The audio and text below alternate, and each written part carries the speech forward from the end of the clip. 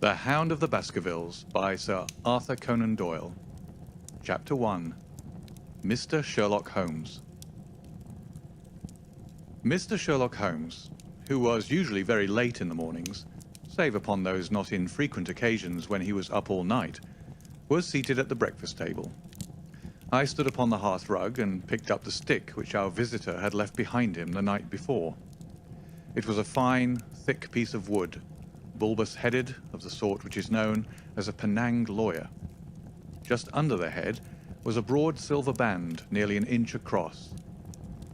To James Mortimer, M.R.C.S., from his friends of the C.C.H., was engraved upon it, with the date 1884.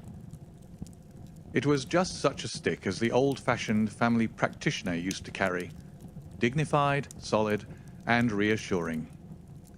Well, Watson, what do you make of it? Holmes was sitting with his back to me, and I had given him no sign of my occupation.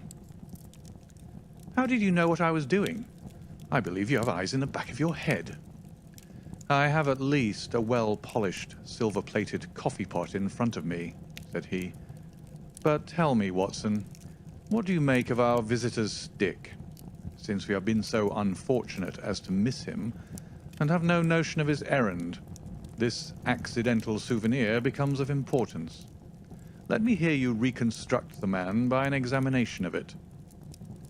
I think, said I, following as far as I could the methods of my companion, that Dr. Mortimer is a successful elderly medical man, well esteemed, since those who know him give him his mark of their appreciation.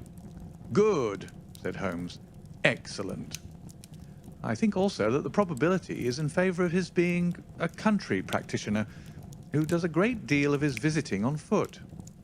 Why so? Because this stick, though originally a very handsome one, has been so knocked about that I can hardly imagine a town practitioner carrying it. The thick iron ferrule is worn down, so it is evident that he has done a great amount of walking with it. Perfectly sound, said Holmes. And then again, there is the Friends of the C.C.H. I should guess that to be the something hunt, the local hunt whose members he has possibly given some surgical assistance, and which has made him a small presentation in return. Really, Watson, you excel yourself, said Holmes, pushing back his chair and lighting a cigarette. I am bound to say that in all the accounts which you have been so good as to give of my own small achievements, you have habitually underrated your own abilities. It may be that you are not yourself luminous, but you are a conductor of light. Some people, without possessing genius, have a remarkable power of stimulating it. I confess, my dear fellow, that I am very much in your debt. He had never said as much before, and I must admit that his words gave me keen pleasure, for I had often been piqued by his indifference to my admiration and to the attempts which I had made to give publicity to his methods. I was proud, too, to think that I had so far mastered his system as to apply it in a way which earned his approval. He now took the stick from my hands and examined it for a few minutes with his naked eyes. Then, with an expression of interest, he laid down his cigarette, and carrying the cane to the window, he looked over it again with a convex lens. Interesting, though elementary, said he as he returned to his favourite corner of the settee. There are certainly one or two indications upon the stick. It gives us the basis for several deductions. Has anything escaped me? I asked with some self-importance. I trust that there's nothing of consequence which I've overlooked. I am afraid, my dear Watson, that most of your conclusions were erroneous. When I said that you stimulated me, I meant, to be frank, that in noting your fallacies, I was occasionally guided towards the truth. Not that you are entirely wrong in this instance. The man is certainly a country practitioner, and he walks a great deal. Then I was right. To that extent. But that was all? No, no, my dear Watson. Not all. By no means all. I would suggest, for example, that a presentation to a doctor is more likely to come from a hospital than from a hunt, and that when initials CC are placed before that hospital, the words Charing Cross very naturally suggest themselves. You may be right. The probability lies in that direction, and if we take this as a working hypothesis, we have a fresh basis from which to start our construction of this unknown visitor. Well then, supposing that CCH does stand for Charing Cross Hospital, what further inferences may we draw? Do none suggest themselves? You know my methods. Apply them. I can only think of the obvious conclusion that the man has practiced in town before going to the country. I think that we might venture a little farther than this. Look at it in this light. On what occasion would it be most probable that such a presentation would be made? When would his friends unite to give him a pledge of their goodwill? Obviously, at the moment when Dr. Mortimer withdrew from the service of the hospital in order to start a practice for himself. We know there has been a presentation. We believe there has been a change from a town hospital to a country practice. Is it, then, stretching our inference too far, to say that the presentation was on the occasion of the change? It certainly seems probable. Now, you will observe that he could not have been on the staff of the hospital, since only a man well established in a London practice could hold such a position. And such a one would not drift into the country. What was he then? If he was in the hospital, and yet not on the staff, he could only have been a house surgeon or a house physician, little more than a senior student. And he left 5 years ago. The date is on the stick.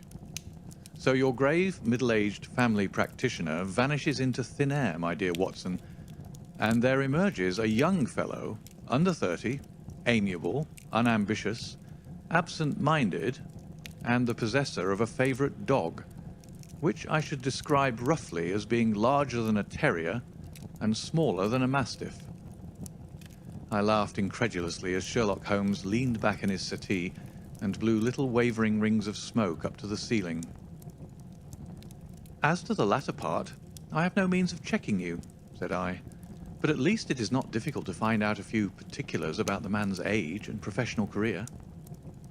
From my small medical shelf I took down the medical directory and turned up the name. There were several Mortimers, but only one could be our visitor. I read his record aloud.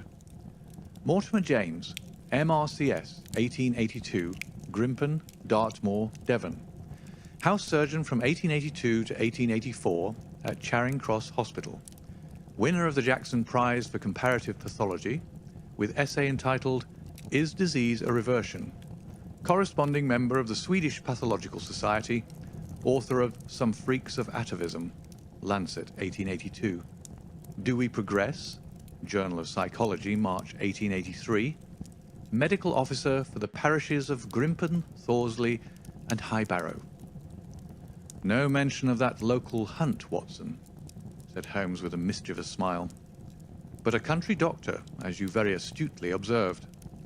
I think that I am fairly justified in my inferences.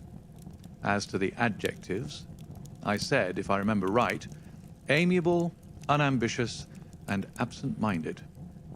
It is my experience that it is only an amiable man in this world who receives testimonials, only an unambitious one who abandons a London career for the country, and only an absent-minded one who leaves his stick, and not his visiting card, after waiting an hour in your room.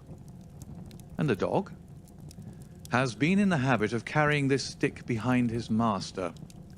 Being a heavy stick, the dog has held it tightly by the middle, and the marks of his teeth are very plainly visible. The dog's jaw, as shown in the space between these marks, is too broad, in my opinion, for a terrier, and not broad enough for a mastiff. It may have been, yes, by Jove, it is a curly-haired spaniel. He had risen and paced the room as he spoke. Now he halted in the recess of the window. There was such a ring of conviction in his voice that I glanced up in surprise. My dear fellow, how can you possibly be so sure of that? For the very simple reason that I see the dog himself on our very doorstep, and there is the ring of its owner. Don't move, I beg you, Watson. He is a professional brother of yours, and your presence may be of assistance to me. Now is the dramatic moment of fate, Watson, when you hear a step upon the stair which is walking into your life, and you know not whether for good or ill. What does Dr. James Mortimer, the man of science, ask of Sherlock Holmes, the specialist in crime? Come in! The appearance of our visitor was a surprise to me, since I had expected a typical country practitioner. He was a very tall, thin man with a long nose like a beak, which jutted out between two keen grey eyes, set closely together and sparkling brightly from behind a pair of gold-rimmed glasses. He was clad in a professional but rather slovenly fashion, for his frock coat was dingy and his trousers frayed. Though young, his long back was already bowed, and he walked with a forward thrust of his head and a general air of peering benevolence. As he entered, his eyes fell upon the stick in Holmes's hand, and he ran towards it with an exclamation of joy. "I'm so very glad," said he. "I was not so sure whether I had left it here or in the shipping office. I would not lose that stick for the world." "A presentation, I see," said Holmes. "Yes, sir." "From Charing Cross Hospital?" "From one or two friends there on the occasion of my marriage." "Dear, dear, that's bad," said Holmes, shaking his head. Dr. Mortimer blinked through his glasses in mild astonishment. "Why was it bad?" "Only that you have disarranged our little deductions. Your marriage, you say?" "Yes, sir. I married, and so left the hospital, and with it all hopes of a consulting practice. It was necessary to make a home of my own." "Come, come, we are not so far wrong after all," said Holmes. "And now, Dr. James Mortimer." "Mr., sir, Mr. A humble MRCS." "And a man of precise mind, evidently." "A dabbler in science, Mr. Holmes. A picker-up of shells on the shores of the great unknown ocean. I presume that it is Mr. Sherlock Holmes who I am addressing, and not—" "No, this is my friend Dr. Watson." "Glad to meet you, sir. I have heard your name mentioned in connection with that of your friend. You interest me very much, Mr. Holmes. I had hardly expected so dolichocephalic a skull of such well-marked supraorbital development. Would you have any objection to my running my finger along your parietal fissure? A cast of your skull, sir, until the original is available, would be an ornament to any anthropological museum. It is not my intention to be fulsome, but I confess that I covet your skull." Sherlock Holmes waved our strange visitor into a chair. "You are an enthusiast in your line of thought, I perceive, sir, as I am in mine," said he. "I observe from your forefinger that you make your own cigarettes. Have no hesitation in lighting one." The man drew out paper and tobacco and twirled the one up in the other with surprising dexterity. He had long, quivering fingers, as agile and restless as the antennae of an insect. Holmes was silent, but his little darting glances showed me the interest which he took in our curious companion. "I presume, sir," said he at last, "that it was not merely for the purpose of examining my skull that you have done me the honour to call here last night and again today." "No, sir, no, though I am happy to have had the opportunity of doing that as well. I came to you, Mr. Holmes, because I recognize that I am myself an unpractical man, and because I am suddenly confronted with a most serious and extraordinary problem. Recognizing as I do that you are the second highest expert in Europe." "Indeed, sir. May I inquire who has the honour to be the first?" asked Holmes with some asperity. "To the man of precisely scientific mind, the work of Monsieur Bertillon must always appeal strongly." "Then had you not better consult him?" "I said, sir, to the precisely scientific mind. But as a practical man of affairs, it is acknowledged that you stand alone. I trust, sir, that I have not inadvertently—" "Just a little," said Holmes. "I think, Dr. Mortimer, you would do wisely if, without more ado, you would kindly tell me plainly what the exact nature of the problem is in which you demand my assistance. End of Chapter 1. Chapter 2. The Curse of the Baskervilles. "I have in my pocket a manuscript," said Dr. James Mortimer. "I observed it as you entered the room," said Holmes. "It is an old manuscript?" "Early 18th century, unless it is a forgery." "How can you say that, sir?" "You have presented an inch or two of it to my examination all the time that you have been talking. It would be a poor expert who could not give the date of a document within a decade or so. You may possibly have read my little monograph upon the subject. I put that at 1730. "The exact date is 1742. Dr. Mortimer drew it from his breast pocket. "This family paper was committed to my care by Sir Charles Baskerville, whose sudden and tragic death, some 3 months ago, created so much excitement in Devonshire. I may say that I was his personal friend, as well as his medical attendant.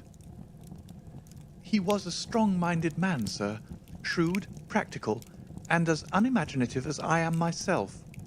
Yet he took this document very seriously, and his mind was prepared for just such an end as did eventually overtake him." Holmes stretched out his hand for the manuscript and flattened it upon his knee. "You will observe, Watson, the alternative use of the long S and the short. It is one of several indications which enabled me to fix the date." I looked over his shoulder at the yellow paper and the faded script. At the head was written Baskerville Hall, and below, in large, scrawling figures, 1742. "It appears to be a statement of some sort." "Yes, it is a statement of a certain legend which runs in the Baskerville family." "But I understand that it is something more modern and practical upon which you wish to consult me." "Most modern, a most practical, pressing matter, which must be decided within 24 hours. But the manuscript is short, and is intimately connected with the affair. With your permission, I will read it to you." Holmes leaned back in his chair, placed his fingertips together, and closed his eyes with an air of resignation. Dr. Mortimer turned the manuscript to the light and read in a high, cracking voice the following curious old-world narrative. "Of the origin of the Hound of the Baskervilles, there have been many statements. Yet as I come in a direct line from Hugo Baskerville, and as I had the story from my father, who also had it from his, I have set it down with all belief that it occurred even as is here set forth. And I would have you believe, my sons, that the same justice which punishes sin may also most graciously forgive it, and that no ban is so heavy but that by prayer and repentance it may be removed. Learn then from this story not to fear the fruits of the past, but rather to be circumspect in the future, that those foul passions whereby our family has suffered so grievously may not again be loosed to our undoing. Know then that in the time of the Great Rebellion, the history of which by the learned Lord Clarendon I most earnestly commend to your attention, this manor of Baskerville was held by Hugo of that name, nor can it be gainsaid that he was a most wild, profane, and godless man. This, in truth, his neighbours might have pardoned, seeing that saints have never flourished in those parts, but there was in him a certain wanton and cruel humour, which made his name a byword through the West. It chanced that this Hugo came to love, if indeed so dark a passion may be known under so bright a name, the daughter of a yeoman who held lands near the Baskerville estate. But the young maiden, being discreet and of good repute, would ever avoid him, for she feared his evil name. So it came to pass that one Michaelmas this Hugo, with 5 or 6 of his idle and wicked companions, stole down upon the farm and carried off the maiden, her father and brothers being from home, as he well knew.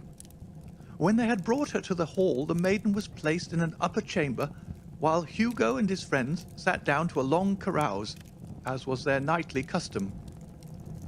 Now the poor lass, upstairs, was like to have her wits turned to the singing and shouting and terrible oaths which came up to her from below. For they say that the words used by Hugo Baskerville when he was in wine were such as might blast the man who said them. At last, in the stress of her fear, she did that which might have daunted the bravest or most active man, for by the aid of the growth of ivy which covered, and still covers, the south wall, she came down from under the eaves, and so homeward across the moor, there being 3 leagues betwixt the hall and her father's farm. It chanced that some little time later, Hugo left his guests to carry food and drink, with other worse things perchance, to his captive, and so found the cage empty and the bird escaped. Then, as it would seem, he became as one that hath a devil, for rushing down the stairs into the dining hall, he sprang upon the great table, flagons and trenchers flying before him, and he cried aloud before all the company that he would that very night render his body and soul to the powers of evil, if he might not overtake the wench. And while the revellers stood aghast at the fury of the man, one more wicked, or it may be more drunken than the rest, cried out that they should put the hounds upon her. Whereat Hugo ran from the house, crying to his grooms that they should saddle his mare and unkennel the pack, and giving the hounds a kerchief of the maid's, he swung them to the line, and so off full cry in the moonlight over the moor. Now, for some space the revellers stood agape, unable to understand all that had been done in such haste. But anon their bemused wits awoke to the nature of the deed which was like to be done upon the moorlands. Everything was now in an uproar, some calling for their pistols, some for their horses, and some for another flask of wine. But at length some sense came back to their crazed minds, and the whole of them, 13 in number, took horse and started in pursuit. The moon shone clear above them, and they rode swiftly abreast, taking that course which the maid must needs have taken if she were to reach her own home. They had gone a mile or 2 when they passed one of the night shepherds upon the moorlands, and they cried to him to know if he had seen the hunt. And the man, as the story goes, was so crazed with fear that he could scarce speak, but at last he said that he had indeed seen the unhappy maiden with the hounds upon her track. "But I have seen more than that," said he, "for Hugo Baskerville passed me upon his black mare, and there ran mute behind him such a hound of hell as God forbid should ever be at my heels." So the drunken squires cursed the shepherd and rode onward. But soon their skins turned cold, for there came a galloping across the moor, and the black mare, dabbled with white froth, went past with trailing bridle and empty saddle. Then the revellers rode close together, for a great fear was on them, but they still followed over the moor, though each, had he been alone, would have been right glad to have turned his horse's head.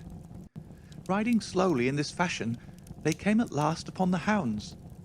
These, though known for their valour and their breed, were whimpering in a cluster at the head of a deep dip or goyle, as we call it, upon the moor.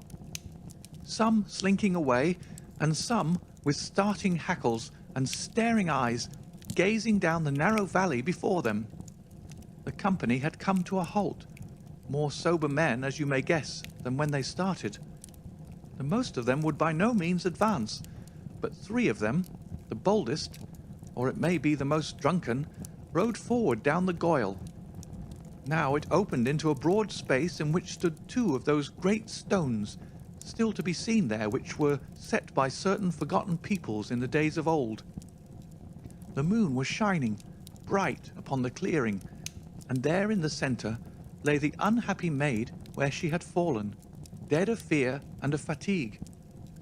But it was not the sight of her body, nor yet that of the body of Hugo Baskerville lying near her, which raised the hair upon the heads of these 3 daredevil roisterers, but it was that, standing over Hugo and plucking at his throat, there stood a foul thing, a great black beast, shaped like a hound, yet larger than any hound that ever mortal eye has rested upon.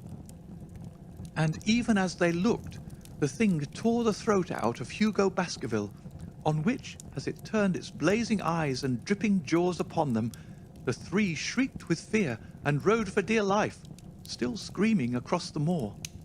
One, it is said, died that very night of what he had seen, and the other twain were but broken men for the rest of their days. Such is the tale, my sons, of the coming of the Hound, which is said to have plagued the family so sorely ever since.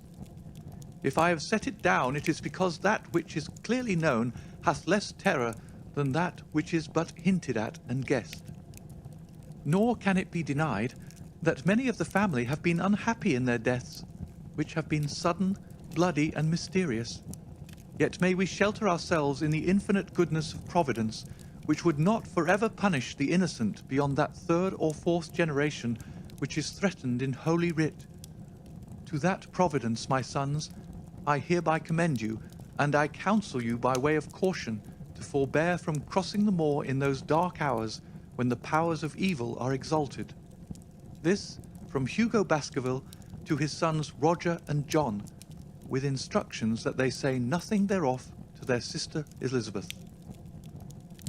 When Dr. Mortimer had finished reading this singular narrative, he pushed his spectacles up on his forehead and stared across at Mr. Sherlock Holmes. The latter yawned and tossed the end of his cigarette into the fire. "Well," said he, "do you not find it interesting?" "To a collector of fairy tales." Dr. Mortimer drew a folded newspaper out of his pocket. "Now, Mr. Holmes, we will give you something a little more recent. This is the Devon County Chronicle of May 14th of this year. It is a short account of the facts elicited at the death of Sir Charles Baskerville, which occurred a few days before that date." My friend leaned a little forward, and his expression became intent. Our visitor readjusted his glasses and began. "The recent sudden death of Sir Charles Baskerville, whose name has been mentioned as the probable Liberal candidate for Mid-Devon at the next election, has cast a gloom over the county. Though Sir Charles had resided at Baskerville Hall for a comparatively short period, his amiability of character and extreme generosity had won the affection and respect of all who had been brought into contact with him. In these days of nouveau riche, it is refreshing to find a case where the scion of an old county family which had fallen upon evil days is able to make his own fortune and to bring it back with him to restore the fallen grandeur of his line. Sir Charles, as is well known, made large sums of money in South African speculation. More wise than those who go on until the wheel turns against them, he realized his gains and returned to England with them. It is only 2 years since he took up his residence at Baskerville Hall, and it is common talk how large were those schemes of reconstruction and improvement which have been interrupted by his death. Being himself childless, it was his openly expressed desire that the whole countryside should, within his own lifetime, profit by his good fortune, and many will have personal reasons for bewailing his untimely end. His generous donations to local and county charities have been frequently chronicled in these columns. The circumstances connected with the death of Sir Charles cannot be said to have been entirely cleared up by the inquest, but at least enough has been done to dispose of those rumours to which local superstition has given rise.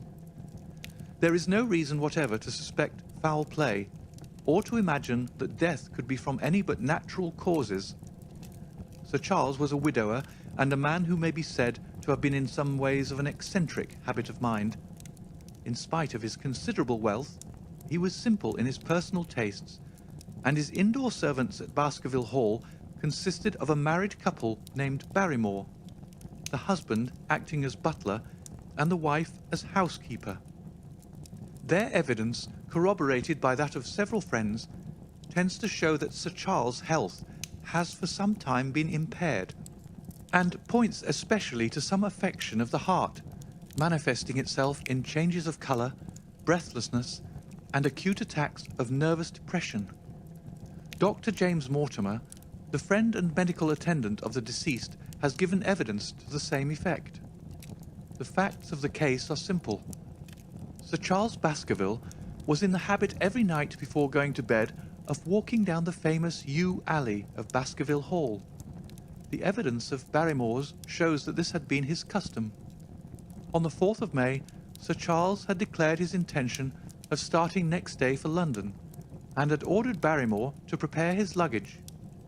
That night he went out as usual for his nocturnal walk, in the course of which he was in the habit of smoking a cigar. He never returned.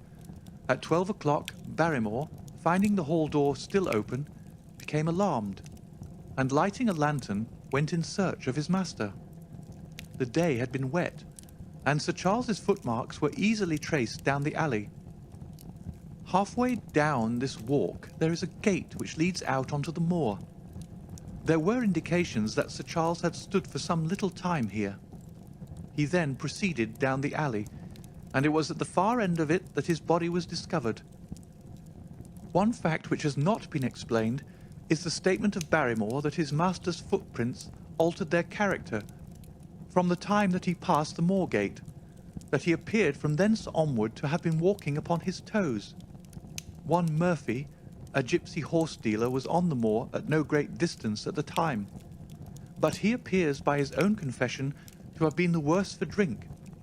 He declares that he heard cries, but is unable to state from what direction they came. No signs of violence were to be discovered upon Sir Charles's person, and though the doctor's evidence pointed to an almost incredible facial distortion, so great that Dr. Mortimer refused at first to believe that it was indeed his friend and patient who lay before him, it was explained that is a symptom which is not unusual in cases of dyspnea and death from cardiac exhaustion. This explanation was borne out by the post-mortem examination, which showed long-standing organic disease, and the coroner's jury returned a verdict in accordance with the medical evidence. It is well that this is so, for it is obviously of the utmost importance that Sir Charles's heir should settle at the Hall and continue the good work which has been so sadly interrupted. Had the prosaic finding of the coroner not finally put an end to the romantic stories which have been whispered in connection with the affair, it might have been difficult to find a tenant for Baskerville Hall. It is understood that the next of kin is Mr. Henry Baskerville, if he is still alive, the son of Sir Charles Baskerville's younger brother. The young man, when last heard of, was in America, and inquiries are being instituted with a view to informing him of his good fortune. Dr. Mortimer refolded his paper and replaced it in his pocket. Those are the public facts, Mr. Holmes, in connection with the death of Sir Charles Baskerville. I must thank you, said Sherlock Holmes, for calling my attention to a case which certainly presents some features of interest. I had observed some newspaper comment at the time, but I was exceedingly preoccupied by that little affair of the Vatican cameos, and in my anxiety to oblige the Pope, I lost touch with several interesting English cases. This article, you say, contains all the public facts? It does. Then let me have the private ones. He leaned back, put his fingertips together, and assumed his most impassive and judicial expression. In doing so, said Dr. Mortimer, who had begun to show signs of some strong emotion, I am telling that which I have not confided to anyone. My motive for withholding it from the coroner's inquiry is that a man of science shrinks from placing himself in the public position of seeming to endorse a popular superstition. I had the further motive that Baskerville Hall, as the paper says, would certainly remain untenanted if anything were done to increase its already rather grim reputation. For both these reasons, I thought that I was justified in telling rather less than I knew, since no practical good could result from it. But with you there is no reason why I should not be perfectly frank. The moor is very sparsely inhabited, and those who live near each other are thrown very much together. For this reason, I saw a good deal of Sir Charles Baskerville. With the exception of Mr. Frankland of Lafter Hall and Mr. Stapleton, the naturalist, there are no other men of education within many miles. Sir Charles was a retiring man, but the chance of his illness brought us together, and a community of interest in science kept us so. He had brought back much scientific information from South Africa, and many a charming evening we had spent together discussing the comparative anatomy of the Bushman and the Hottentot. Within the last few months, it became increasingly plain to me that Sir Charles's nervous system was strained to the breaking point. He had taken this legend which I have read you exceedingly to heart, so much so that although he would walk in his own grounds, nothing would induce him to go out upon the moor at night.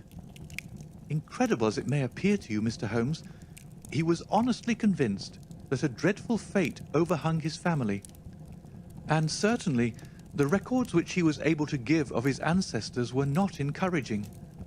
The idea of some ghastly presence constantly haunted him, and on more than one occasion he has asked me whether I had on my medical journeys at night ever seen any strange creature or heard the baying of a hound. The latter question he put to me several times, and always with a voice which vibrated with excitement. I can well remember driving up to his house in the evening some 3 weeks before the fatal event. He chanced to be at his hall door. I had descended from my gig and was standing in front of him when I saw his eyes fix themselves over my shoulder and stare past me with an expression of the most dreadful horror. I whisked round and had just time to catch a glimpse of something which I took to be a large black calf passing at the head of the drive. So excited and alarmed was he that I was compelled to go down to the spot where the animal had been and look around for it. It was gone, however, and the incident appeared to make the worst impression upon his mind. I stayed with him all the evening, and it was on that occasion, to explain the emotion which he had shown, that he confided to my keeping that narrative which I read to you when I first came in. I mention this small episode because it assumes some importance in view of the tragedy which followed, but I was convinced at the time that the matter was entirely trivial and that his excitement had no justification. I was at my advice that Sir Charles was about to go to London. His heart was, I knew, affected, and the constant anxiety in which he lived, however chimerical the cause of it might be, was evidently having a serious effect upon his health. I thought that a few months among the distractions of town would send him back a new man. Mr. Stapleton, a mutual friend who was much concerned at his state of health, was of the same opinion. At the last instant came this terrible catastrophe. On the night of Sir Charles's death, Barrymore the butler, who made the discovery, sent Perkins the groom on horseback to me, and as I was sitting up late, I was able to reach Baskerville Hall within an hour of the event. I checked and corroborated all the facts which were mentioned at the inquest. I followed the footsteps down the yew alley. I saw the spot at the moor-gate where he seemed to have waited. I remarked the change in the shape of the prints after that point. I noted that there were no other footsteps save those of Barrymore on the soft gravel. And finally, I carefully examined the body, which had not been touched until my arrival. Sir Charles lay on his face, his arms out, his fingers dug into the ground, and his features convulsed with some strong emotion to such an extent that I could hardly have sworn to his identity.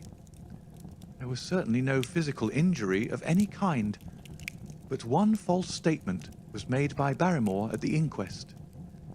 He said that there were no traces upon the ground round the body. He did not observe any, but I did, some little distance off, but fresh and clear. Footprints? Footprints. A man's or a woman's?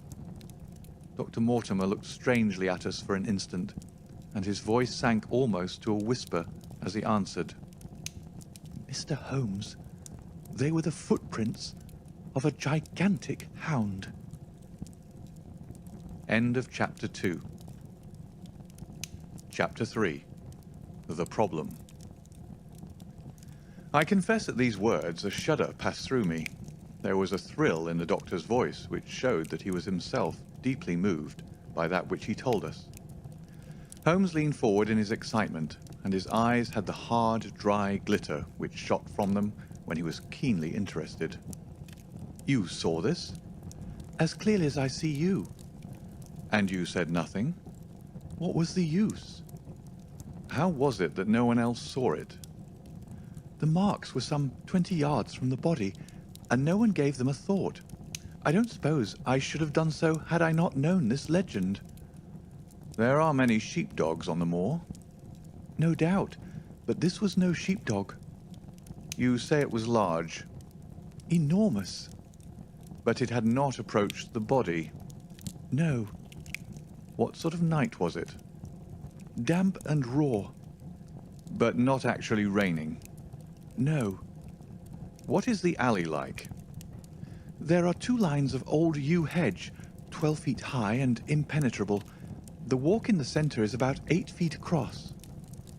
Is there anything between the hedges and the walk? Yes, there is a strip of grass about 6 feet broad on either side. I understand that the yew hedge is penetrated at one point by a gate.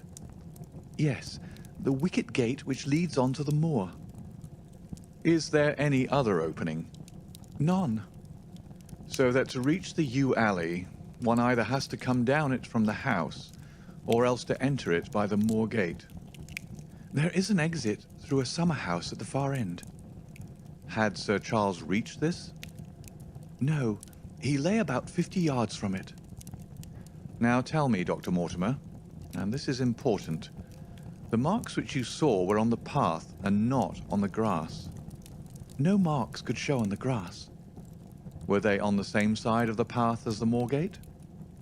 Yes, they were on the edge of the path on the same side as the moor gate. You interest me exceedingly. Another point. Was the wicket gate closed? Closed and padlocked. How high was it? About 4 feet high. Then anyone could have got over it. Yes. And what marks did you see by the wicket gate? None in particular. Good heaven! Did no one examine? Yes, I examined myself. And found nothing? It was all very confused. Sir Charles had evidently stood there for 5 or 10 minutes. How do you know that? Because the ash had twice dropped from his cigar. Excellent. This is a colleague, Watson, after our own heart. But the marks? He had left his own marks all over that small patch of gravel. I could discern no others. Sherlock Holmes struck his hand against his knee with an impatient gesture. "If I had only been there," he cried. "It is evidently a case of extraordinary interest, and one which presented immense opportunities to the scientific expert. That gravel page upon which I might have read so much has been long ere this smudged by the rain and defaced by the clogs of curious peasants. Oh, Dr. Mortimer, Dr. Mortimer, to think that you should not have called me in. You have indeed much to answer for." I could not call you in, Mr. Holmes, without disclosing these facts to the world, and I have already given my reasons for not wishing to do so. Besides... Why do you hesitate? There is a realm in which the most acute and most experienced of detectives is helpless. You mean that the thing is supernatural? I did not positively say so. No, but you evidently think it. Since the tragedy, Mr. Holmes, there have come to my ears several incidents which are hard to reconcile with the settled order of nature. For example? I find that before the terrible event occurred, several people had seen a creature upon the moor which corresponds with this Baskerville demon, and which could not possibly be any animal known to science. They all agreed that it was a huge creature, luminous, ghastly, and spectral. I have cross-examined these men, one of them a hard-headed countryman, one a farrier, and one a moorland farmer, who all tell the same story of this dreadful apparition, exactly corresponding to the hell-hound of the legend. I assure you that there is a reign of terror in the district, and that it is a hardy man who will cross the moor at night. And you, a trained man of science, believe it to be supernatural? I do not know what to believe. Holmes shrugged his shoulders. I have hitherto confined my investigations to this world, said he. In a modest way, I have combated evil, but to take on the father of evil himself would, perhaps, be too ambitious a task. Yet you must admit that the footmark is material. The original Hound was material enough to tug a man's throat out, and yet he was diabolical as well. I see that you have quite gone over to the supernaturalists. But now, Dr. Mortimer, tell me this. If you hold these views, why have you come to consult me at all? You tell me in the same breath that it is useless to investigate Sir Charles's death, and that you desire me to do it. I did not say that I desired you to do it. Then how can I assist you? By advising me as to what I should do with Sir Henry Baskerville, who arrives at Waterloo Station. Dr. Mortimer looked at his watch. In exactly 1 hour and a quarter. He being the heir? Yes. On the death of Sir Charles, we inquired for this young gentleman and found that he had been farming in Canada. From the accounts which have reached us, he is an excellent fellow in every way. I speak now not as a medical man, but as a trustee and executor of Sir Charles's will. There is no other claimant, I presume? None. The only other kinsman whom we have been able to trace was Roger Baskerville, the youngest of 3 brothers, of whom poor Sir Charles was the elder. The second brother, who died young, is the father of this lad Henry. The third, Roger, was the black sheep of the family. He came of the old masterful Baskerville strain, and was the very image, they tell me, of the family picture of old Hugo. He made England too hot to hold him, fled to Central America, and died there in 1876 of yellow fever. Henry is the last of the Baskervilles. In 1 hour and 5 minutes, I meet him at Waterloo Station. I have had a wire that he arrived at Southampton this morning. Now, Mr. Holmes, what would you advise me to do with him? Why should he not go to the home of his fathers? It seems natural, does it not? And yet consider that every Baskerville who goes there meets with an evil fate. I feel sure that if Sir Charles could have spoken with me before his death, he would have warned me against bringing this, the last of the old race, and the heir to great wealth, to that deadly place. And yet it cannot be denied that the prosperity of the whole poor, bleak countryside depends upon his presence. All the good work which has been done by Sir Charles will crash to the ground if there is no tenant of the hall. I fear lest I should be swayed too much by my own obvious interest in the matter, and that is why I bring the case before you, and ask for your advice. Holmes considered for a little time. Put into plain words, the matter is this, said he. In your opinion, there is a diabolical agency which makes Dartmoor an unsafe abode for a Baskerville. That is your opinion? At least I might go the length of saying that there is some evidence that this may be so. Exactly. But surely, if your supernatural theory be correct, it could work the young man evil in London as easily as in Devonshire. A devil with merely local powers, like a parish vestry, would be too inconceivable a thing.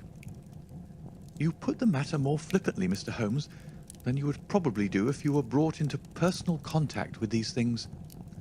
Your advice, then, as I understand it, is that the young man will be as safe in Devonshire as in London. He comes in 50 minutes. What would you recommend? I recommend, sir, that you take a cab, call off your spaniel who is scratching at my front door, and proceed to Waterloo to meet Sir Henry Baskerville. And then? And then you will say nothing to him at all until I have made up my mind about the matter. How long will it take you to make up your mind? 24 hours. At 10 o'clock tomorrow, Dr. Mortimer, I'll be much obliged to you if you will call upon me here, and it will be of help to me in my plans for the future if you will bring Sir Henry Baskerville with you. I will do so, Mr. Holmes. He scribbled the appointment on his shirt cuff and hurried off in his strange, peering, absent-minded fashion. Holmes stopped him at the head of the stair. "Only one more question, Dr. Mortimer. You say that before Sir Charles Baskerville's death, several people saw this apparition upon the moor." "3 people did." "Did any see it after?" "I have not heard of any." "Thank you. Good morning." Holmes returned to his seat with that quiet look of inward satisfaction which meant that he had a congenial task before him. "Going out, Watson?" "Unless I can help you." "No, my dear fellow. It is at the hour of action that I turn to you for aid. But this is splendid. Really unique from some points of view. When you pass Bradley's, would you ask him to send up a pound of the strongest shag tobacco? Thank you. It would be as well if you could make it convenient not to return before evening.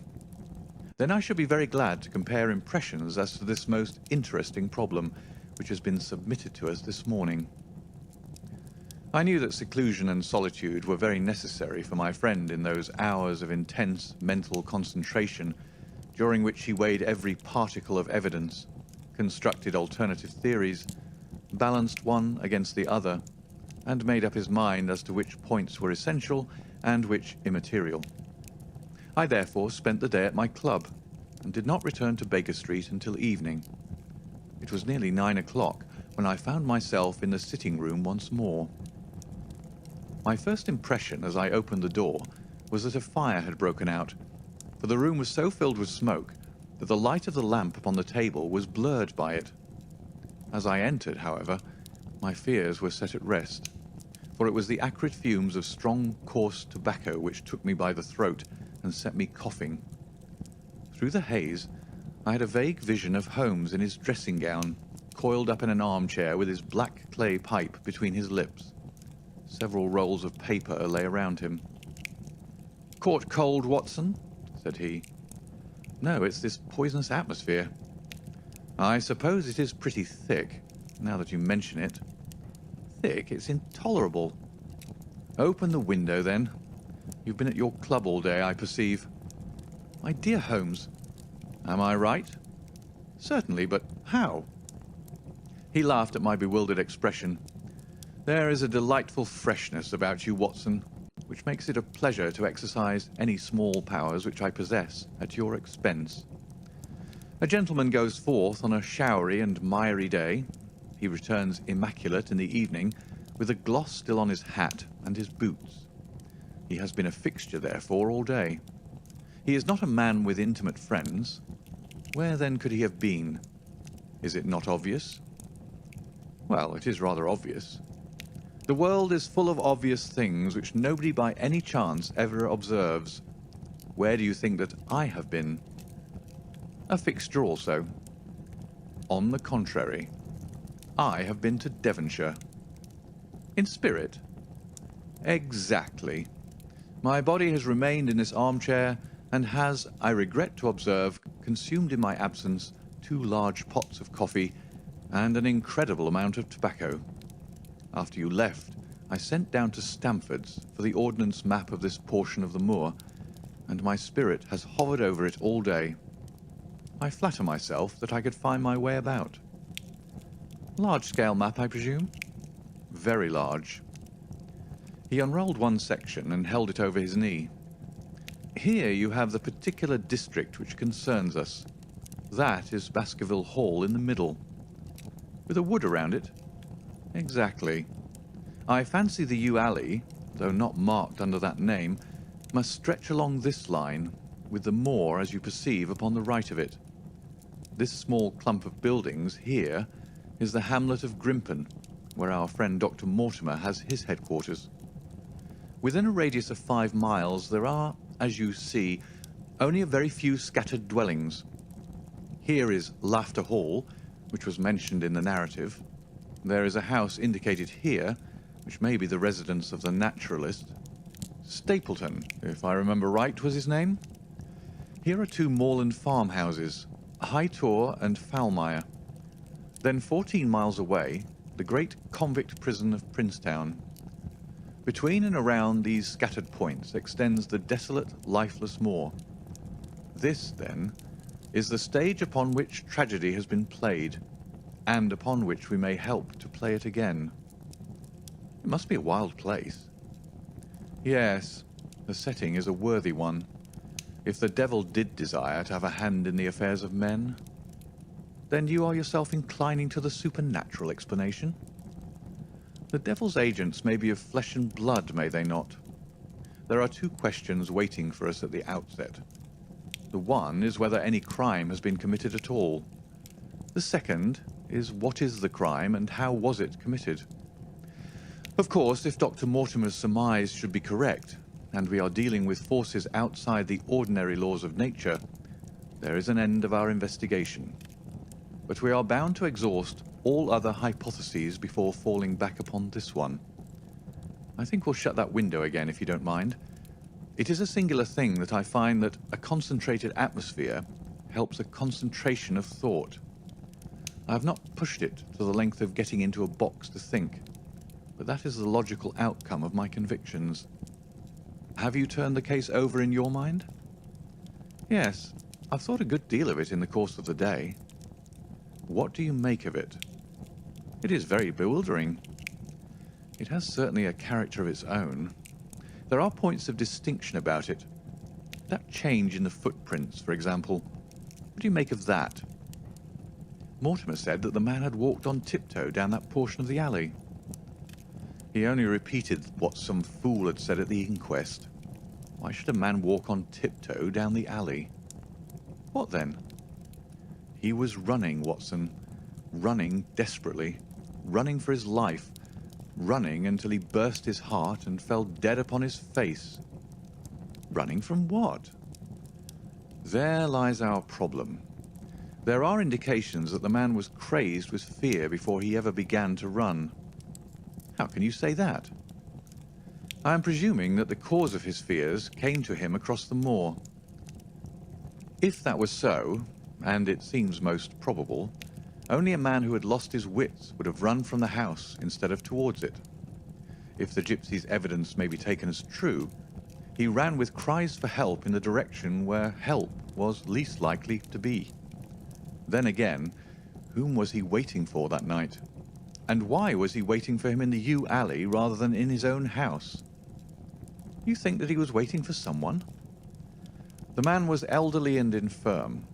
We can understand his taking an evening stroll, but the ground was damp and the night inclement. Is it natural that he should stand for 5 or 10 minutes, as Dr. Mortimer, with more practical sense than I should have given him credit for, deduced from the cigar ash? But he went out every evening. I think it unlikely that he waited at the moor-gate every evening. On the contrary, the evidence is that he avoided the moor. That night he waited there. It was the night before he made his departure for London. The thing takes shape, Watson. It becomes coherent. Might I ask you to hand me my violin, and we will postpone all further thought upon this business until we have had the advantage of meeting Dr. Mortimer and Sir Henry Baskerville in the morning. End of Chapter 3. Chapter 4. Sir Henry Baskerville. Our breakfast table was cleared early, and Holmes waited in his dressing gown for the promised interview. Our clients were punctual to their appointment, for the clock had just struck 10 when Dr. Mortimer was shown up, followed by the young baronet. The latter was a small, alert, dark-eyed man about 30 years of age, very sturdily built, with thick black eyebrows and a strong, pugnacious face. He wore a ruddy-tinted tweed suit and had the weather-beaten appearance of one who has spent most of his time in the open air. And yet there was something in his steady eye and the quiet assurance of his bearing which indicated the gentleman. "This is Sir Henry Baskerville," said Dr. Mortimer. "Why, yes," said he.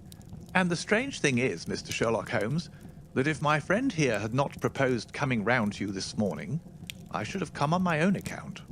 I understand that you think out little puzzles, and I've had one this morning which wants more thinking out than I am able to give it." "Pray take a seat, Sir Henry. Do I understand you to say that you have yourself had some remarkable experience since you arrived in London? Nothing of much importance, Mr. Holmes. Only a joke, as like as not. It was this letter, if you can call it a letter, which reached me this morning. He laid an envelope upon the table, and we all bent over it. It was of common quality, greyish in colour. The address, Sir Henry Baskerville, Northumberland Hotel, was printed in rough characters. The postmark, Charing Cross, and the date of posting the preceding evening. "Who knew that you were going to the Northumberland Hotel?" asked Holmes, glancing keenly across at our visitor. "No one could have known. We only decided after I met Dr. Mortimer." "But Dr. Mortimer was no doubt already stopping there." "No, I had been staying with a friend," said the doctor. "There was no possible indication that we intended to go to this hotel." Someone seems to be very deeply interested in your movements." Out of the envelope he took a half sheet of foolscap paper folded into 4. This he opened and spread flat upon the table. Across the middle of it, a single sentence had been formed by the expedient of pasting printed words upon it.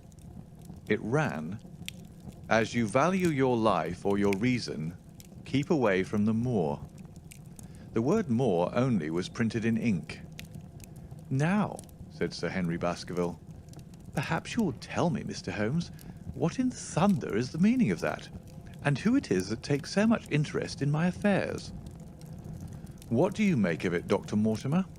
You must allow that there is nothing supernatural about this, at any rate." "No, sir, but it might very well come from someone who was convinced that the business is supernatural." "What business?" asked Sir Henry sharply. "It seems to me that all you gentlemen know a great deal more than I do about my own affairs." "You shall share our knowledge before you leave this room, Sir Henry. I promise you that," said Sherlock Holmes. "We will confine ourselves for the present, with your permission, to this very interesting document, which must have been put together and posted yesterday evening. Have you yesterday's Times, Watson?" "It is here in the corner." "Might I trouble you for it? The inside page, please, with the leading articles." He glanced swiftly over it, running his eyes up and down the columns. "Capital article, this on free trade. Permit me to give you an extract from it. You may be cajoled into imagining that your own special trade or your own industry will be encouraged by a protective tariff, but it stands to reason that such legislation must in the long run keep away wealth from the country, diminish the value of our imports, and lower the general conditions of life in this island." "What do you think of that, Watson?" cried Holmes in high glee, rubbing his hands together with satisfaction. "Don't you think that is an admirable sentiment?" Dr. Mortimer looked at Holmes with an air of professional interest, and Sir Henry Baskerville turned a pair of puzzled dark eyes upon me. "I don't know much about the tariff and things of that kind," said he, "but it seems to me we've got a bit off the trail so far as that note is concerned." "On the contrary, I think we are particularly hot upon the trail, Sir Henry. Watson here knows more about my methods than you do, but I fear that even he has not quite grasped the significance of this sentence." "No, I confess that I see no connection." "And yet, my dear Watson, there is so very close a connection that the one is extracted out of the other. You, your life, reason, value, keep away from the... Don't you see now whence these words have been taken?" "By thunder, you're right. Well, if that isn't smart," cried Sir Henry. "If any possible doubt remained, it is settled by the fact that keep away and from thee are cut out in one piece." "Well now, so it is." "Really, Mr. Holmes, this exceeds anything which I could have imagined," said Dr. Mortimer, gazing at my friend in amazement. "I could understand anyone saying that the words were from a newspaper, but that you should name which and add that it came from the leading article is really one of the most remarkable things which I have ever known. How did you do it?" I presume, Doctor, that you could tell the skull of a Negro from that of an Eskimo. Most certainly. But how? Because that is my special hobby. The differences are obvious. The supraorbital crest, the facial angle, the maxillary curve, But this is my special hobby, and the differences are equally obvious. There is as much difference to my eyes between the leaded bourgeois type of a Times article and the slovenly print of an evening halfpenny paper as there could be between your Negro and your Eskimo. The detection of types is one of the most elementary branches of knowledge to the special expert in crime, though I confess that once, when I was very young, I confused the Leeds Mercury with the Western Morning News. But a Times leader is entirely distinctive, and these words could have been taken from nothing else. As it was done yesterday, the strong probability was that we should find the words in yesterday's issue. So far as I can follow you, then, Mr. Holmes, said Sir Henry Baskerville, someone cut out this message with a scissors. Nail scissors, said Holmes. You can see that it was a very short-bladed scissors, since the cutter had to take 2 snips over "keep away." That is so. Someone then cut out the message with a pair of short-bladed scissors, pasted it with paste, Gum, said Holmes. with gum onto the paper. But I want to know why the word moor should have been written. Because he could not find it in print. The other words were all simple and might be found in any issue, but moor would be less common. Why, of course, that would explain it. Have you read anything else in this message, Mr. Holmes? There are 1 or 2 indications, and yet the utmost pains have been taken to remove all clues. The address, you observe, is printed in rough characters. But the Times is a paper which is seldom found in any hands but those of the highly educated. We may take it, therefore, that the letter was composed by an educated man who wished to pose as an uneducated one, and his effort to conceal his own writing suggests that the writing might be known or come to be known by you. Again, you will observe that the words are not gummed on in an accurate line, but that some are much higher than others. Life, for example, is quite out of its proper place. That may point to carelessness, or it may point to agitation and hurry upon the part of the cutter. On the whole, I incline to the latter view, since the matter was evidently important, and it is unlikely that the composer of such a letter would be careless. If he were in a hurry, it opens up the interesting question why he should be in a hurry, since any letter posted up to early morning would reach Sir Henry before he would leave his hotel. Did the composer fear an interruption? And from whom? We are coming now rather into the region of guesswork, said Dr. Mortimer. Say, rather into the region where we balance probabilities and choose the most likely. It is the scientific use of the imagination, but we have always some material basis on which to start our speculation. Now, you would call it a guess, no doubt, but I am almost certain that this address has been written in a hotel. How in the world can you say that? If you examine it carefully, you will see that both the pen and the ink have given the writer trouble. The pen has spluttered twice in a single word, and has run dry 3 times in a short address, showing that there was very little ink in the bottle. Now, a private pen or ink bottle is seldom allowed to be in such a state, and the combination of the two must be quite rare. But you know the hotel ink and the hotel pen, where it is rare to get anything else. Yes, I have very little hesitation in saying that could we examine the waste paper baskets of the hotels round Charing Cross until we found the remains of the mutilated Times leader, we could lay our hands straight upon the person who sent this singular message. Hello? Hello, what's this? He was carefully examining the foolscap upon which the words were pasted, holding it only an inch or 2 from his eyes. Well? Nothing, said he, throwing it down. It is a blank half-sheet of paper without even a watermark upon it. I think we have drawn as much as we can from this curious letter. And now, Sir Henry, has anything else of interest happened to you since you've been in London? Why, no, Mr. Holmes, I think not. You have not observed anyone follow or watch you? I seem to have walked right into the thick of a dime novel, said our visitor. Why in thunder should anyone follow or watch me? We are coming to that. You have nothing else to report to us before we go into this matter? Well, it depends upon what you think worth reporting. I think anything out of the ordinary routine of life well worth reporting. Sir Henry smiled. I don't know much of British life yet, for I've spent nearly all my time in the States and in Canada, but I hope that to lose one of your boots is not part of the ordinary routine of life over here. You have lost one of your boots. My dear sir, cried Dr. Mortimer, it is only mislaid. You will find it when you return to the hotel. What is the use of troubling Mr. Holmes with trifles of this kind? Well, he asked me for anything outside the extraordinary. Exactly, said Holmes. However foolish the incident may seem, you have lost one of your boots, you say.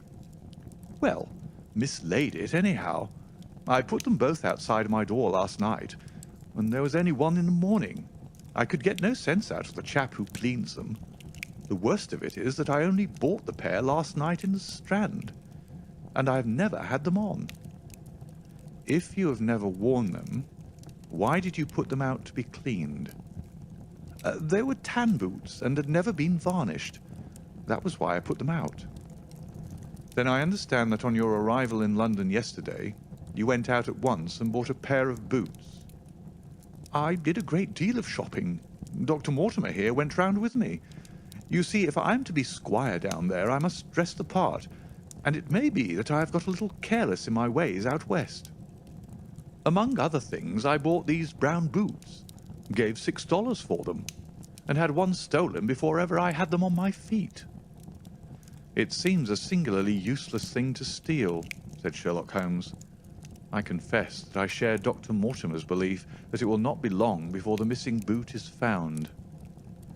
And now, gentlemen, said the baronet with decision, it seems to me that I have spoken quite enough about the little that I know. It is time that you kept your promise and gave me a full account of what we are all driving at. Your request is a very reasonable one, Holmes answered. Dr. Mortimer, I think you could not do better than to tell your story as you told it to us. Thus encouraged, our scientific friend drew his papers from his pocket and presented the whole case as he had done upon the morning before. Sir Henry Baskerville listened with the deepest attention and with an occasional exclamation of surprise. Well, I seem to have come into an inheritance with a vengeance, said he, when the long narrative was finished. Of course, I've heard of the Hound ever since I was in the nursery. It's the pet story of the family, though I never thought of taking it seriously before. But as to my uncle's death, well, it all seems boiling up in my head, and I can't get it clear yet. You don't seem quite to have made up your mind whether it's a case for a policeman or a clergyman. Precisely. And now there's this affair of the letter to me at the hotel. I suppose that fits into its place. It seems to show that someone knows more than we do about what goes on upon the moor, said Dr. Mortimer. And also, said Holmes, that someone is not ill-disposed towards you, since they warn you of danger. Or it may be that they wish, for their own purposes, to scare me away. Well, of course, that is possible also. I am very much indebted to you, Dr. Mortimer, for introducing me to a problem which presents several interesting alternatives. But the practical point which we now have to decide, Sir Henry, is whether it is or is not advisable for you to go to Baskerville Hall. Why should I not go? There seems to be danger. Do you mean danger from this family fiend, or do you mean danger from human beings? Well, that is what we have to find out. Whichever it is, my answer is fixed. There is no devil in hell, Mr. Holmes, and there is no man upon earth who can prevent me from going to the home of my own people, and you may take that to be my final answer." His dark brows knitted and his face flushed to a dusky red as he spoke. It was evident that the fiery temper of the Baskervilles was not extinct in this their last representative. "Meanwhile," said he, "I have hardly had time to think over all that you've told me. It's a big thing for a man to have to understand and to decide at one sitting. I should like to have a quiet hour by myself to make up my mind. Now look here, Mr. Holmes, it's 11:30 now, and I'm going back right away to my hotel. Suppose you and your friend Dr. Watson come round and lunch with us at 2. I'll be able to tell you more clearly then how this thing strikes me." "Is that convenient to you, Watson?" "Perfectly." "Then you may expect us. Shall I have a cab called?" "I'd prefer to walk, for this affair has flurried me rather." "I'll join you in walk with pleasure," said his companion. "Then we meet again at 2 o'clock. Au revoir, and good morning." We heard the steps of our visitors descend the stair and the bang of the front door. In an instant, Holmes had changed from the languid dreamer to the man of action. "Your hat and boots, Watson. Quick, not a moment to lose."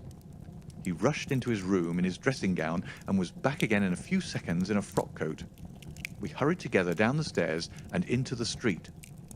Dr. Mortimer and Baskerville were still visible about 200 yards ahead of us in the direction of Oxford Street. "Shall I run and stop them?"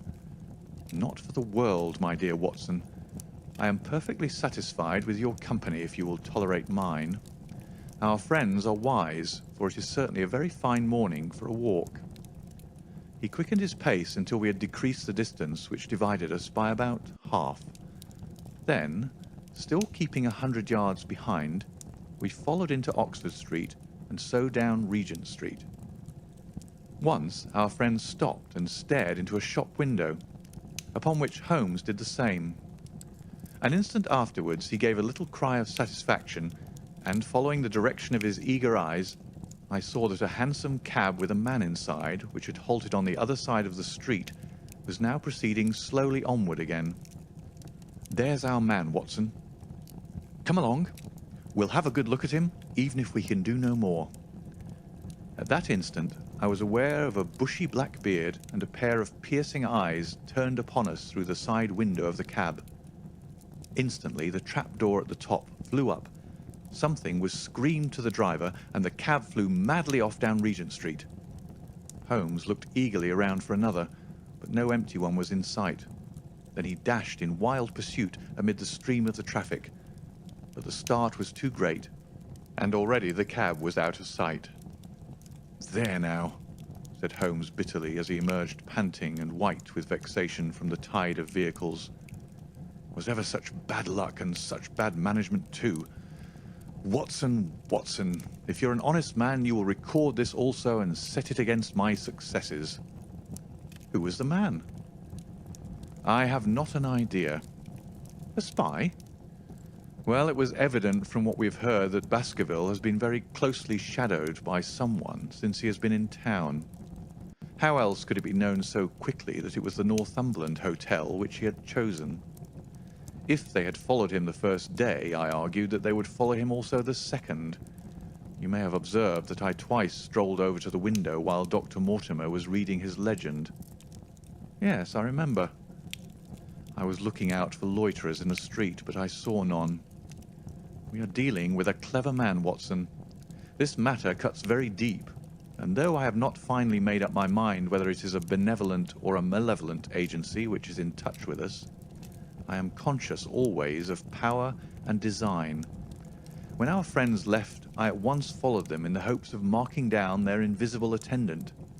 So wily was he that he had not trusted himself upon foot, but he had availed himself of a cab so that he could loiter behind or dash past them and so escape their notice. His method had the additional advantage that if they were to take a cab, he was all ready to follow them. It has, however, one obvious disadvantage. It puts him in the power of the cabman? Exactly. What a pity we didn't get the number. My dear Watson, Clumsy as I have been, you surely do not seriously imagine that I neglected to get the number. No, 2704 is our man, but that is no use to us for the moment. I fail to see how you could have done more. On observing the cab, I should have instantly turned and walked in the other direction. I should then, at my leisure, have hired a second cab and followed the first at a respectful distance, or, better still, have driven to the Northumberland Hotel and waited there. When our unknown had followed Baskerville home, we should have had the opportunity of playing his own game upon himself and seeing where he made for. As it is, by an indiscreet eagerness, which was taken advantage of with extraordinary quickness and energy by our opponent, we have betrayed ourselves and lost our man. We had been sauntering slowly down Regent Street during this conversation, and Dr. Mortimer with his companion had long vanished in front of us. "There is no object in our following them," said Holmes. "The shadow has departed and will not return. We must see what further cards we have in our hands and play them with decision. Could you swear to that man's face within the cab?" "I could swear only to the beard." "And so could I, from which I gather that in all probability it was a false one. A clever man upon so delicate an errand has no use for a beard save to conceal his features. Come in here, Watson." He turned into one of the district messenger offices where he was warmly greeted by the manager. "Ah, Wilson, I see you have not forgotten the little case in which I had the good fortune to help you." "No, sir, indeed I have not. You saved my good name and perhaps my life." "My dear fellow, you exaggerate. I have some recollection, Wilson, that you had among your boys a lad named Cartwright, who showed some ability during the investigation." "Yes, sir. He's still with us." "Could you ring him up?" "Thank you, and I should be glad to have change of this £5 note." A lad of 14 with a bright, keen face had obeyed the summons of the manager. He stood now gazing with great reverence at the famous detective. "Let me have the hotel directory," said Holmes. "Thank you. Now, Cartwright. There are the names of 23 hotels here, all in the immediate neighbourhood of Charing Cross. Do you see?" "Yes, sir." "You will visit each one of these in turn." "Yes, sir." "You will begin in each case by giving the outside porter 1 shilling. Here are 23 shillings."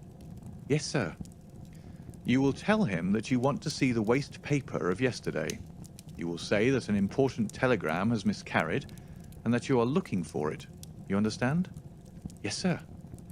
"What you're really looking for is the centre page of the Times with some holes cut in it with scissors.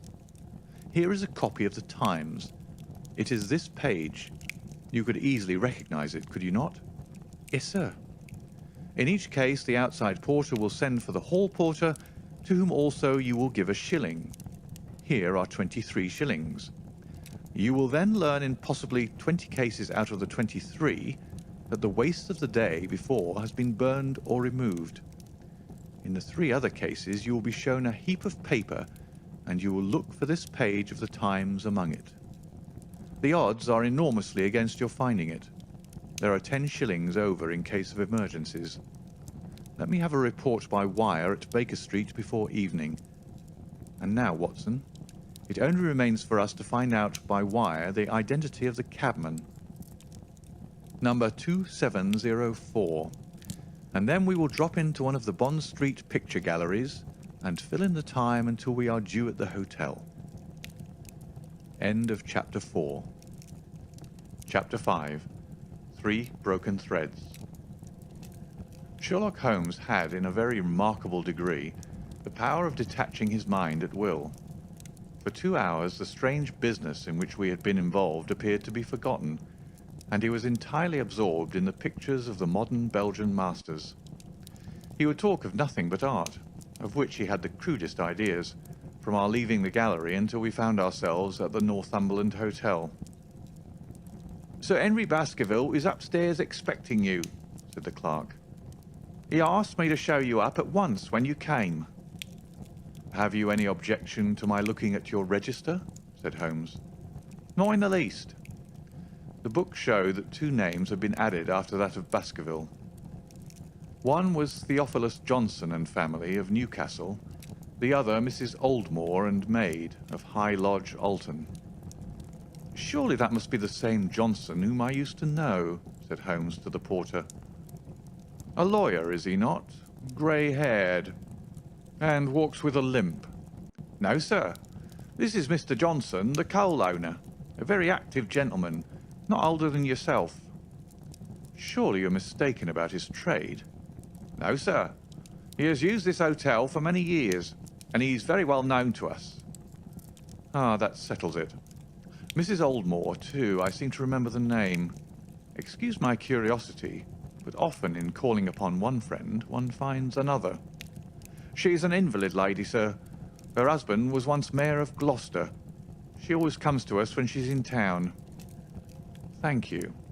I'm afraid I cannot claim her acquaintance. We have established a most important fact by these questions, Watson, he continued in a low voice as we went upstairs together. We know now that the people who are so interested in our friend have not settled down in his own hotel. That means that while they are, as we have seen, very anxious to watch him, they are equally anxious that he should not see them. Now, this is a most suggestive fact. What does it suggest? It suggests... Hello, my dear fellow, what on earth is the matter? As we came round the top of the stairs, we'd run up against Sir Henry Baskerville himself. His face was flushed with anger, and he held an old and dusty boot in one of his hands. So furious was he that he was hardly articulate, and when he did speak it was in a much broader and more western dialect than any which we had heard from him in the morning. "Seems to me they are playing me for a sucker in this hotel," he cried. "They'll find they've started into monkey with the wrong man unless they're careful. By thunder, if that chap can't find my missing boot, there'll be trouble. I can take a joke with the best, Mr. Holmes, but they've got a bit over the mark this time." "Still looking for your boot?" "Yes, sir, and mean to find it." "But surely you said that it was a new brown boot." "So it was, sir, and now it's an old black one." "What? You don't mean to say—" "That's just what I do mean to say. I only had 3 pairs in the world, the new brown, the old black, and the patent leathers, which I'm wearing. Last night they took one of my brown ones, and today they have sneaked one of the black. Well, have you got it? Speak out, man, and don't stand staring." An agitated German waiter had appeared upon the scene. "No, sir. I have made inquiry all over the hotel, but I can hear no word of it." "Well, either that boot comes back before sundown, or I'll see the manager and tell him that I go right straight out of this hotel."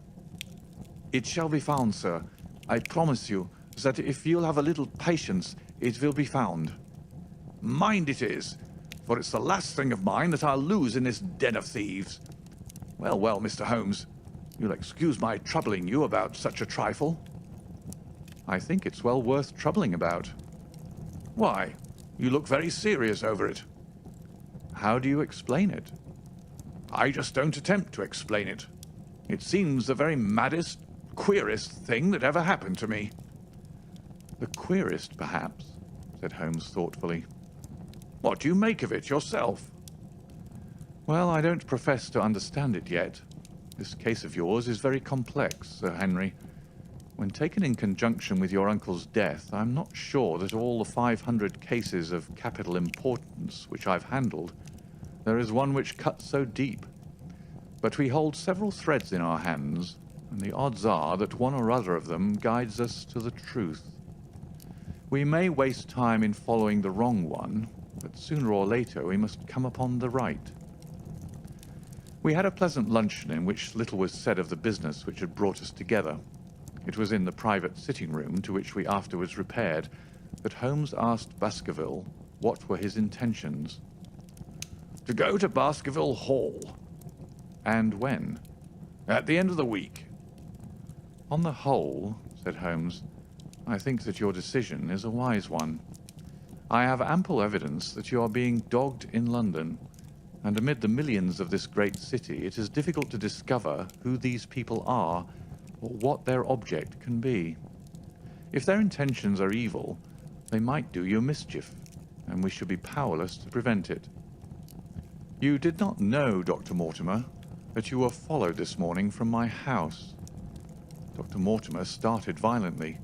"Followed? By whom?" "That, unfortunately, is what I cannot tell you. Have you among your neighbours or acquaintances on Dartmoor any man with a black, full beard?" "No, or let me see. Why, yes. Barrymore, Sir Charles's butler, is a man with a full black beard." "Ha! Where is Barrymore?" "He is in charge of the hall." "We had best ascertain if he is really there, or if by any possibility he might be in London." "How can you do that?" "Give me a telegraph form. Is all ready for Sir Henry? That will do. Addressed to Mr. Barrymore, Baskerville Hall. What is the nearest telegraph office? Grimpen? Very good. We will send a second wire to the postmaster, Grimpen. Telegram to Mr. Barrymore to be delivered into his own hand. If absent, please return wire to Sir Henry Baskerville, Northumberland Hotel." That should let us know before evening whether Barrymore is at his post in Devonshire or not. "That's so," said Baskerville. "By the way, Dr. Mortimer, who is this Barrymore, anyhow?" "He is the son of the old caretaker, who is dead. They have looked after the hall for 4 generations now. So far as I know, he and his wife are as respectable a couple as any in the county." "At the same time," said Baskerville, "it's clear enough that so long as there are none of the family at the hall, these people have a mighty fine home and nothing to do." "That is true." "Did Barrymore profit at all by Sir Charles's will?" asked Holmes. "He and his wife had £500 each." "Ha! Did they know that they would receive this?" "Yes. Sir Charles was very fond of talking about the provisions of his will." "That is very interesting." "I hope," said Dr. Mortimer, "that you do not look with suspicious eyes upon everyone who received a legacy from Sir Charles, for I also had £1,000 left to me." "Indeed. And anyone else?" "There were many insignificant sums to individuals, and a large number of public charities. The residue all went to Sir Henry." "And how much was the residue?" £740,000. Holmes raised his eyebrows in surprise. "I had no idea that so gigantic a sum was involved," said he. Sir Charles had the reputation of being rich, but we did not know how very rich he was until we came to examine his securities. The total value of the estate was close on to £1 million. Dear me, it is a stake for which a man might well play a desperate game. And one more question, Dr. Mortimer. Supposing that anything happened to our young friend here, you will forgive the unpleasant hypothesis, who would inherit the estate? Since Roger Baskerville, Sir Charles's youngest brother, died unmarried, the estate would descend to the Desmonds, who are distant cousins. James Desmond is an elderly clergyman in Westmoreland. Thank you. These details are all of great interest. Have you met Mr. James Desmond? Yes. He once came down to visit Sir Charles. He is a man of venerable appearance and of saintly life. I remember that he refused to accept any settlement from Sir Charles, though he pressed it upon him. And this man of simple tastes would be the heir to Sir Charles's thousands. He would be the heir to the estate, because that is entailed. He would also be the heir to the money unless it were willed otherwise by the present owner, who can, of course, do what he likes with it. And have you made your will, Sir Henry? No, Mr. Holmes, I have not. I've had no time, for it was only yesterday that I learned how matters stood. But in any case, I feel that the money should go with the title and estate. That was my poor uncle's idea. How is the owner going to restore the glories of the Baskervilles if he has not money enough to keep up the property? House, land, and dollars must go together. Quite so. Well, Sir Henry, I am of one mind with you as to the advisability of you going down to Devonshire without delay. There is only one provision which I must make. You certainly must not go alone. Dr. Mortimer returns with me. But Dr. Mortimer has his practice to attend to, and his house is miles away from yours. With all the goodwill in the world, he may be unable to help you. No, Sir Henry, you must take with you someone, a trusty man, who will be always by your side. Is it possible that you could come yourself, Mr. Holmes?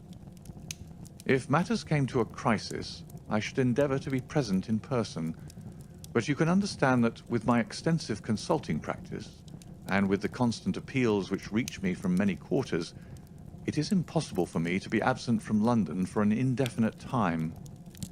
At the present instant, one of the most revered names in England is being besmirched by a blackmailer, and only I can stop a disastrous scandal. You will see how impossible it is for me to go to Dartmoor. Whom would you recommend, then? Holmes laid his hand upon my arm. If my friend would undertake it, there is no man who is better worth having at your side when you're in a tight place. No one can say more confidently than I. The proposition took me completely by surprise, but before I had time to answer, Baskerville seized me by the hand and wrung it heartily. "Well now, that is real kind of you, Dr. Watson," said he. "You see how it is with me, and you know just as much about the matter as I do. If you will come down to Baskerville Hall and see me through, I'll never forget it." The promise of adventure had always a fascination for me, and I was complimented by the words of Holmes and by the eagerness with which the baronet hailed me as a companion. "I'll come with pleasure," said I. "I do not know how I could employ my time better." "And you will report very carefully to me," said Holmes. "When a crisis comes, as it will do, I will direct how you shall act. I suppose that by Saturday all might be ready." "Would that suit Dr. Watson?" "Perfectly." "Then on Saturday, unless you hear to the contrary, we shall meet at the 10:30 train from Paddington." We had risen to depart when Baskerville gave a cry of triumph, and diving into one of the corners of the room, he drew a brown boot from under a cabinet. "My missing boot!" he cried. "May all our difficulties vanish as easily," said Sherlock Holmes. "But it is a very singular thing," Dr. Mortimer remarked. "I searched this room carefully before lunch." "And so did I," said Baskerville. "Every inch of it." "There was certainly no boot in it then." "In that case, the waiter must have placed it there while we were lunching." The German was sent for, but professed to know nothing of the matter, nor could any inquiry clear it up. Another item had been added to that constant and apparently purposeless series of small mysteries which had succeeded each other so rapidly. Setting aside the whole grim story of Sir Charles's death, we had a line of inexplicable incidents all within the limits of 2 days, which included the receipt of the printed letter, the black-bearded spy in the hansom, the loss of the new brown boot, the loss of the old black boot, and now the return of the new brown boot. Holmes sat in silence in the cab as we drove back to Baker Street, and I knew from his drawn brows and keen face that his mind, like my own, was busy in endeavouring to frame some scheme into which all these strange and apparently disconnected episodes could be fitted. All afternoon and late into the evening, he sat lost in tobacco and thought. Just before dinner, 2 telegrams were handed in. The first ran, "Have just heard that Barrymore is at the Hall, Baskerville." The second, "Visited 23 hotels as directed, but sorry to report unable to trace cut sheet of Times, Cartwright." There go 2 of my threads, Watson. There is nothing more stimulating than a case where everything goes against you. We must cast around for another scent. We still have the cabman who drove the spy. Exactly. I have wired to get his name and address from the official registry. I should not be surprised if this were an answer to my question. The ring at the bell proved to be something even more satisfactory than an answer, however, for the door opened and a rough-looking fellow entered who was evidently the man himself. I got a message from the head office that a gent at this address had been inquiring for number 2704, said he. I've driven my cab this 7 years and never a word of complaint. I came here straight from the yard to ask you to your face what you had against me. I have nothing in the world against you, my good man, said Holmes. On the contrary, I have half a sovereign for you if you will give me a clear answer to my questions. Well, I've had a good day, and no mistake, said the cabman with a grin. What was it you wanted to ask, sir? First of all, your name and address, in case I want you again. John Clayton, 3 Turpey Street, the Borough. My cab is out of Shipley's Yard near Waterloo Station. Sherlock Holmes made a note of it. Now, Clayton, tell me all about the fare who came and watched this house at 10 o'clock this morning and afterwards followed the 2 gentlemen down Regent Street. The man looked surprised and a little embarrassed. Why, there's no good my telling you things, for you seem to know as much as I do already, said he. The truth is that the gentleman told me that he was a detective, and I was to say nothing about him to anyone. My good fellow, this is a very serious business, and you may find yourself in a pretty bad position if you try to hide anything from me. You say that your fare told you that he was a detective. Yes, he did. When did he say this? When he left me. Did he say anything more? He mentioned his name. Holmes cast a swift glance of triumph at me. Oh, he mentioned his name, did he? That was imprudent. What was the name that he mentioned? His name, said the cabman, was Mr. Sherlock Holmes.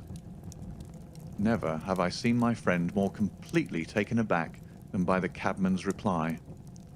For an instant, he sat in silent amazement, and he burst into a hearty laugh. A touch, Watson, an undeniable touch, said he. I feel a foil as quick and supple as my own. He got home upon me very prettily that time. So his name was Sherlock Holmes, was it? Yes, sir. That was the gentleman's name. Excellent. Tell me where you picked him up and all that occurred. He hailed me at 9:30 in Trafalgar Square. He said that he was a detective, and he offered me 2 guineas if I would do exactly what he wanted all day and ask no questions. I was glad enough to agree. First we drove down to the Northumberland Hotel and waited there until 2 gentlemen came out and took a cab from the rank. We followed their cab until it pulled up somewhere near here. This very door? Said Holmes. Well, I couldn't be sure of that, but I dare say my fare knew all about it. We pulled up halfway down the street and waited an hour and a half. Then the 2 gentlemen passed us, walking, and we followed down Baker Street and along... I know, said Holmes.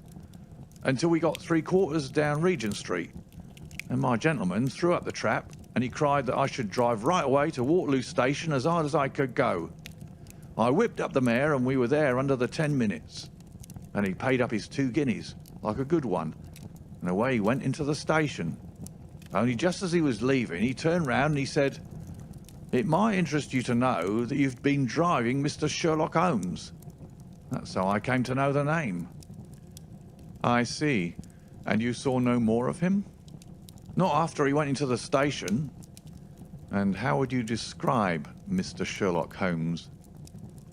The cabman scratched his head. Well, he wasn't altogether such an easy gentleman to describe. I put him at 40 years of age, and he was of a middle height, 2 or 3 inches shorter than you, sir. He was dressed like a toff, and he had a black beard, cut square at the end, and a pale face. I don't know as I could say any more than that. Colour of his eyes? No, I can't say that. Nothing more that you can remember? No, sir, nothing. Well, then, here is your half sovereign. There's another one waiting for you if you can bring any more information. Good night. Good night, sir, and thank you. John Clayton departed chuckling, and Holmes turned to me with a shrug of his shoulders and a rueful smile. Snap goes our third thread, and we end where we began, said he. The cunning rascal. He knew our number, knew that Sir Henry Baskerville had consulted me, spotted who I was in Regent Street, conjectured that I had got the number of the cab and would lay my hands on the driver, and so sent back this audacious message. I tell you, Watson, this time we have got a foeman who is worthy of our steel. I've been checkmated in London. I can only wish you better luck in Devonshire, but I'm not easy in my mind about it. About what? About sending you. It's an ugly business, Watson. An ugly, dangerous business.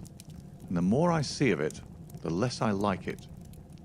Yes, my dear fellow, you may laugh, but I give you my word that I shall be very glad to have you back safe and sound in Baker Street once more. End of Chapter 5. Chapter 6. Baskerville Hall. Sir Henry Baskerville and Dr. Mortimer were ready upon the appointed day, and we started as arranged for Devonshire. Mr. Sherlock Holmes drove with me to the station and gave me his last parting injunctions and advice. "I will not bias your mind by suggesting theories or suspicions, Watson," said he. "I wish you simply to report facts in the fullest possible manner to me, and you can leave me to do the theorizing." "What sort of facts?" I asked. "Anything which may seem to have a bearing, however indirect, upon the case, and especially the relations between young Baskerville and his neighbours, or any fresh particulars concerning the death of Sir Charles.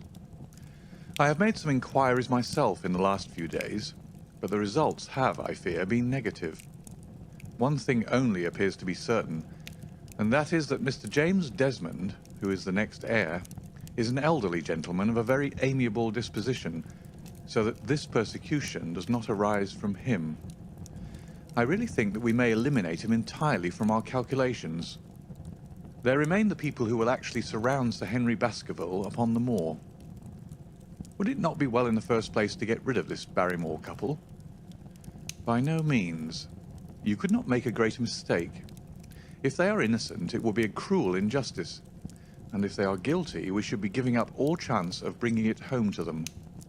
No, we will preserve them upon our list of suspects.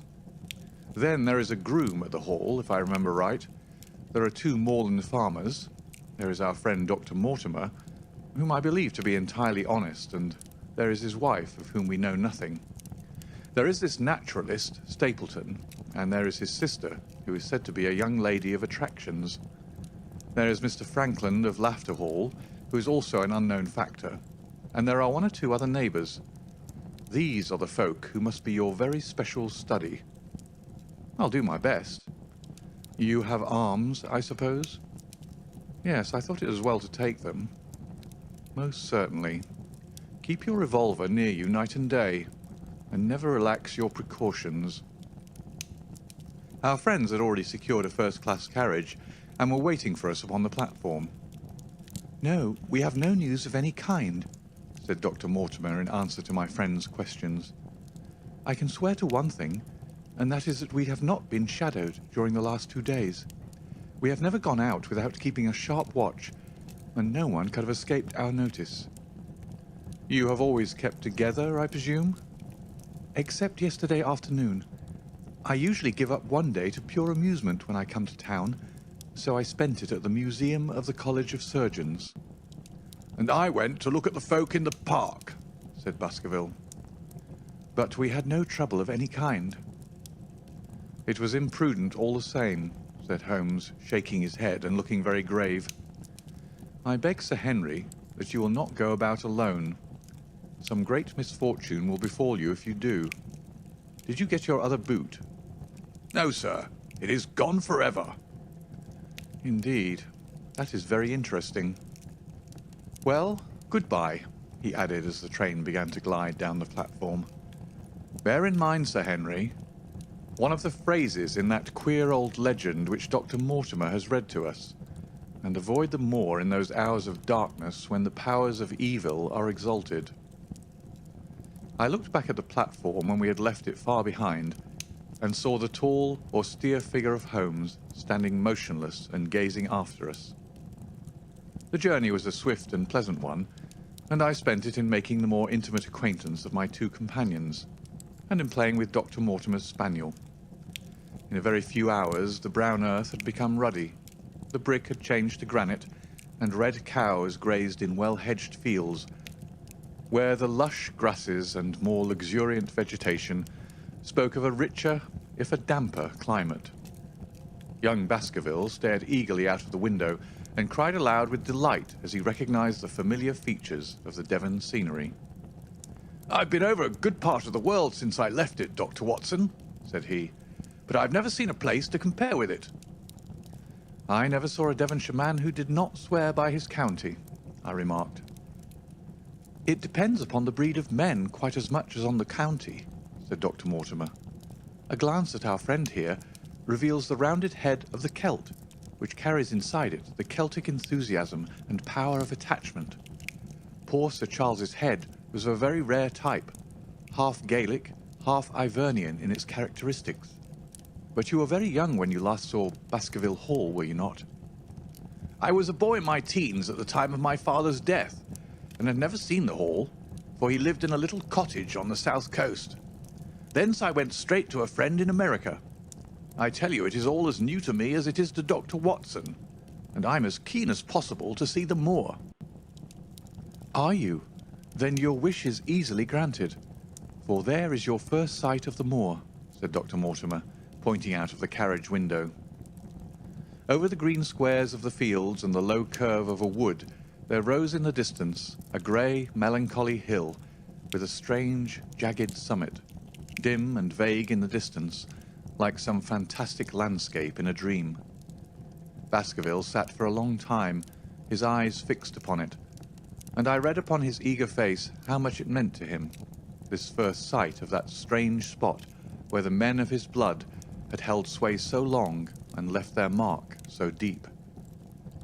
There he sat with his tweed suit, in the corner of a prosaic railway carriage, and yet as I looked at his dark and expressive face, I felt more than ever how true a descendant he was of that long line of high-blooded, fiery, and masterful men. There were pride, valour, and strength in his thick brows, his sensitive nostrils, and his large hazel eyes. If on that forbidding moor a difficult and dangerous quest should lie before us, this was at least a comrade for whom one might venture to take a risk with the certainty that he would bravely share it. The train pulled up at a small wayside station, and we all descended. Outside, beyond the low white fence, a wagonette with a pair of cobs was waiting. Our coming was evidently a great event, for station master and porters clustered round us to carry out our luggage. It was a sweet, simple country spot, but I was surprised to observe that by the gate there stood two soldierly men in dark uniforms, who leaned upon their short rifles and glanced keenly at us as we passed. The coachman, a hard-faced, gnarled little fellow, saluted Sir Henry Baskerville, and in a few minutes we were flying swiftly down the broad white road. Rolling pasture lands curved upward on either side of us, and old gabled houses peeped out from amid the thick green foliage. But behind the peaceful and sunlit countryside, there rose ever, dark against the evening sky, the long, gloomy curve of the moor, broken by the jagged and sinister hills. The wagonette swung round into a side road, and we curved upward through deep lanes worn by centuries of wheels. High banks on either side, heavy with dripping moss and fleshy hart's-tongue ferns. Bronzing bracken and mottled bramble gleamed in the light of the sinking sun. Still steadily rising, we passed over a narrow granite bridge and skirted a noisy stream which gushed swiftly down, foaming and roaring amid the grey boulders. Both road and stream wound up through a valley dense with scrub oak and fir.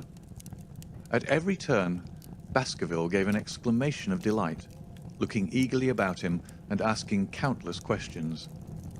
To his eyes all seemed beautiful, but to me a tinge of melancholy lay upon the countryside, which bore so clearly the mark of the waning year. Yellow leaves carpeted the lanes and fluttered down upon us as we passed. The rattle of our wheels died away as we drove through drifts of rotting vegetation, sad gifts, as it seemed to me, for nature to throw before the carriage of the returning heir of the Baskervilles. "Hello!" cried Dr. Mortimer. "What is this?" A steep curve of heath-clad land, an outlying spur of the moor, lay in front of us. On the summit, hard and clear like an equestrian statue upon its pedestal, was a mounted soldier, dark and stern, his rifle poised ready over his forearm. He was watching the road along which we travelled. "What is this, Perkins?" asked Dr. Mortimer. Our driver half turned in his seat. "There's a convict escaped from Princetown, sir. He's been out here 3 days now, and the warders watch every road and every station. But they've had no sight of him yet. The farmers about here don't like it, sir, and that's a fact." "Well, I understand that they get £5 if they can give information." "Yes, sir, but the chance of £5 is but a poor thing compared to the chance of having your throat cut. You see, it isn't like any ordinary convict. This is a man who would stick at nothing." "Who is he, then?" "It is Selden, the Notting Hill murderer." I remembered the case well, for it was one in which Holmes had taken an interest on account of the peculiar ferocity of the crime and the wanton brutality which had marked all the actions of the assassin. The commutation of his death sentence had been due to some doubts as to his complete sanity, so atrocious was his conduct. Our wagonette had topped a rise, and in front of us rose the huge expanse of the moor, mottled with gnarled and craggy cairns and tors. A cold wind swept down from it and set us shivering. Somewhere there on that desolate plain was lurking this fiendish man, hiding in a burrow like a wild beast, his heart full of malignancy against the whole race which had cast him out. It needed but this to complete the grim suggestiveness of the barren waste, the chilling wind, and the darkling sky. Even Baskerville fell silent and pulled his overcoat more closely around him. We had left the fertile country behind and beneath us. We looked back on it now. The slanting rays of a low sun, turning the streams to threads of gold and glowing on the red earth new turned by the plough and the broad tangle of the woodlands. The road in front of us grew bleaker and wilder over huge russet and olive slopes, sprinkled with giant boulders. Now and then we passed a moorland cottage, walled and roofed with stone, with no creeper to break its harsh outline. Suddenly we looked down into a cup-like depression, patched with stunted oaks and firs which had been twisted and bent by the fury of years of storm. 2 high, narrow towers rose over the trees. The driver pointed with his whip. "Baskerville Hall," said he. Its master had risen and was staring with flushed cheeks and shining eyes. A few minutes later, we had reached the lodge gates, a maze of fantastic tracery in wrought iron, with weather-bitten pillars on either side, blotched with lichens, and surmounted by the boars' heads of the Baskervilles. The lodge was a ruin of black granite and bared ribs of rafters, but facing it was a new building, half constructed, the first fruit of Sir Charles's South African gold. Through the gateway, we passed into the avenue, where the wheels were again hushed amid the leaves, and the old trees shot their branches in a sombre tunnel over our heads. Baskerville shuddered as we looked up the long, dark drive to where the house glimmered like a ghost at the farther end. "Was it here?" he asked in a low voice. No, the yew alley is on the other side." The young heir glanced round with a gloomy face. "It's no wonder my uncle felt as if trouble were coming on him in such a place as this," said he. "It's enough to scare any man. I'll have a row of electric lamps up here inside of 6 months, and you won't know it again with 1,000 candle power Swan and Edison right here in front of the hall door." The avenue opened into a broad expanse of turf, and the house lay before us. In the fading light I could see that the centre was a heavy block of building from which a porch projected. The whole front was draped in ivy, with a patch clipped bare here and there where a window or a coat of arms broke through the dark veil. From this central block rose the twin towers, ancient, crenellated, and pierced with many loopholes. To right and left of the turrets were more modern wings of black granite. A dull light shone through heavy mullioned windows, and from the high chimneys which rose from the steep, high-angled roof, there sprang a single black column of smoke. "Welcome, Sir Henry! Welcome to Baskerville Hall!"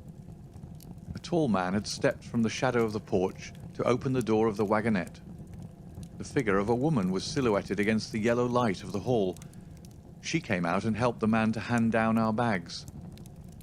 "You don't mind my driving straight home, Sir Henry?" said Dr. Mortimer. "My wife is expecting me." "Surely you'll stay and have some dinner?" "No, I must go. I shall probably find some work awaiting me. I would stay to show you over the house, but Barrymore will be a better guide than I. Goodbye, and never hesitate, night or day, to send for me if I can be of service." The wheels died away down the drive while Sir Henry and I turned into the hall, and the door clanged heavily behind us. It was a fine apartment in which we found ourselves, large, lofty, and heavily raftered, with huge balks of age-blackened oak. In the great old-fashioned fireplace behind the high iron dogs, a log fire crackled and snapped. Sir Henry and I held out our hands to it, for we were numb from our long drive. Then we gazed round us at the high, thin window of old stained glass. The oak panelling, the stags' heads, the coats of arms upon the walls, all dim and sombre in the subdued light of the central lamp. "It's just as I imagined it," said Sir Henry. "Is it not the very picture of an old family home? To think that this should be the same hall in which for 500 years my people have lived. It strikes me solemn to think of it." I saw his dark face lit up with a boyish enthusiasm as he gazed about him. The light beat upon him where he stood, but long shadows trailed down the walls and hung like a black canopy above him. Barrymore had returned from taking our luggage to our rooms. He stood in front of us now with the subdued manner of a well-trained servant. He was a remarkable-looking man, tall, handsome, with a square black beard and pale, distinguished features. "Would you wish dinner to be served at once, sir?" "Is it ready?" "In a few minutes, sir. You will find hot water in your rooms." "My wife and I will be happy, Sir Henry, to stay with you until you've made your fresh arrangements. But you will understand that under the new conditions, this house will require a considerable staff." "What new conditions?" "I only meant it, sir, that Sir Charles led a very retired life, and we were able to look after his wants.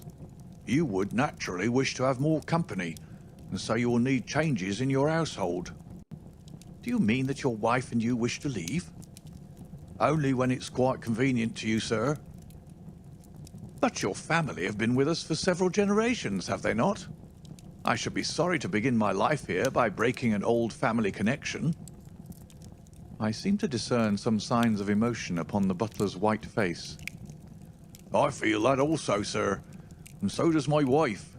But to tell the truth, sir, we were both very much attached to Sir Charles, and his death gave us a shock and made these surroundings very painful to us. I fear that we shall never again be easy in our minds at Baskerville Hall." "But what do you intend to do?" "I have no doubt, sir, that we shall succeed in establishing ourselves in some business. Sir Charles's generosity has given us the means to do so. And now, sir, perhaps I'd best show you to your rooms." A square balustraded gallery ran round the top of the old hall, approached by a double stair. From this central point, 2 long corridors extended the whole length of the building, from which all the bedrooms opened. My own was in the same wing as Baskerville's, and almost next door to it. These rooms appeared to be much more modern than the central part of the house, and the bright paper and numerous candles did something to remove the sombre impression which our arrival had left upon my mind. But the dining room, which opened out of the hall, was a place of shadow and gloom. It was a long chamber with a step separating the dais where the family sat from the lower portion reserved for their dependents. At one end, a minstrel's gallery overlooked it. Black beams shot across above our heads, with a smoke-darkened ceiling beyond them. With rows of flaring torches to light it up, and the colour and rude hilarity of an old-time banquet, it might have softened. But now, when two black-clothed gentlemen sat in the little circle of light thrown by a shaded lamp, one's voice became hushed and one's spirit subdued. A dim line of ancestors in every variety of dress, from the Elizabethan knight to the buck of the Regency, stared down upon us and daunted us by their silent company. We talked little, and I for one was glad when the meal was over and we were able to retire into the modern billiard room and smoke a cigarette. "My word, it isn't a very cheerful place," said Sir Henry. "I suppose one can tone down to it, but I feel a bit out of the picture at present. I don't mind that my uncle got a little jumpy if he lived all alone in such a house as this. However, if it suits you, we will retire early tonight, and perhaps things may seem more cheerful in the morning." I drew aside my curtains before I went to bed and looked out from my window. It opened up upon the grassy space which lay in front of the hall door. Beyond, two copses of trees moaned and swung in a rising wind. A half moon broke through the rifts of racing clouds. In its cold light, I saw beyond the trees a broken fringe of rocks and the long, low curve of the melancholy moor. I closed the curtain, feeling that my last impression was in keeping with the rest.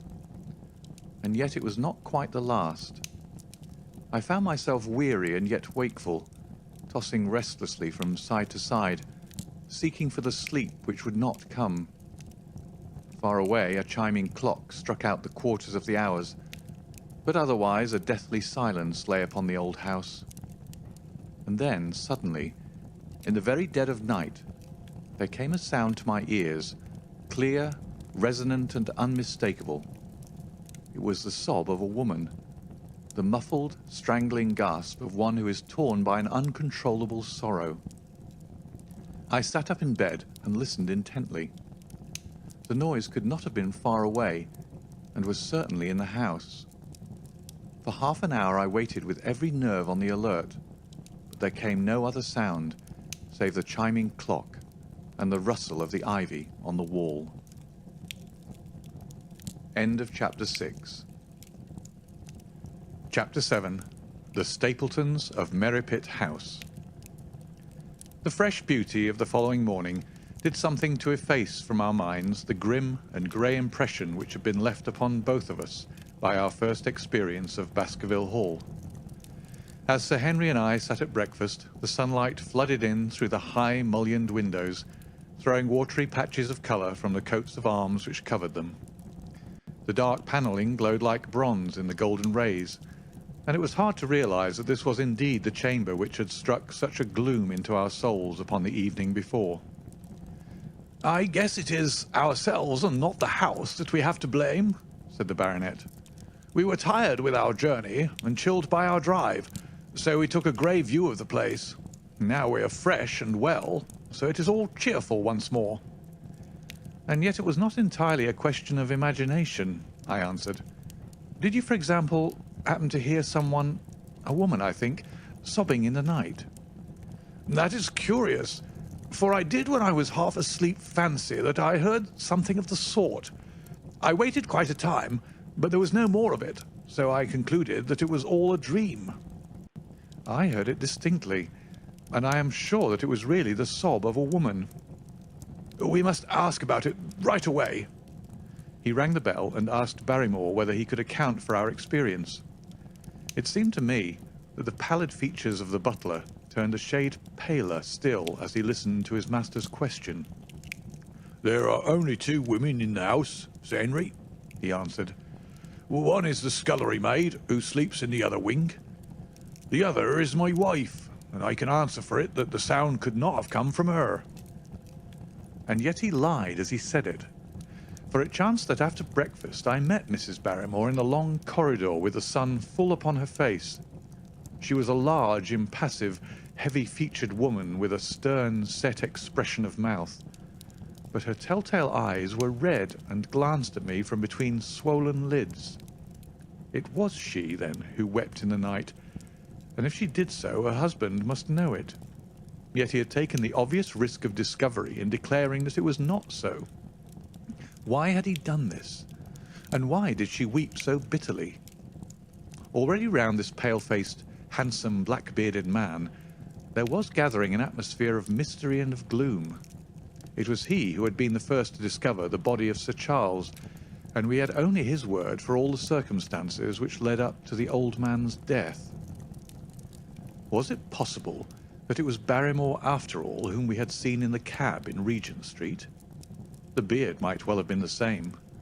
The cabman had described a somewhat shorter man, but such an impression might easily have been erroneous.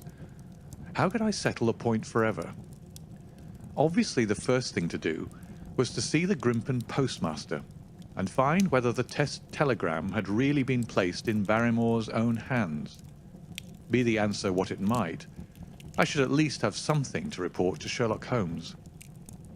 Sir Henry had numerous papers to examine after breakfast, so that the time was propitious for my excursion. It was a pleasant walk of 4 miles along the edge of the moor, leading me at last to a small grey hamlet in which 2 larger buildings, which proved to be the inn and the house of Dr. Mortimer, stood high above the rest.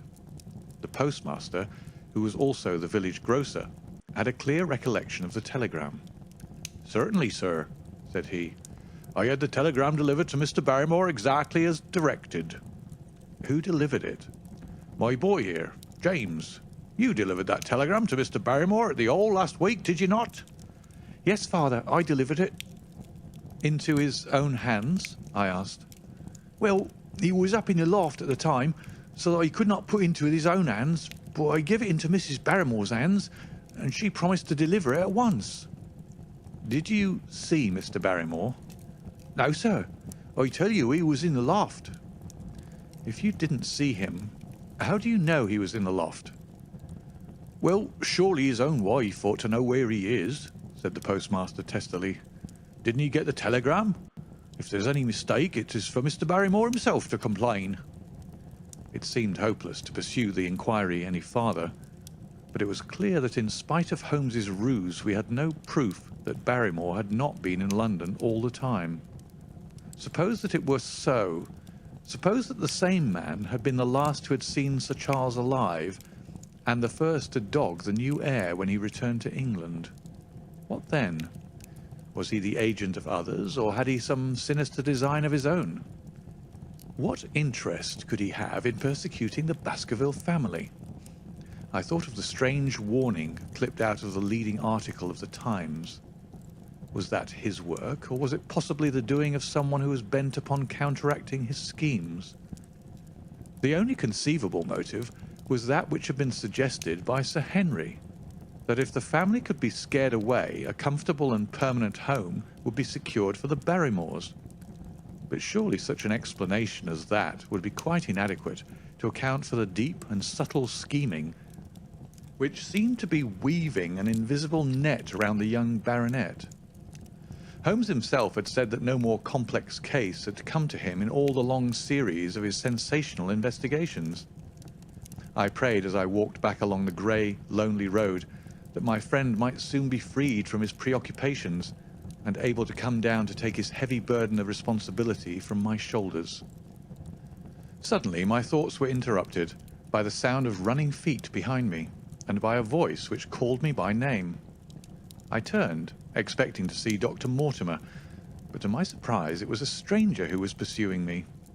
He was a small, slim, clean-shaven, prim-faced man, flaxen-haired and lean-jawed, between 30 and 40 years of age, dressed in a grey suit and wearing a straw hat. A tin box for botanical specimens hung over his shoulder, and he carried a green butterfly net in one of his hands. "You will, I am sure, excuse my presumption, Dr. Watson," said he as he came panting up to where I stood. "Here on the moor we are a homely folk, and do not wait for formal introductions. You may possibly have heard my name from our mutual friend Mortimer. I am Stapleton of Merripit House." "Your net and box would have told me as much," said I, for I knew that Mr. Stapleton was a naturalist, But how did you know me? I've been calling on Mortimer, and he pointed you out to me from the window of his surgery as you passed. As our road lay the same way, I thought that I could overtake you and introduce myself. I trust that Sir Henry is none the worse for his journey. He's very well, thank you. We were all rather afraid that after the sad death of Sir Charles, the new baronet might refuse to live here. It is asking much of a wealthy man to come down and bury himself in a place of this kind. But I need not tell you that it means a very great deal to the countryside. Sir Henry has, I suppose, no superstitious fears in the matter? I do not think that it is likely. Of course you know the legend of the fiend dog which haunts the family. I have heard of it. It is extraordinary how credulous the peasants are about here. Any number of them are ready to swear that they have seen such a creature upon the moor.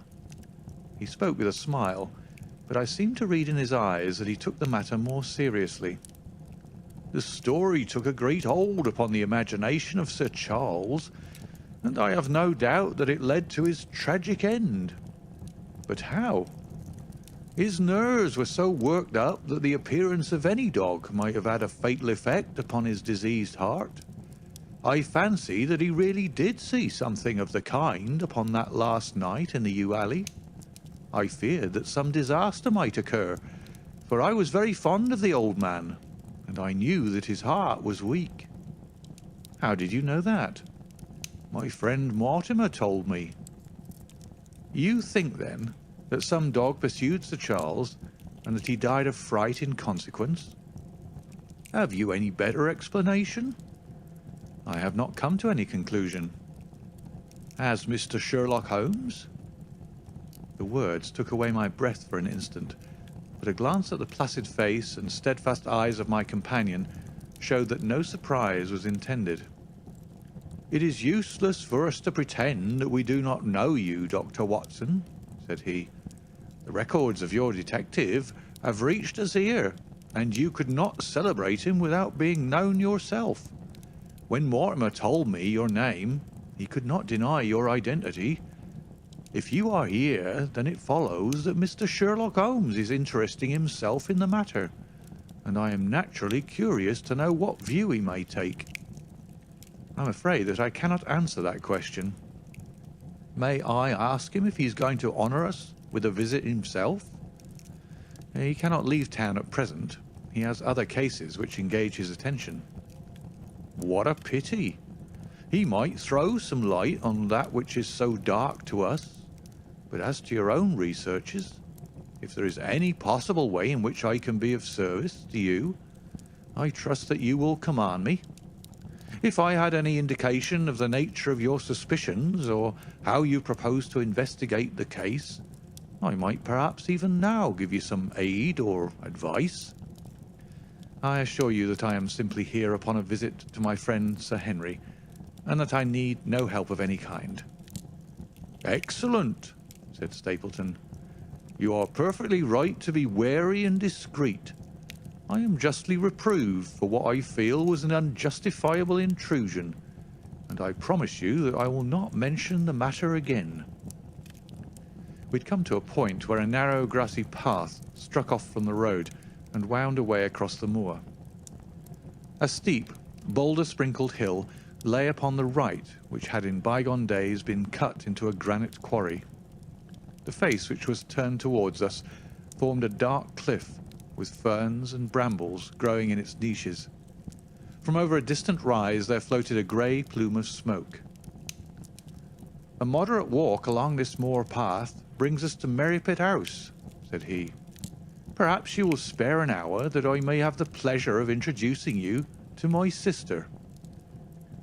My first thought was that I should be by Sir Henry's side, but then I remembered the pile of papers and bills with which his study table was littered.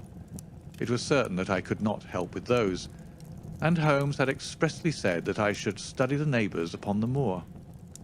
I accepted Stapleton's invitation, and we turned together down the path.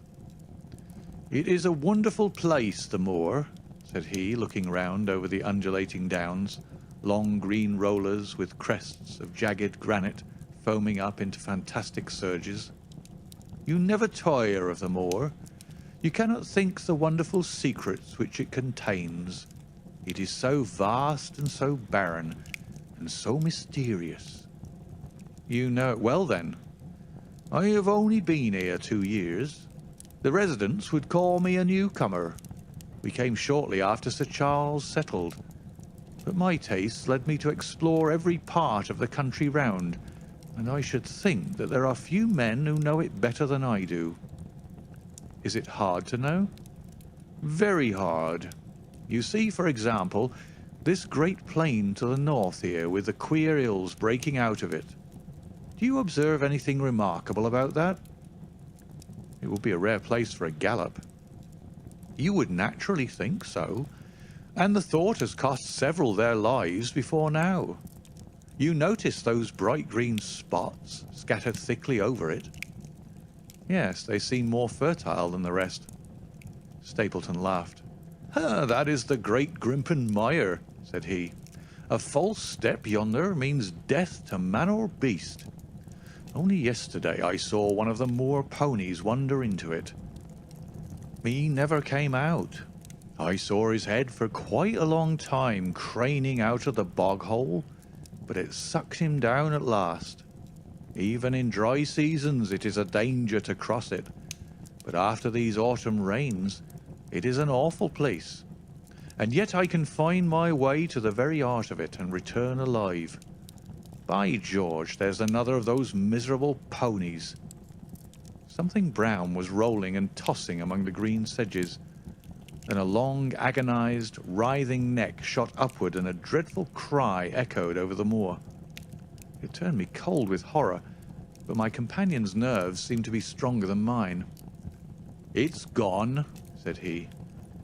"The mire has him.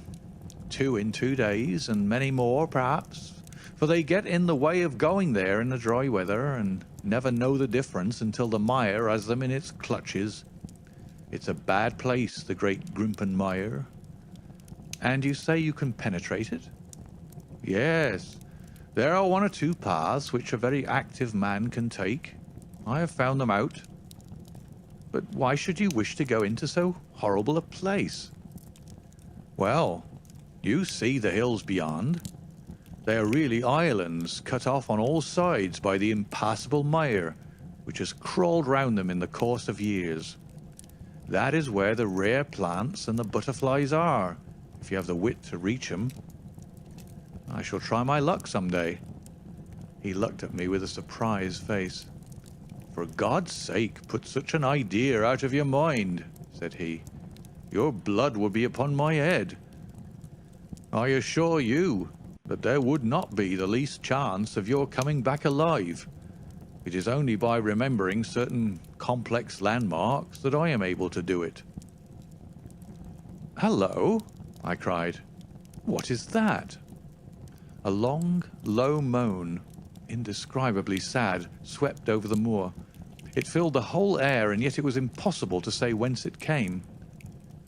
From a dull murmur, it swelled into a deep roar, and then sank back into a melancholy, throbbing murmur once again. Stapleton looked at me with a curious expression in his face. "Queer place, the moor," said he. "But what is it?" "The peasants say it is the Hound of the Baskervilles calling for its prey. I've heard it once or twice before, but never quite so loud." I looked round with a chill of fear in my heart at the huge swelling plain mottled with the green patches of rushes. Nothing stirred over the vast expanse save a pair of ravens which croaked loudly from a tor behind us. "You are an educated man. You don't believe such nonsense as that," said I. "What do you think is the cause of so strange a sound?" "Bogs make queer noises sometimes. It's the mud settling or the water rising or something." No, that was a living voice." "Well, perhaps it was. Did you ever hear a bittern booming?" "No, I never did." "It is a very rare bird, practically extinct in England now, But all things are possible upon the moor. Yes, I should not be surprised to learn that what we have heard is the cry of the last of the Bittons. It's the weirdest, strangest thing that ever I heard in my life. Yes, it's rather an uncanny place altogether. Look at the hillside yonder. What do you make of those? The whole steep slope was covered with grey circular rings of stone, a score of them at least. What are they? Sheep pens? No, they are the homes of our worthy ancestors. Prehistoric man lived thickly on the moor, and as no one in particular has lived there since, we find all his little arrangements exactly as he left them. These are his wigwams, with the roofs off. You can even see his hearth and his couch if you have the curiosity to go inside. But it is quite a town. When was it inhabited? Neolithic man. No date. What did he do?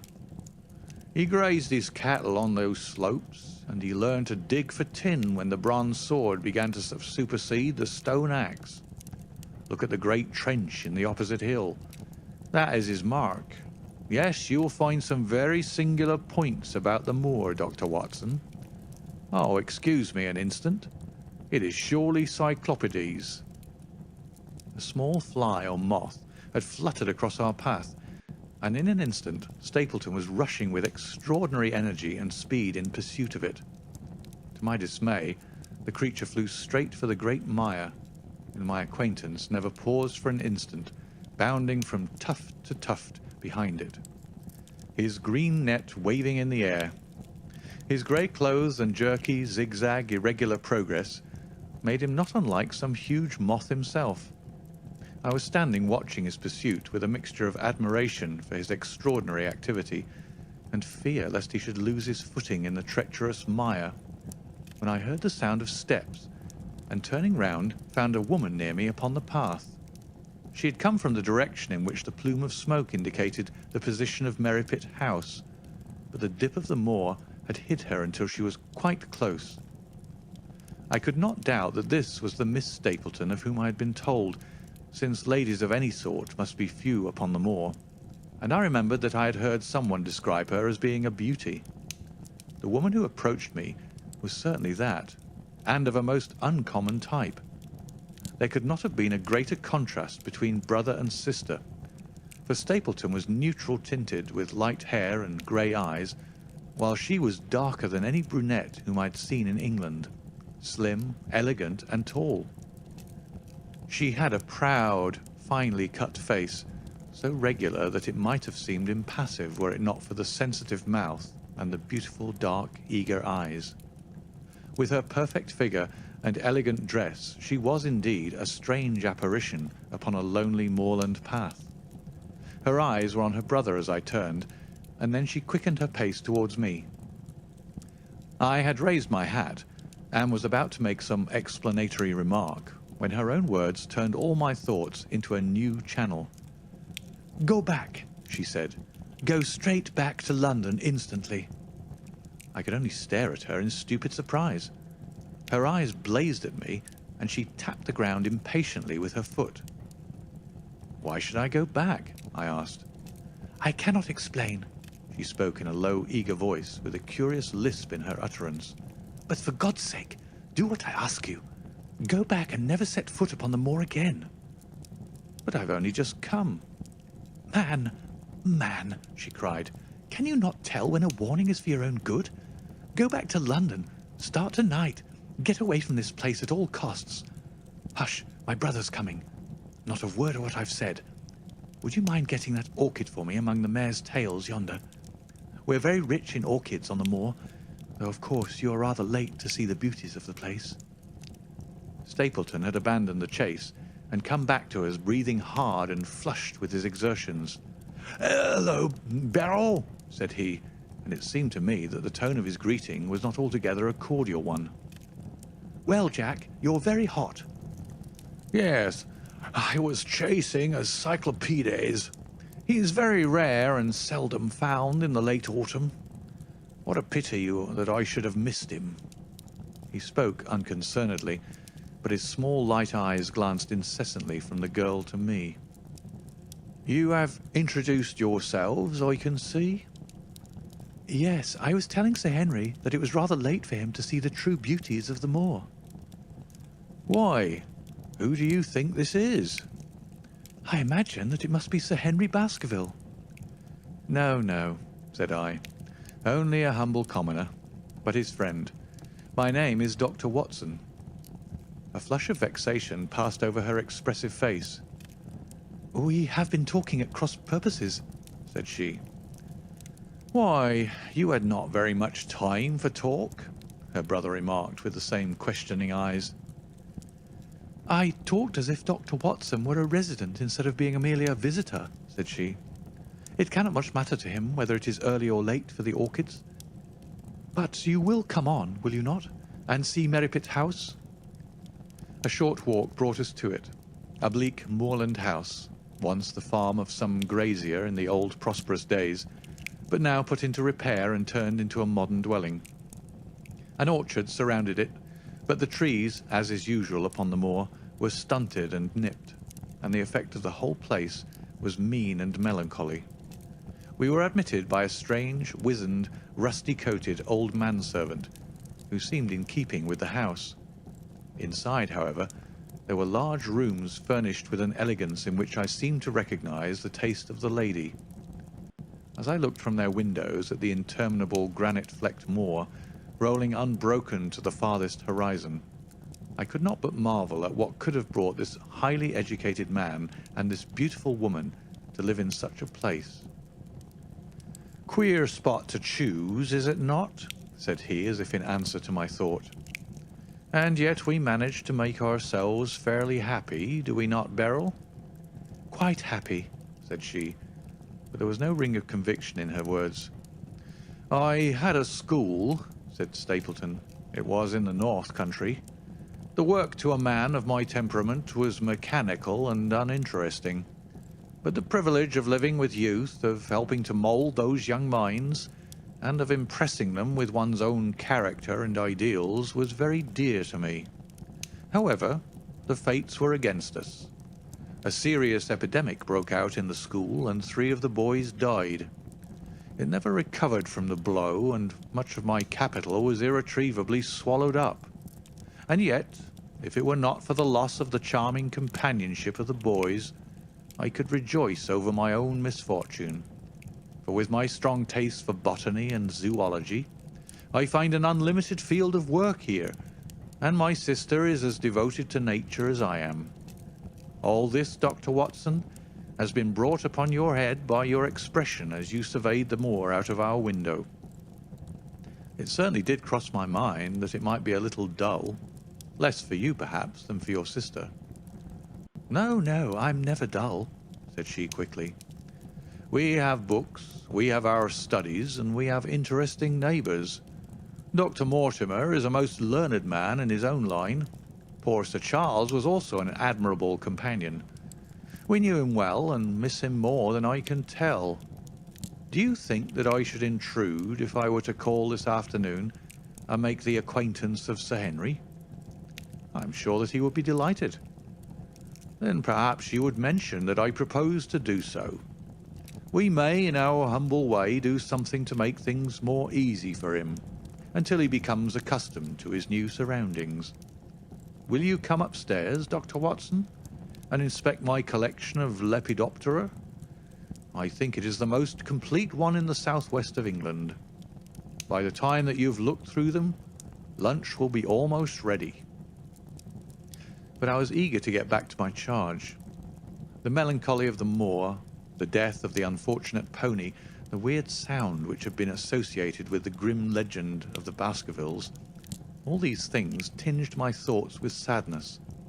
Then, on top of these more or less vague impressions, there had come the definite and distinct warning of Miss Stapleton, delivered with such intense earnestness that I could not doubt that some grave and deep reason lay behind it. I resisted all pressure to stay for lunch, and I set off at once upon my return journey, taking the grass-grown path by which we had come. It seems, however, that there must have been some shortcut for those who knew it. For before I'd reached the road, I was astounded to see Miss Stapleton sitting upon a rock by the side of the track.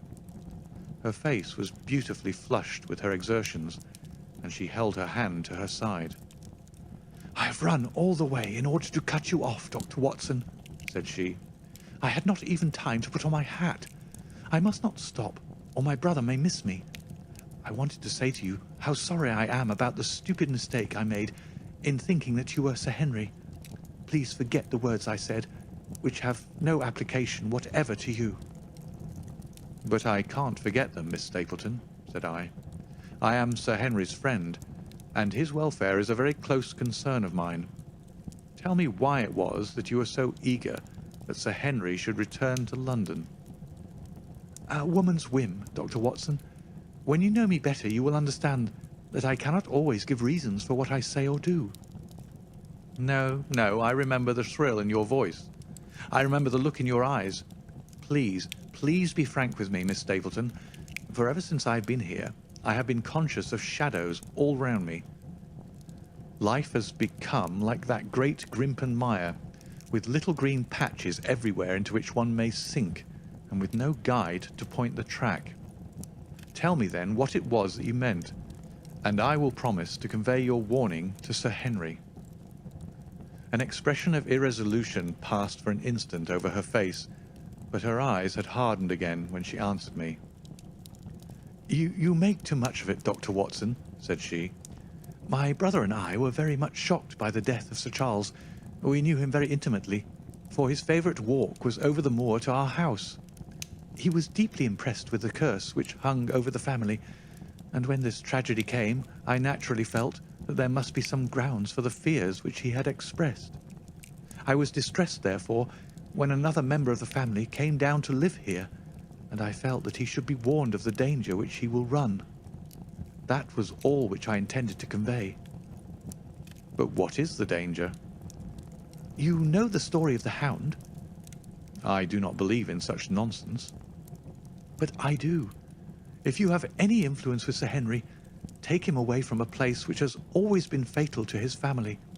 The world is wide. Why should he wish to live at the place of danger?" "Because it is the place of danger.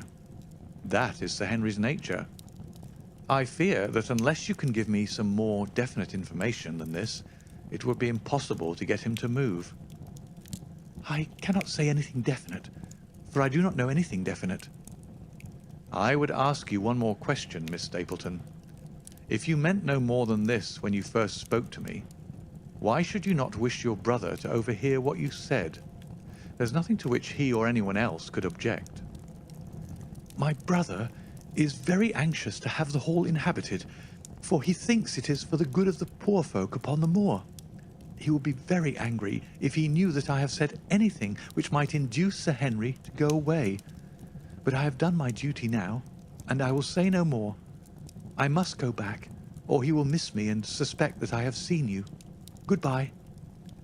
She turned and had disappeared in a few minutes among the scattered boulders, while I, with my soul full of vague fears, pursued my way to Baskerville Hall.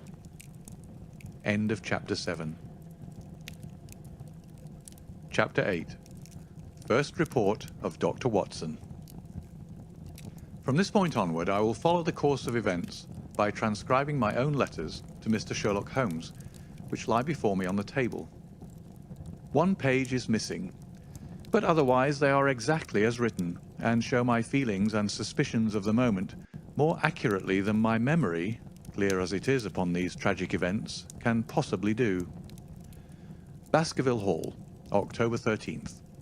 My dear Holmes, my previous letters and telegrams have kept you pretty well up to date as to all that has occurred in this most God-forsaken corner of the world. The longer one stays here, the more does the spirit of the moor sink into one's soul, its vastness, and also its grim charm. When you are once out upon its bosom, you have left all traces of modern England behind you. But, on the other hand, you are conscious everywhere of the homes and the work of the prehistoric people. On all sides of you, as you walk, are the houses of these forgotten folk, with their graves and the huge monoliths which are supposed to have marked their temples.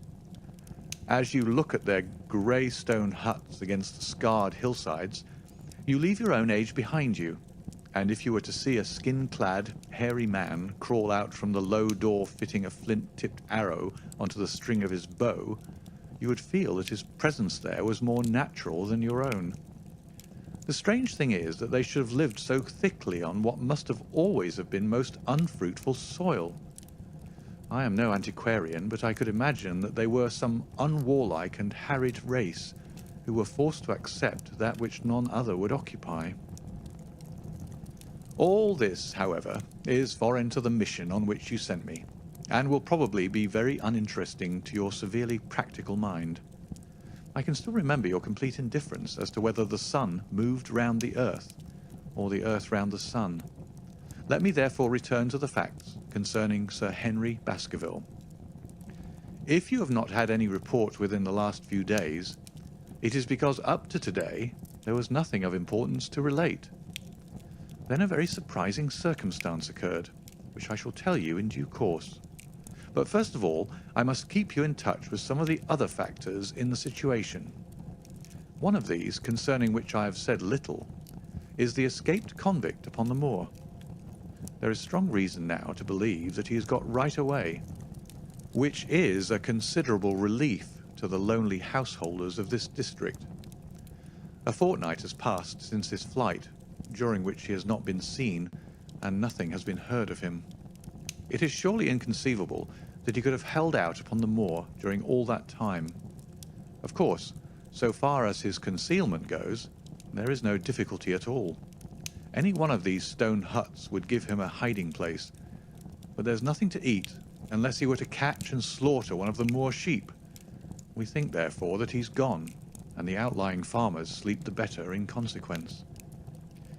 We are 4 able-bodied men in this household, so that we could take good care of ourselves, but I confess that I have had uneasy moments when I have thought of the Stapletons. They live miles from any help. There are one maid, an old manservant, the sister and the brother, the latter not a very strong man. They would be helpless in the hands of a desperate fellow like this Notting Hill criminal if he could once effect an entrance. Both Sir Henry and I were concerned at their situation, and it was suggested that Perkins, the groom, should go over to sleep there, but Stapleton would not hear of it. The fact is that our friend the baronet begins to display a considerable interest in our fair neighbour. It is not to be wondered at, for time hangs heavily in this lonely spot to an active man like him, and she is a very fascinating and beautiful woman. There is something tropical and exotic about her which forms a singular contrast to her cool and unemotional brother, yet he also gives the idea of hidden fires. He has certainly a very marked influence over her, for I have seen her continually glance at him as she talked as if seeking approbation for what she said. I trust that he is kind to her. There is a dry glitter in his eyes and a firm set of his thin lips, which goes with a positive and possibly a harsh nature. You would find him an interesting study. He came over to call upon Baskerville on that first day, and the very next morning he took us both to show us the spot where the legend of the wicked Hugo is supposed to have had its origin.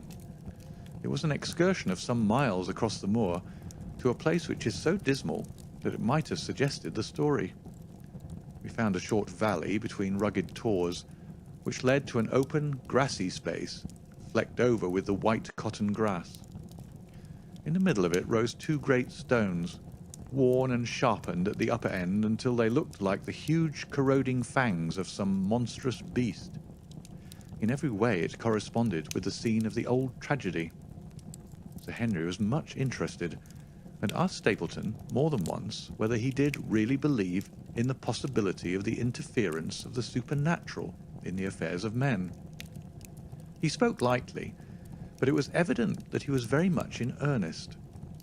Stapleton was guarded in his replies, but it was easy to see that he said less than he might, and that he would not express his whole opinion out of consideration for the feelings of the baronet.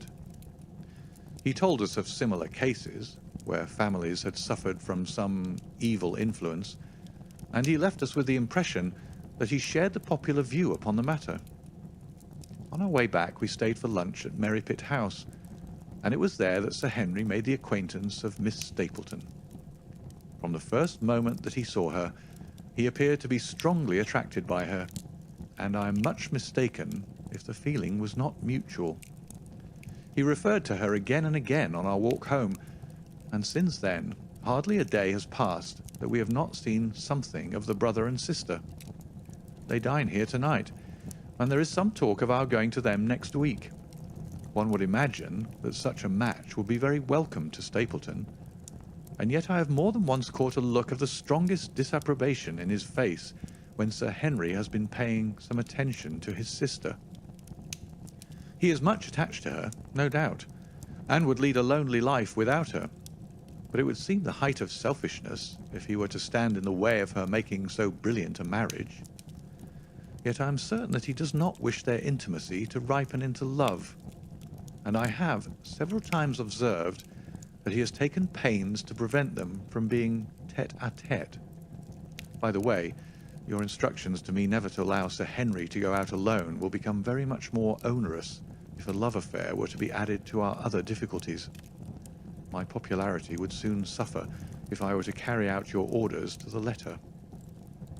The other day, Thursday to be more exact, Dr. Mortimer lunched with us. He has been excavating a barrow at Long Down and has got a prehistoric skull which fills him with great joy. Never was there such a single-minded enthusiast as he. The Stapletons came in afterwards, and the good doctor took us all to the yew alley at Sir Henry's request to show us exactly how everything occurred upon that fatal night.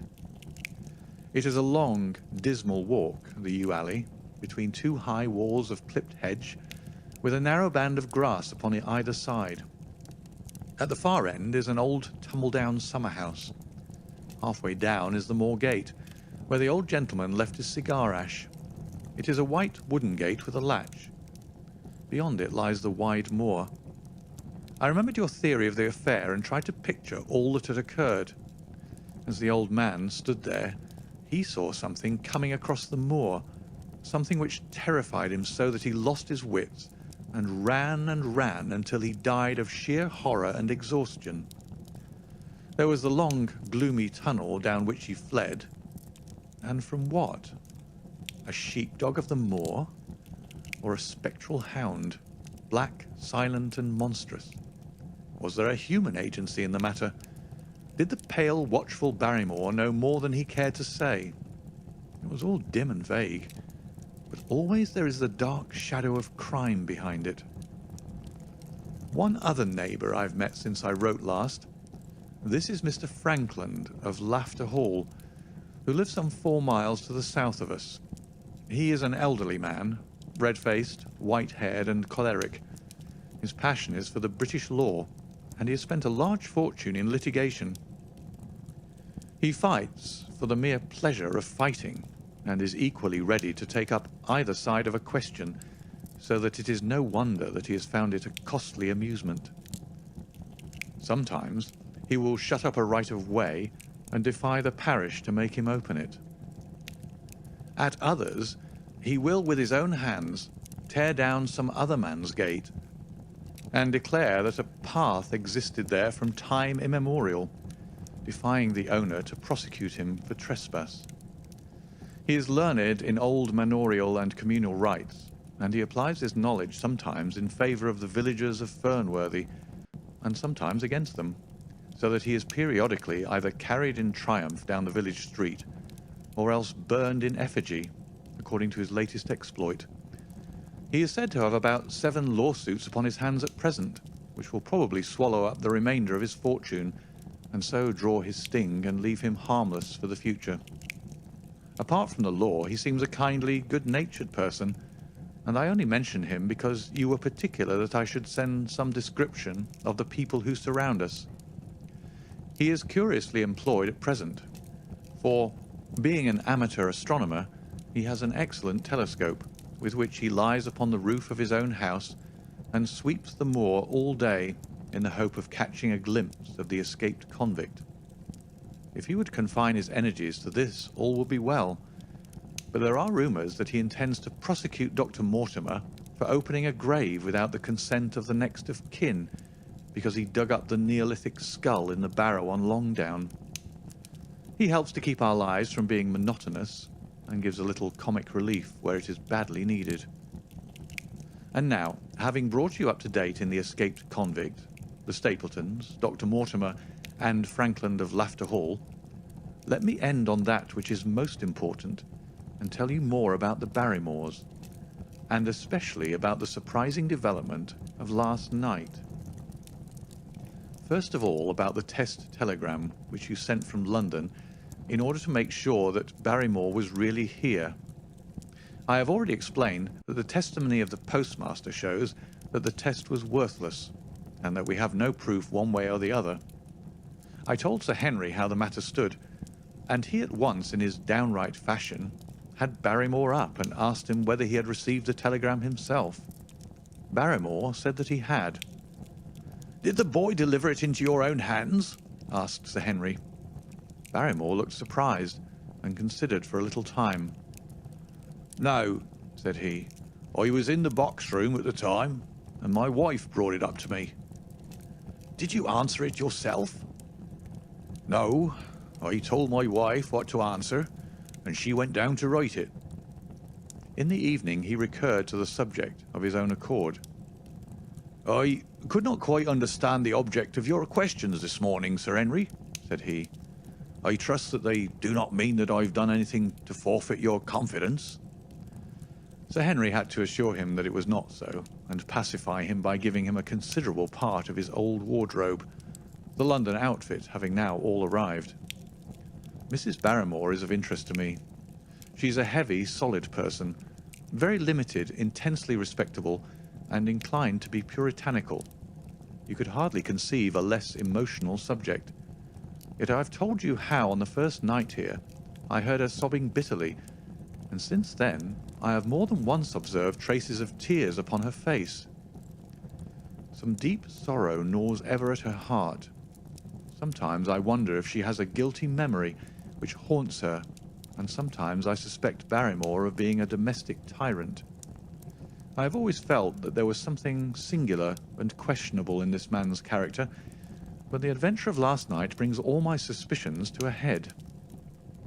And yet it may seem a small matter in itself. You are aware that I'm not a very sound sleeper, and since I've been on guard in this house, my slumbers have been lighter than ever. Last night, about 2 in the morning, I was aroused by a stealthy step passing my room. I rose, opened my door, and peeped out. A long black shadow was trailing down the corridor. It was thrown by a man who walked softly down the passage with a candle held in his hand. He was in shirt and trousers with no covering to his feet. I could merely see the outline, but his height told me that it was Barrymore. He walked very slowly and circumspectly, and there was something indescribably guilty and furtive in his whole appearance. I have told you that the corridor is broken by the balcony which runs round the hall, but that it is resumed upon the farther side. I waited until he had passed out of sight, and then I followed him. When I came round the balcony, he had reached the end of the farther corridor, and I could see from the glimmer of light through an open door that he had entered one of the rooms. Now, all these rooms are unfurnished and unoccupied, so that his expedition became more mysterious than ever. The light shone steadily, as if he were standing motionless. I crept down the passage as noiselessly as I could, and peeped round the corner of the door. Barrymore was crouching at the window with the candle held against the glass. His profile was half turned towards me, and his face seemed to be rigid with expectation as he stared out into the blackness of the moor. For some minutes he stood watching intently. Then he gave a deep groan, and with an impatient gesture he put out the light. Instantly I made my way back to my room, and very shortly came the stealthy steps, passing once more upon their return journey. Long afterwards, when I had fallen into a light sleep, I heard a key turn somewhere in a lock, but I could not tell whence the sound came. What it all means I cannot guess, but there is some secret business going on in this house of gloom, which sooner or later we shall get to the bottom of. I do not trouble you with my theories, for you asked me to furnish you only with facts. I have had a long talk with Sir Henry this morning, and we have made a plan of campaign founded upon my observations of last night. I will not speak about it just now, but it should make my next report interesting reading. End of Chapter 8. Chapter 9. The Light upon the Moor. Second report of Dr. Watson. Baskerville Hall, October 15th. My dear Holmes, if I was compelled to leave you without much news during the early days of my mission, you must acknowledge that I am making up for lost time, and that events are now crowding thick and fast upon us. In my last report, I ended up my top note with Barrymore at the window, and now I have quite a budget already which will, unless I am much mistaken, considerably surprise you. Things have taken a turn which I could not have anticipated. In some ways, they have within the last 48 hours become much clearer, and in some ways they have become more complicated. But I will tell you all, and you shall judge for yourself. Before breakfast on the morning following my adventure, I went down the corridor and examined the room in which Barrymore had been on the night before. The western window through which he had stared so intently has, I noticed, one peculiarity above all other windows in the house. It commands the nearest outlook onto the moor. There is an opening between two trees, which enables one from this point of view to look right down upon it, while from all the other windows it is only a distant glimpse which can be obtained. It follows, therefore, that Barrymore, since only this window would serve the purpose, must have been looking out for something or somebody upon the moor. The night was very dark, so that I can hardly imagine how he could have hoped to see anyone. It had struck me that it was possible that some love intrigue was on foot. That would have accounted for his stealthy movements, and also for the uneasiness of his wife.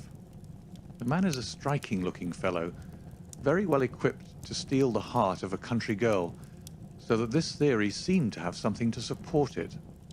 That opening of the door which I had heard after I had returned to my room might mean that he had gone out to keep some clandestine appointment. So I reasoned with myself in the morning, and I tell you the direction of my suspicions, however much the result may have shown that they were unfounded. But whatever the true explanation of Barrymore's movements might be, I felt that the responsibility of keeping them to myself until I could explain them was more than I could bear. I had an interview with the baronet in his study after breakfast, and I told him all that I had seen. He was less surprised than I had expected. "I knew that Barrymore walked about nights, and I had a mind to speak to him about it," said he. "2 or 3 times I've heard his steps in the passage, coming and going just about the hour you name." "Perhaps then he pays a visit every night to that particular window," I suggested. "Perhaps he does. If so, we should be able to shadow him and see what it is that he's after. I wonder what your friend Holmes would do if he were here." "I believe that he would do exactly what you now suggest," said I. "He would follow Barrymore and see what he did." "Then we shall do it together." "But surely he would hear us." "The man is rather deaf, and in any case we must take our chance of that. We'll sit up in my room tonight and wait until he passes." Sir Henry rubbed his hands with pleasure, and it was evident that he hailed the adventure as a relief to his somewhat quiet life upon the moor. The baronet has been in communication with the architect who prepared the plans for Sir Charles, and with a contractor from London, so that we may expect great changes to begin here soon. There have been decorators and furnishers up from Plymouth, and it is evident that our friend has large ideas and means to spare no pains or expense to restore the grandeur of his family. When the house is renovated and refurnished, all that he will need will be a wife to make it complete. Between ourselves, there are pretty clear signs that this will not be wanting if the lady is willing, for I have seldom seen a man more infatuated with a woman than he is with our beautiful neighbour, Miss Stapleton. And yet, the course of true love does not run quite as smoothly as one would, under these circumstances, expect. Today, for example, its surface was broken by a very unexpected ripple, which has caused our friend considerable perplexity and annoyance. After the conversation which I have quoted about Barrymore, Sir Henry put on his hat and prepared to go out. As a matter of course, I did the same. What? Are you coming, Watson? He asked, looking at me in a curious way.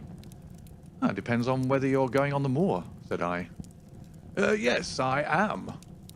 Well, you know what my instructions are. I am sorry to intrude, but you heard how earnestly Holmes insisted that I should not leave you, and especially that you should not go alone upon the moor. Sir Henry put his hand upon my shoulder with a pleasant smile. My dear fellow, said he, Holmes, with all his wisdom, did not foresee some things which have happened since I have been on the moor. You understand me? I am sure that you are the last man in the world who would wish to be a spoil-sport. I must go out alone. It put me in a most awkward position. I was at a loss what to say or what to do, and before I had made up my mind, he picked up his cane and was gone. But when I came to think the matter over, my conscience reproached me bitterly for having on any pretext allowed him to go out of my sight. I imagined what my feelings would be if I had to return to you and to confess that some misfortune had occurred through my disregard for your instructions. I assure you, my cheeks flushed at the very thought.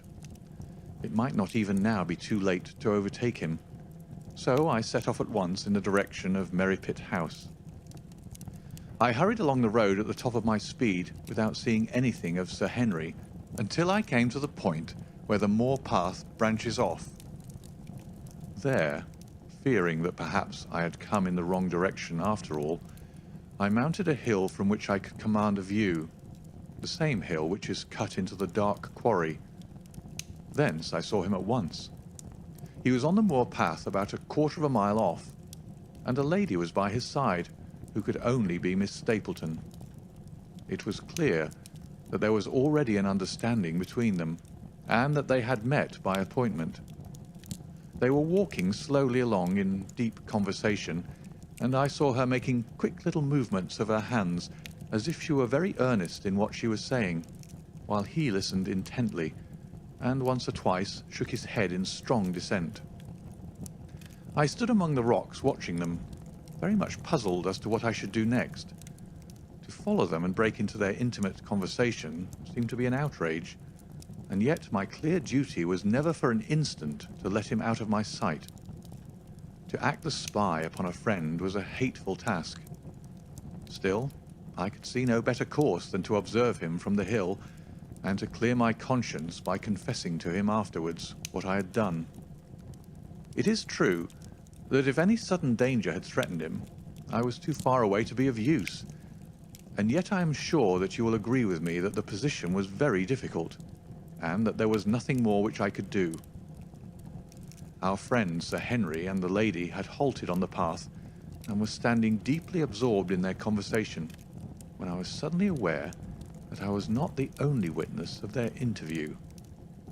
A wisp of green floating in the air caught my eye, and another glance showed me that it was carried on a stick by a man who was moving among the broken ground. It was Stapleton with his butterfly net. He was very much closer to the pair than I was, and he appeared to be moving in their direction. At this instant, Sir Henry suddenly drew Miss Stapleton to his side. His arm was around her, but it seemed to me that she was straining away from him with her face averted. He stooped his head to hers, and she raised one hand as if in protest. Next moment, I saw them spring apart and turn hurriedly around. Stapleton was the cause of the interruption. He was running wildly towards them, his absurd net dangling behind him. He gesticulated and almost danced with excitement in front of the lovers. What the scene meant I could not imagine, but it seemed to me that Stapleton was abusing Sir Henry, who offered explanations, which became more angry as the other refused to accept them. The lady stood by in haughty silence. Finally, Stapleton turned upon his heel and beckoned in a peremptory way to his sister, who, after an irresolute glance at Sir Henry, walked off by the side of her brother. The naturalist's angry gestures showed that the lady was included in his displeasure. The baronet stood for a minute looking after them, and then he walked slowly back the way that he had come, his head hanging, the very picture of dejection. What all this meant, I could not imagine, but I was deeply ashamed to have witnessed so intimate a scene without my friend's knowledge. I ran down the hill, therefore, and met the baronet at the bottom. His face was flushed with anger, and his brows were wrinkled, like one who is at his wit's end what to do. "Hello, Watson! Where have you dropped from?" said he. "You don't mean to say that you came after me in spite of all?" I explained everything to him, how I had found it impossible to remain behind, how I had followed him, and how I had witnessed all that had occurred. For an instant his eyes blazed at me, but my frankness disarmed his anger, and he broke at last into a rather rueful laugh. "You would have thought the middle of that prairie a fairly safe place for a man to be private," said he. "But by thunder, the whole countryside seems to have been out to see me do my wooing, and a mighty poor wooing at that. Where had you engaged a seat?" "I was on that hill." "Quite in the back row, eh? But her brother was well up to the front. Did you see him come out on us?" "Yes, I did." "Did he ever strike you as being crazy, this brother of hers?" "I can't say that he ever did." "I dare say not. I always thought of him sane enough until today, but you can take it from me that either he or I ought to be in a straitjacket. What's the matter with me, anyhow? You've lived near me for some weeks, Watson. Tell me straight, is there anything that would prevent me from making a good husband to a woman that I loved?" "I should say not." "He can't object to my worldly position, so it must be myself that he has this down on. What has he against me? I never hurt man or woman in my life, that I know of, and yet he would not so much as let me touch the tips of her fingers." "Did he say so?" "That and a deal more. I tell you, Watson, I've only known her these few weeks, but from the first I just felt that she was made for me, and she, too, she was happy when she was with me, and that I'll swear. There's a light in a woman's eyes that speaks louder than words. But he's never let us get together, and it was only today, for the first time, that I saw a chance of having a few words with her alone.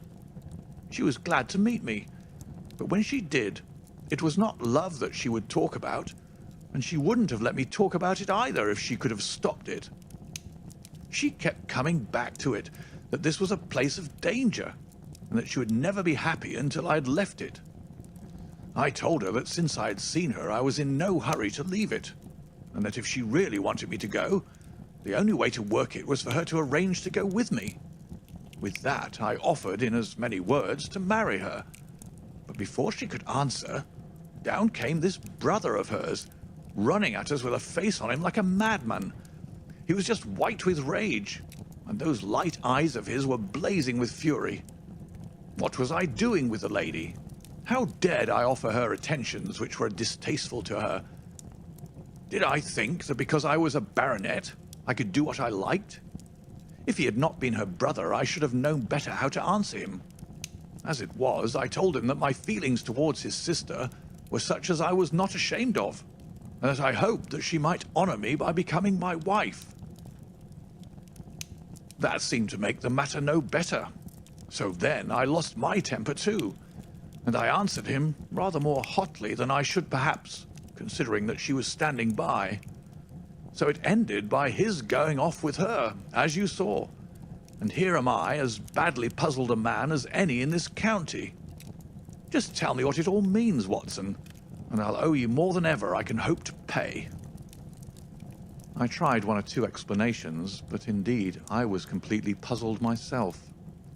Our friend's title, his fortune, his age, his character, and his appearance are all in his favour, and I know nothing against him, unless it be this dark fate which runs in his family.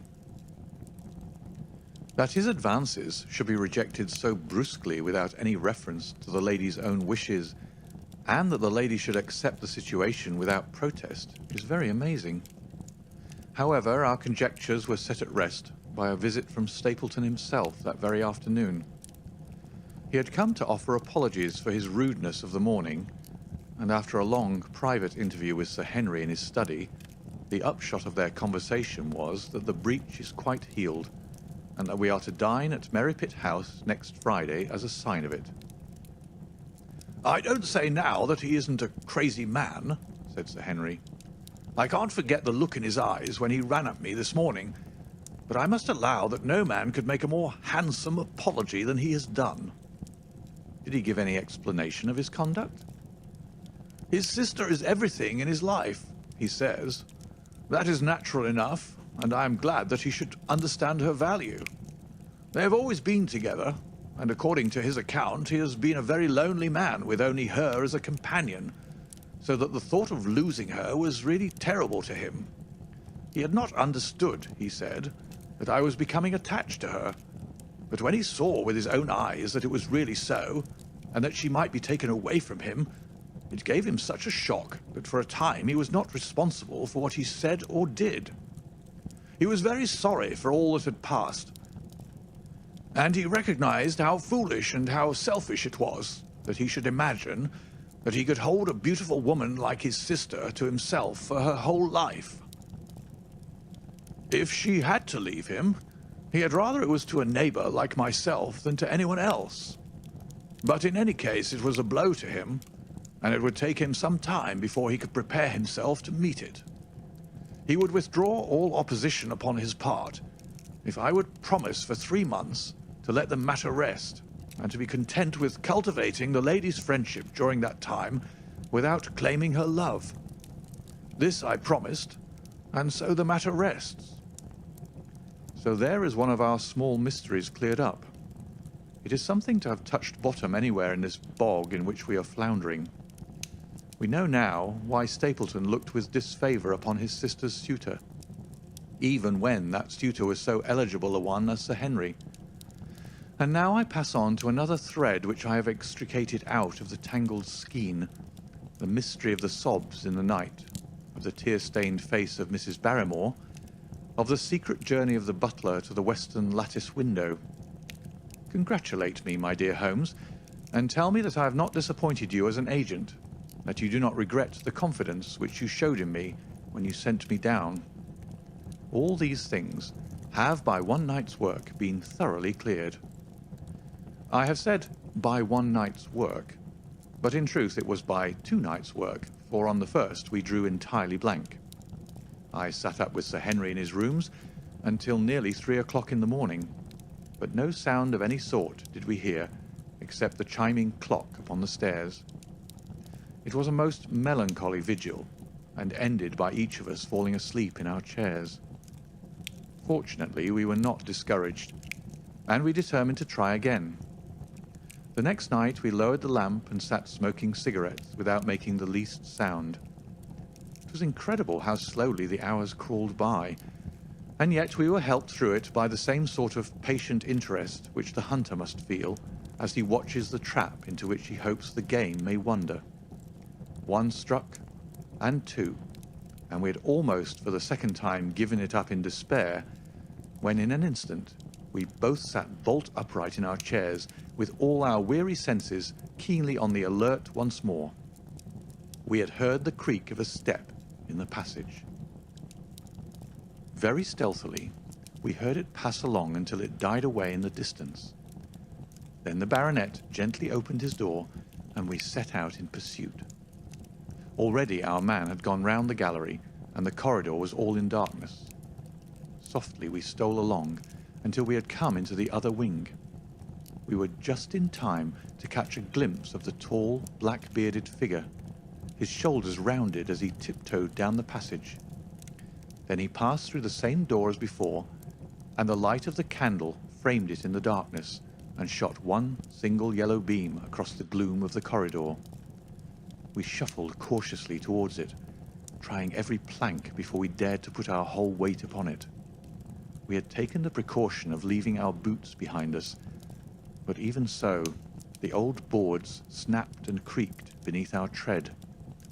Sometimes it seemed impossible that he should fail to hear our approach. However, the man is fortunately rather deaf, and he was entirely preoccupied in that which he was doing. When at last we reached the door and peeped through, we found him crouching at the window, candle in hand, his white, intent face pressed against the pane, exactly as I had seen him 2 nights before. We had arranged no plan of campaign, but the baronet is a man to whom the most direct way is always the most natural. He walked into the room, and as he did so, Barrymore sprang up from the window with a sharp hiss of his breath and stood livid and trembling before us. His dark eyes, glaring out of the white mask of his face, were full of horror and astonishment as he gazed from Sir Henry to me. "What are you doing here, Barrymore?" "Nothing, sir." His agitation was so great that he could hardly speak, and the shadows sprang up and down from the shaking of his candle. "It was the window, sir. I go round at night to see that they're fastened." "On the second floor?" "Yes, sir. All the windows." "Look here, Barrymore," said Sir Henry sternly. "We have made up our minds to have the truth out of you, so it will save you trouble to tell it sooner rather than later. Come now, no lies.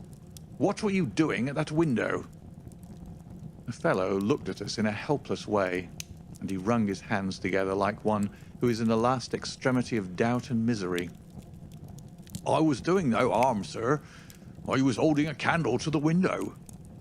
"And why were you holding a candle to the window?" "Don't ask me, Sir Henry. Don't ask me. I give you my word, sir, that it is not my secret, and that I cannot tell it. If it concerned no one but myself, I would not try to keep it from you." A sudden idea occurred to me, and I took the candle from the trembling hand of the butler. "He must have been holding it as a signal," said I. "Let us see if there is any answer." I held it as he had done, and stared out into the darkness of the night. Vaguely, I could discern the black bank of the trees and the lighter expanse of the moor, for the moon was behind the clouds. And then I gave a cry of exultation, for a tiny pinpoint of yellow light had suddenly transfixed the dark veil and glowed steadily in the center of the black square framed by the window. "There it is!" I cried. "No, no, sir. It is nothing. Nothing at all," the butler broke in. "I assure you, sir." "Move your light across the window, Watson," cried the baronet. "See the other moves also. Now, you rascal, do you deny that it is a signal? Come, speak up. Who is your confederate out yonder? And what is this conspiracy that is going on?" The man's face became openly defiant. "It is my business, and not yours. I will not tell." "Then you leave my employment right away." "Very good, sir. If I must, I must." "And you go in disgrace. By thunder, you may well be ashamed of yourself. Your family has lived with mine for over 100 years under this roof, and here I find you deep in some dark plot against me." "No, no, sir. Not against you." It was a woman's voice, and Mrs. Barrymore, paler and more horror-struck than her husband, was standing at the door. Her bulky figure in a shawl and skirt might have been comic were it not for the intensity of feeling upon her face. "We have to go, Eliza. This is the end of it. You can pack our things," said the butler. "Oh, John, John, have I brought you to this? It is my doing, Sir Henry, all mine. He has done nothing except for my sake, and because I asked him." "Speak out, then. What does it mean?" "My unhappy brother is starving on the moor. We cannot let him perish at our very gates. The light is a signal to him that food is ready for him, and his light out yonder is to show the spot to which to bring it. Then your brother is... The escaped convict, sir. Selden, the criminal. That's the truth, sir, said Barrymore. I said that it was not my secret, and I could not tell it to you. But now you've heard it, and you'll see that if there was a plot, it was not against you. This, then, was the explanation of the stealthy expeditions at night, and the light at the window. Sir Henry and I both stared at the woman in amazement. Was it possible that this stolidly respectable person was of the same blood as one of the most notorious criminals in the country? Yes, sir. My name is Selden, and he is my younger brother. We humoured him too much when he was a lad, and gave him his own way in everything, until he came to think that the world was made for his pleasure, and that he could do what he liked in it. Then, as he grew older, he met wicked companions, and the devil entered into him until he broke my mother's heart and dragged her name in the dirt. From crime to crime he sank lower and lower, until it is only the mercy of God which has snatched him from the scaffold. But to me, sir, he was always a little curly-headed boy that I had nursed and played with as an elder sister would. That was why he broke prison, sir. He knew that I was here, and that we could not refuse to help him. When he dragged himself here one night, weary and starving, with the warders hard at his heels, what could we do? We took him in and fed him and cared for him. Then you returned, sir, and my brother thought he would be safer on the moor than anywhere else until the hue and cry was over, so he lay in hiding there. But every second night we made sure if he was still there by putting a light in the window. And if there was an answer, my husband took out some bread and meat to him. Every day we hoped that he was gone, but as long as he was there, we couldn't desert him. That is the old truth, as I am an honest Christian woman, and you'll see that if there is a blame in the matter, it doesn't lie with my husband, but with me, for whose sake he's done all that he has. The woman's words came with an intense earnestness, which carried conviction with them. Is this true, Barrymore? Yes, Sir Henry. Every word of it. Well, I cannot blame you for standing by your own wife. Forget what I've said. Go to your room, you two, and we shall talk further about this matter in the morning. When they were gone, we looked out of the window again. Sir Henry had flung it open, and the cold night wind beat in upon our faces. Far away in the black distance, there still glowed that one tiny point of yellow light. I wonder he dares, said Sir Henry. It may be so placed as to be only visible from here. Very likely. How far do you think it is? Out by the cleft tor, I think. Not more than a mile or two off. Hardly that. Well, it cannot be far if Barrymore had to carry out the food to it. And he's waiting, this villain, beside that candle. By thunder, Watson, I'm going out to take that man. The same thought had crossed my own mind. It was not as if the Barrymores had taken us into their confidence. Their secret had been forced from them. The man was a danger to the community, an unmitigated scoundrel for whom there was neither pity nor excuse. We were only doing our duty in taking this chance of putting him back where he could do no harm. With this brutal and violent nature, others would have to pay the price if we held our hands. Any night, for example, our neighbours the Stapletons might be attacked by him, and it may have been the thought of this which made Sir Henry so keen upon the adventure. "I'll come," said I. Then get your revolver and put on your boots. The sooner we start, the better, as the fellow may put out this light and be off. In 5 minutes we were outside the door, starting upon our expedition. We hurried through the dark shrubbery, amid the dull moaning of the autumn wind and the rustle of the falling leaves. The night air was heavy with the smell of damp and decay.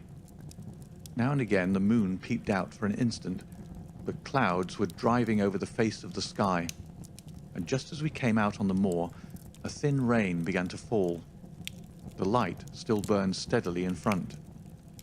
"Are you armed?" I asked. I have a hunting crop.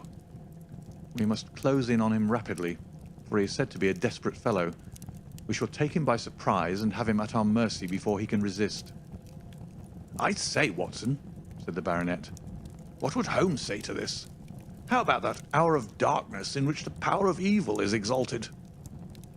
As if in answer to his words, there rose suddenly out of the vast gloom of the moor that strange cry which I had already heard upon the borders of the great Grimpen Mire. It came with the wind through the silence of the night, a long, deep mutter, then a rising howl, and then the sad moan in which it died away.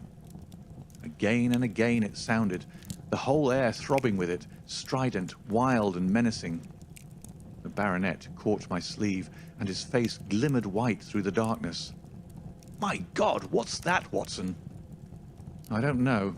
It's a sound they have on the moor. I heard it once before." It died away, and an absolute silence closed in upon us. We stood straining our ears, but nothing came. "Watson," said the baronet, "it was the cry of a hound." My blood ran cold in my veins, for there was a break in his voice which told of the sudden horror which had seized him. "What do they call this sound?" he asked. "Who?" "The folk on the countryside." "Oh, they are ignorant people.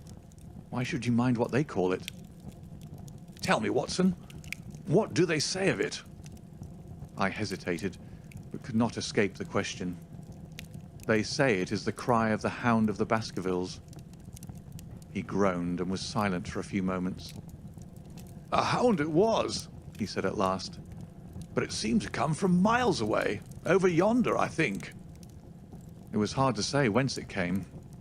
"It rose and fell with the wind. Isn't that the direction of the great Grimpen Mire?" "Yes, it is." "Well, it was up there. Come now, Watson. Didn't you think yourself that it was the cry of a hound? I am not a child. You need not fear to speak the truth." "Stapleton was with me when I heard it last. He said that it might be the calling of a strange bird." "No, no, it was a hound. My God! Can there be some truth in all these stories? Is it possible that I am really in danger from so dark a cause? You don't believe it, do you, Watson?" "No, no." "And yet it was one thing to laugh about it in London, and it is another to stand out here in the darkness of the moor and to hear such a cry as that. And my uncle, there was the footprint of the hound beside him as he lay. It all fits together. I don't think that I'm a coward, Watson, but that sound seemed to freeze my very blood. Feel my hand." It was as cold as a block of marble. "You'll be all right tomorrow." "I don't think I'll get that cry out of my head. What do you advise that we do now?" "Shall we turn back?" "No, by thunder. We've come out to get our man, and we will do it. We after the convict and a hellhound as likely as not after us. Come on, we'll see it through if all the fiends of the pit were loose upon the moor." We stumbled slowly along in the darkness, with the black loom of the craggy hills around us and the yellow speck of light burning steadily in front. There is nothing so deceptive as the distance of a light upon a pitch-dark night, and sometimes the glimmer seemed to be far away upon the horizon, and sometimes it might have been within a few yards of us. But at last we could see whence it came, and then we knew that we were indeed very close. A guttering candle was stuck in a crevice of the rocks which flanked it on each side, so as to keep the wind from it, and also to prevent it from being visible, save in the direction of Baskerville Hall. A boulder of granite concealed our approach, and crouching behind it, we gazed over it at the signal light. It was strange to see this single candle burning there in the middle of the moor, with no sign of life near it. Just the one straight yellow flame, and the gleam of the rock on each side of it. "What shall we do now?" whispered Sir Henry. "Wait here. He must be near his light. Let us see if we can get a glimpse of him." The words were hardly out of my mouth when we both saw him. Over the rocks, in the crevice of which the candle burned, there was thrust out an evil yellow face, a terrible animal face, all seamed and scored with vile passions, foul with mire, with a bristling beard and hung with matted hair. It might well have belonged to one of those old savages who dwelt in the burrows on the hillsides. The light beneath him was reflected in his small, cunning eyes, which peered fiercely to right and left through the darkness, like a crafty and savage animal who's heard the steps of the hunters. Something had evidently aroused his suspicions. It may have been that Barrymore had some private signal which we had neglected to give, or the fellow may have had some other reason for thinking that all was not well. But I could read his fears upon his wicked face. Any instant, he might dash out the light and vanish in the darkness. I sprang forward, therefore, and Sir Henry did the same. At the same moment, the convict screamed out a curse at us and hurled a rock which splintered up against the boulder which had sheltered us. I caught one glimpse of his short, squat, strongly built figure as he sprang to his feet and turned to run. At the same moment, by a lucky chance, the moon broke through the clouds. We rushed over the brow of the hill, and there was our man running with great speed down the other side, springing over the stones in his way with the activity of a mountain goat.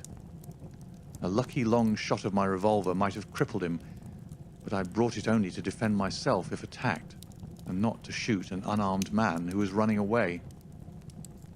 We were both swift runners, and in fairly good training, but we soon found that we had no chance of overtaking him. We saw him for a long time in the moonlight, until he was only a small speck moving swiftly among the boulders upon the side of a distant hill. We ran and ran until we were completely blown, but the space between us grew ever wider. Finally we stopped and sat panting on two rocks while we watched him disappearing in the distance. And it was at this moment that there occurred a most strange and unexpected thing. We had risen from our rocks and were turning to go home, having abandoned the hopeless chase. The moon was low upon the right, and the jagged pinnacle of a granite tor stood up against the lower curve of its silver disk.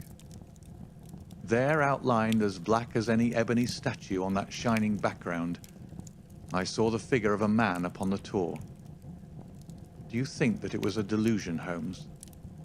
I assure you that I have never in my life seen anything more clearly. As far as I could judge, the figure was that of a tall, thin man. He stood with his legs a little separated, his arms folded, his head bowed, as if he were brooding over that enormous wilderness of peat and granite which lay before him. He might have been the very spirit of that terrible place. It was not the convict. This man was far from the place where the latter had disappeared. Besides, he was a much taller man. With a cry of surprise, I pointed him out to the baronet, but in the instant during which I had turned to grasp his arm, the man was gone. There was the sharp pinnacle of granite still cutting the lower edge of the moon, but its peak bore no trace of that silent and motionless figure. I wished to go in that direction and to search the tor, but it was some distance away. The baronet's nerves were still quivering from that cry, which recalled the dark story of his family, and he was not in the mood for fresh adventures. He had not seen this lonely man upon the tor, and could not feel the thrill which his strange presence and his commanding attitude had given to me. "A warder, no doubt," said he. "The moor has been thick with them since this fellow escaped." Well, perhaps his explanation may be the right one, but I should like to have some further proof of it. Today we mean to communicate to the Princetown people where they should look for their missing man, but it is hard lines that we have not actually had the triumph of bringing him back as our own prisoner. Such are the adventures of last night, and you must acknowledge, my dear Holmes, that I have done you very well in the matter of a report. Much of what I tell you is no doubt quite irrelevant, but still I feel that it is best that I should let you have all the facts, and leave you to select for yourself those which will be of most service to you in helping you to your conclusions. We're certainly making some progress. So far as the Barrymores go, we have found the motive of their actions, and that has cleared up the situation very much. But the moor, with its mysteries and its strange inhabitants, remains as inscrutable as ever. Perhaps in my next, I may be able to throw some light upon this also. Best of all would it be if you could come down to us. In any case, you will hear from me again in the course of the next few days. End of Chapter 9. Chapter 10. Extract from the Diary of Dr. Watson. So far, I have been able to quote from the reports which I have forwarded during those early days to Sherlock Holmes. Now, however, I have arrived at a point in my narrative where I am compelled to abandon this method, and to trust once more to my recollections, aided by the diary which I kept at the time. A few extracts from the latter will carry me on to those scenes which are indelibly fixed in every detail upon my memory.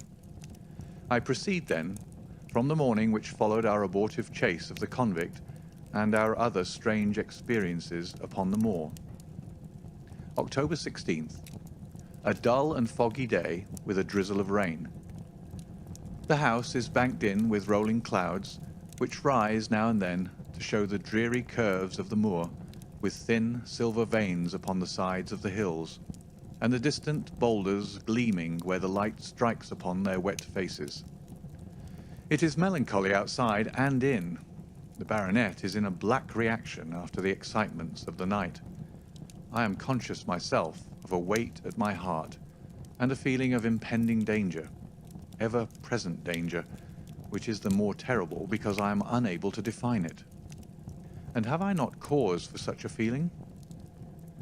Consider the long sequence of incidents which have all pointed to some sinister influence which is at work around us.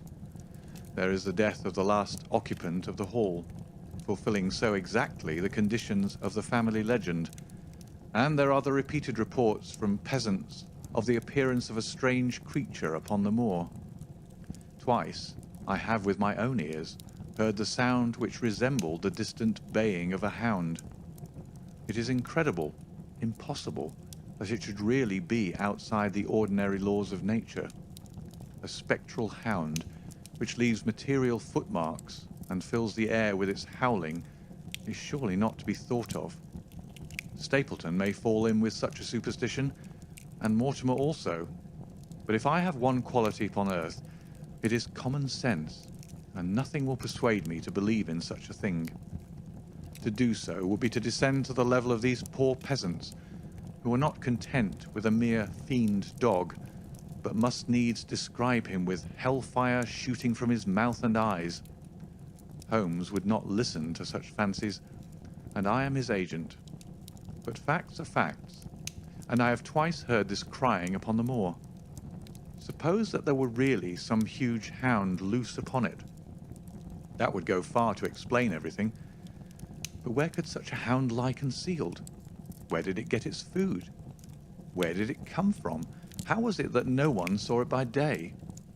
It must be confessed that the natural explanation offers almost as many difficulties as the other.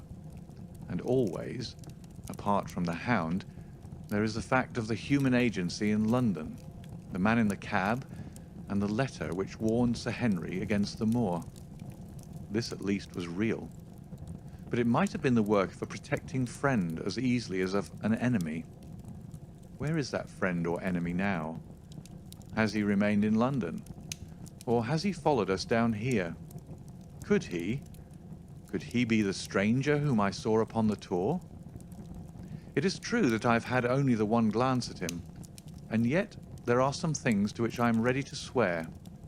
He is no one whom I have seen down here, and I have now met all the neighbours. The figure was far taller than that of Stapleton, far thinner than that of Frankland. Barrymore it might possibly have been, but we had left him behind us, and I am certain that he could not have followed us. A stranger, then, is still dogging us, just as a stranger dogged us in London. We've never shaken him off. If I could lay my hands upon that man, then at last we might find ourselves at the end of all our difficulties.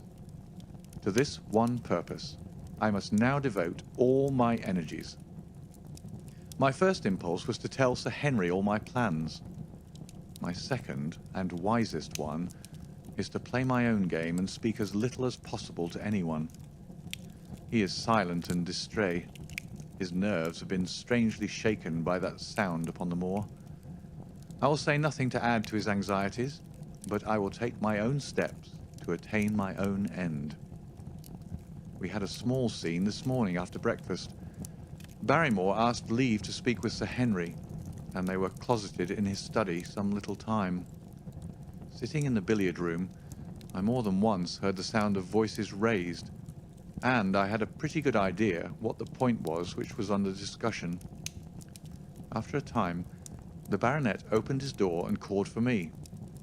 Barrymore considers that he has a grievance, he said. He thinks that it was unfair on our part to hunt his brother-in-law down when he, of his own free will, had told us the secret. The butler was standing very pale, but very collected before us. I may have spoken too warmly, sir, said he, and if I have, I am sure that I beg your pardon.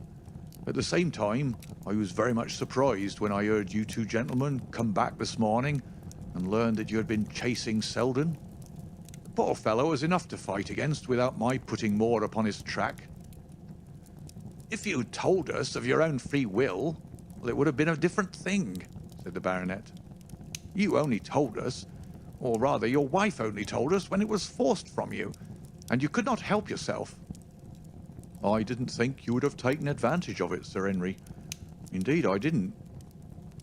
The man is a public danger. There are lonely houses scattered over the moor, and he is a fellow who would stick at nothing. You would only want to get a glimpse of his face to see that. Look at Mr. Stapleton's house, for example, with no one but himself to defend it. There's no safety for anyone until he's under lock and key. He'll break into no house, sir. I give you my solemn word upon it. But he'll never trouble anyone in this country again. I assure you, Sir Henry, that in a very few days the necessary arrangements will have been made, and he will be on his way to South America. For God's sake, sir, I beg of you not to let the police know that he's still on the moor.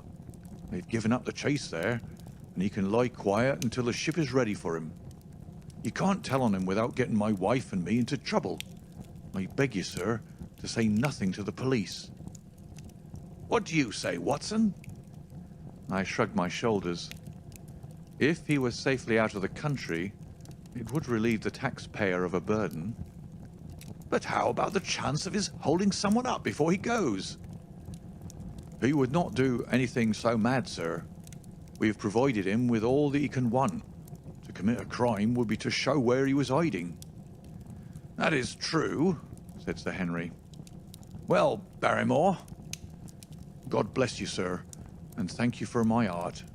It would have killed my poor wife had he been taken again. I guess we're aiding and abetting a felony, Watson.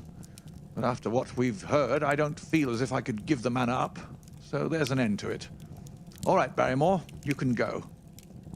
With a few broken words of gratitude, the man turned, but he hesitated and then came back. You've been so kind to us, sir, that I should like to do the best I can for you in return. I know something, Sir Henry, and perhaps I should have said it before, but it was long after the inquest that I found it out. I'd never breathed a word about it yet to mortal man. It's about poor Sir Charles's death. The baronet and I were both upon our feet. Do you know how he died? No, sir, I don't know that. What then? I know why he was at the gate at the hour. It was to meet a woman. To meet a woman? He? Yes, sir. And the woman's name? I can't give you the name, sir, but I can give you the initials. Her initials were L.L. How do you know this, Barrymore? Well, Sir Henry, your uncle had a letter that morning.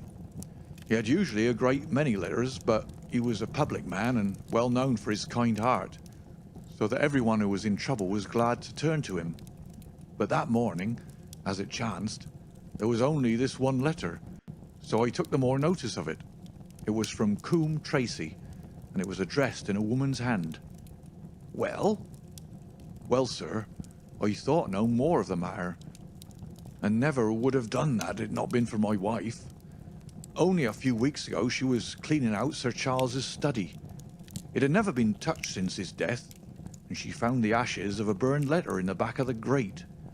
The greater part of it was charred to pieces, but one little slip, the end of a page, hung together, and the writing could still be read, though it was grey on a black background.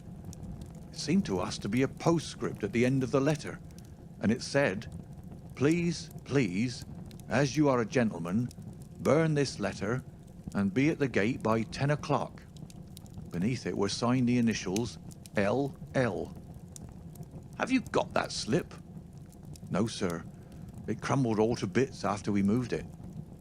Had Sir Charles received any other letters in the same writing? Well, sir, I took no particular notice of his letters. I should not have noticed this one, only it happened to come alone. And you have no idea who L.L. is? No, sir. No more than you have.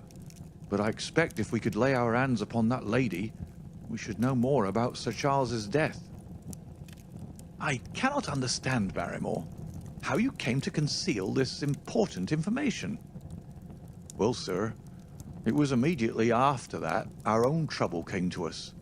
And then again, sir, we were both of us very fond of Sir Charles, as we well might be considering all he has done for us. To rake this up couldn't help our poor master, and it's well to go carefully when there's a lady in the case, even the best of us. You thought it might injure his reputation? Well, sir, I thought no good could come of it. But now you've been kind to us, and I feel as if it would be treating you unfairly not to tell you all that I know about the matter. Very good, Barrymore. You can go. When the butler had left us, Sir Henry turned to me. Well, Watson, what do you think of this new light? It seems to leave the darkness rather blacker than before. So I think. But if we can only trace L.L., it should clear up the whole business. We've gained that much. We know that there's someone who has the facts if we can only find her. What do you think we should do? Let Holmes know all about it at once. It'll give him the clue for which he's been seeking. I am much mistaken if it does not bring him down. I went at once to my room and drew up my report of the morning's conversation for Holmes. It was evident to me that he'd been very busy of late, for the notes which I had from Baker Street were few and short, with no comments upon the information which I had supplied, and hardly any reference to my mission. No doubt his blackmailing case is absorbing all his faculties. And yet, this new factor must surely arrest his attention and renew his interest. I wish that he were here. October 17th. All day today, the rain poured down, rustling on the ivy and dripping from the eaves. I thought of the convict out upon the bleak, cold, shelterless moor. Poor devil. Whatever his crimes, he's suffered something to atone for them. And then I thought of that other one, the face in the cab, the figure against the moon. Was he also out in that deluge? The unseen watcher? The man of darkness? In the evening I put on my waterproof and I walked far upon the sodden moor, full of dark imaginings, the rain beating upon my face and the wind whistling about my ears. God help those who wander into the great mire now, for even the firm uplands are becoming a morass. I found the black tor upon which I had seen the solitary watcher, and from its craggy summit I looked out myself across the melancholy downs. Rain squalls drifted across their russet face, and the heavy, slate-coloured clouds hung low over the landscape, trailing in grey wreaths down the sides of the fantastic hills. In the distant hollow on the left, half hidden by the mist, the two thin towers of Baskerville Hall rose above the trees. They were the only signs of human life which I could see, save only those prehistoric huts which lay thickly upon the slopes of the hills. Nowhere was there any trace of that lonely man whom I had seen on the same spot 2 nights before. As I walked back, I was overtaken by Dr. Mortimer, driving in his dog-cart over a rough moorland track which led from the outlying farmhouse of Foulmire. He's been very attentive to us, and hardly a day has passed that he has not called at the hall to see how we're getting on.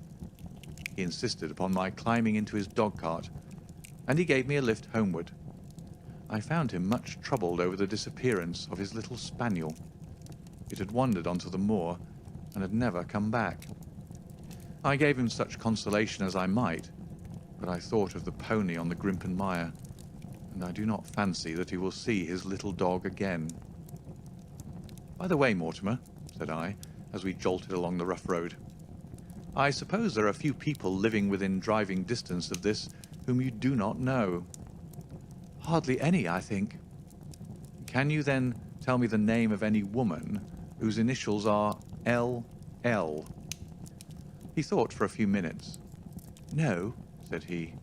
There are a few gypsies and labouring folk for whom I can't answer, but among the farmers or gentry there is no one whose initials are those. Wait a bit, though, he added after a pause. There is Laura Lyons. Her initials are L.L., but she lives in Coombe Tracy. Who is she? I asked. She is Franklin's daughter. What? Old Franklin the Crank? Exactly. She married an artist named Lyons, who came sketching on the moor. He proved to be a blackguard and deserted her. The fault, from what I hear, may not have been entirely on one side. Her father refused to have anything to do with her because she had married without his consent, and perhaps for one or two other reasons as well. So between the old sinner and the young one, the girl has had a pretty bad time. How does she live? I fancy old Franklin allows her a pittance, but it cannot be more, for his own affairs are considerably involved. Whatever she may have deserved, one could not allow her to go hopelessly to the bad. Her story got about, and several of the people here did something to enable her to earn an honest living. Stapleton did for one, and Sir Charles for another. I gave a trifle myself. It was to set her up in a typewriting business. He wanted to know the object of my inquiries, but I managed to satisfy his curiosity without telling him too much, for there is no reason why we should take anyone into our confidence. Tomorrow morning, I shall find my way to Coombe Tracy, and if I can see this Mrs. Laura Lyons, of equivocal reputation, a long step will have been made towards clearing one incident in this chain of mysteries. I am certainly developing the wisdom of the serpent, for when Mortimer pressed his questions to an inconvenient extent, I asked him casually to what type Franklin's skull belonged, and so heard nothing but craniology for the rest of our drive. I have not lived for years with Sherlock Holmes for nothing. I have only one other incident to record upon this tempestuous and melancholy day. This was my conversation with Barrymore, just now, which gives me one more strong card which I can play in due time. Mortimer had stayed to dinner, and he and the baronet played écarté afterwards. The butler brought me my coffee into the library, and I took the chance to ask him a few questions. Well, said I, has this precious relation of yours departed, or is he still lurking out yonder? I don't know, sir. I hope to heaven that he's gone, for he's brought nothing but trouble here. I've not heard of him since I left our food for him last, and that was 3 days ago. Did you see him then? No, sir, but the food was gone when next I went that way. Then he was certainly there. So you would think, sir, unless it was the other man who took it. I sat with my coffee cup halfway to my lips and stared at Barrymore. You know that there is another man, then? Yes, sir. There is another man upon the moor. Have you seen him? No, sir. How do you know of him, then? Selden told me of him, sir. A week ago or more.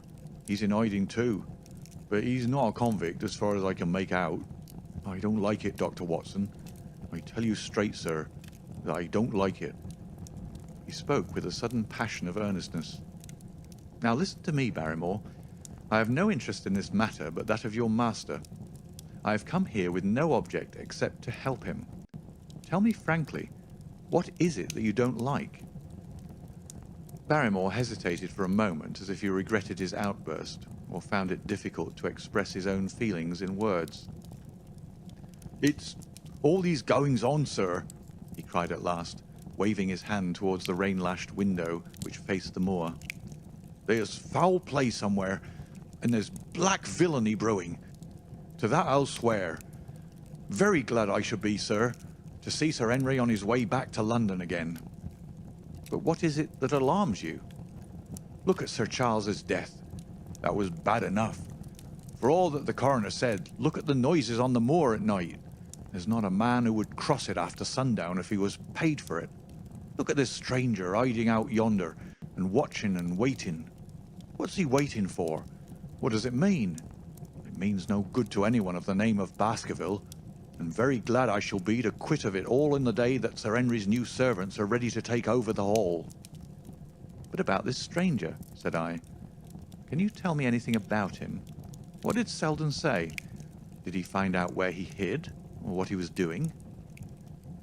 He saw him once or twice, but he's a deep one and gives nothing away. At first he thought that he was the police, but soon he found that he had some lay of his own. A kind of gentleman he was, as far as he could see, but what he was doing he could not make out. And where did he say that he lived? Among the old houses on the hillside, the stone huts where the old folk used to live. But how about his food? Selden found out that he's got a lad who works for him and brings all he needs. I dare say he goes to Coombe Tracy for what he wants. Very good, Barrymore. We may talk further of this some other time. When the butler had gone, I walked over to the black window, and I looked through a blurred pane at the driving clouds and at the tossing outline of the wind-swept trees. It is a wild night indoors, and what must it be in Stone Hut upon the moor? What passion of hatred can it be which leads a man to lurk in such a place at such a time? And what deep and earnest purpose can he have which calls for such a trial? There in that hut upon the moor seems to lie the very centre of that problem which has vexed me so sorely. I swear that another day shall not have passed before I have done all that man can do to reach the heart of the mystery. End of chapter 10. Chapter 11. The Man on the Tour. The extract from my private diary, which forms the last chapter, has brought my narrative up to the 18th of October, a time when these strange events began to move swiftly towards their terrible conclusion. The incidents of the next few days are indelibly graven upon my recollection, and I can tell them without reference to the notes made at the time. I start them from the day which succeeded that upon which I had established two facts of great importance. The one, that Mrs. Laura Lyons of Coombe Tracy had written to Sir Charles Baskerville and made an appointment with him at the very place and hour that he met his death. The other, that the lurking man upon the moor was to be found among the stone huts upon the hillside. With these two facts in my possession, I felt that either my intelligence or my courage must be deficient if I could not throw some further light upon these dark places. I had no opportunity to tell the baronet what I had learned about Mrs. Lyons upon the evening before, for Dr. Mortimer remained with him at cards until it was very late. At breakfast, however, I informed him about my discovery, and asked him whether he would care to accompany me to Coombe Tracy. At first he was very eager to come, but on second thoughts it seemed to both of us that if I went alone the results might be better. The more formal we made the visit, the less information we might obtain. I left Sir Henry behind, therefore, not without some prickings of conscience, and drove off upon my new quest. When I reached Coombe Tracy, I told Perkins to put up the horses, and I made inquiries for the lady whom I had come to interrogate. I had no difficulty in finding her rooms, which were central and well appointed. A maid showed me in without ceremony, and as I entered the sitting room, a lady who was sitting before a Remington typewriter sprang up with a pleasant smile of welcome. Her face fell, however, when she saw that I was a stranger, and she sat down again and asked me the object of my visit. The first impression left by Mrs. Lyons was one of extreme beauty. Her eyes and hair were of the same rich hazel colour, and her cheeks, though considerably freckled, were flushed with the exquisite bloom of the brunette, the dainty pink which lurks at the heart of the sulphur rose. Admiration was, I repeat, the first impression, but the second was criticism. There was something subtly wrong with the face, some coarseness of expression, some hardness, perhaps, of eye, some looseness of lip, which marred its perfect beauty. But these, of course, are afterthoughts. At the moment, I was simply conscious that I was in the presence of a very handsome woman, and that she was asking me the reasons for my visit. I had not quite understood until that instant how delicate my mission was. "I have the pleasure," said I, "of knowing your father." It was a clumsy introduction, and the lady made me feel it. "There is nothing in common between my father and me," she said. "I owe him nothing, and his friends are not mine. If it were not for the late Sir Charles Baskerville and some other kind hearts, I might have starved for all that my father cared." "It was about the late Sir Charles Baskerville that I have come here to see you." The freckles started out on the lady's face. "What can I tell you about him?" she asked, and her fingers played nervously over the stops of her typewriter. "You knew him, did you not?" "I have already said that I owe a great deal to his kindness. If I am able to support myself, it is largely due to the interest which he took in my unhappy situation." "Did you correspond with him?" The lady looked quickly up with an angry gleam in her hazel eyes. "What is the object of these questions?" she asked sharply. "The object is to avoid a public scandal. It is better that I should ask them here than that the matter should pass outside our control." She was silent, and her face was still very pale. At last she looked up with something reckless and defiant in her manner. "Well, I'll answer," she said. "What are your questions?" "Did you correspond with Sir Charles?" "I certainly wrote to him once or twice, to acknowledge his delicacy and his generosity." "Have you the dates of these letters?" "No." "Have you ever met him?" "Yes, once or twice, when he came into Coombe Tracey. He was a very retiring man, and he preferred to do good by stealth."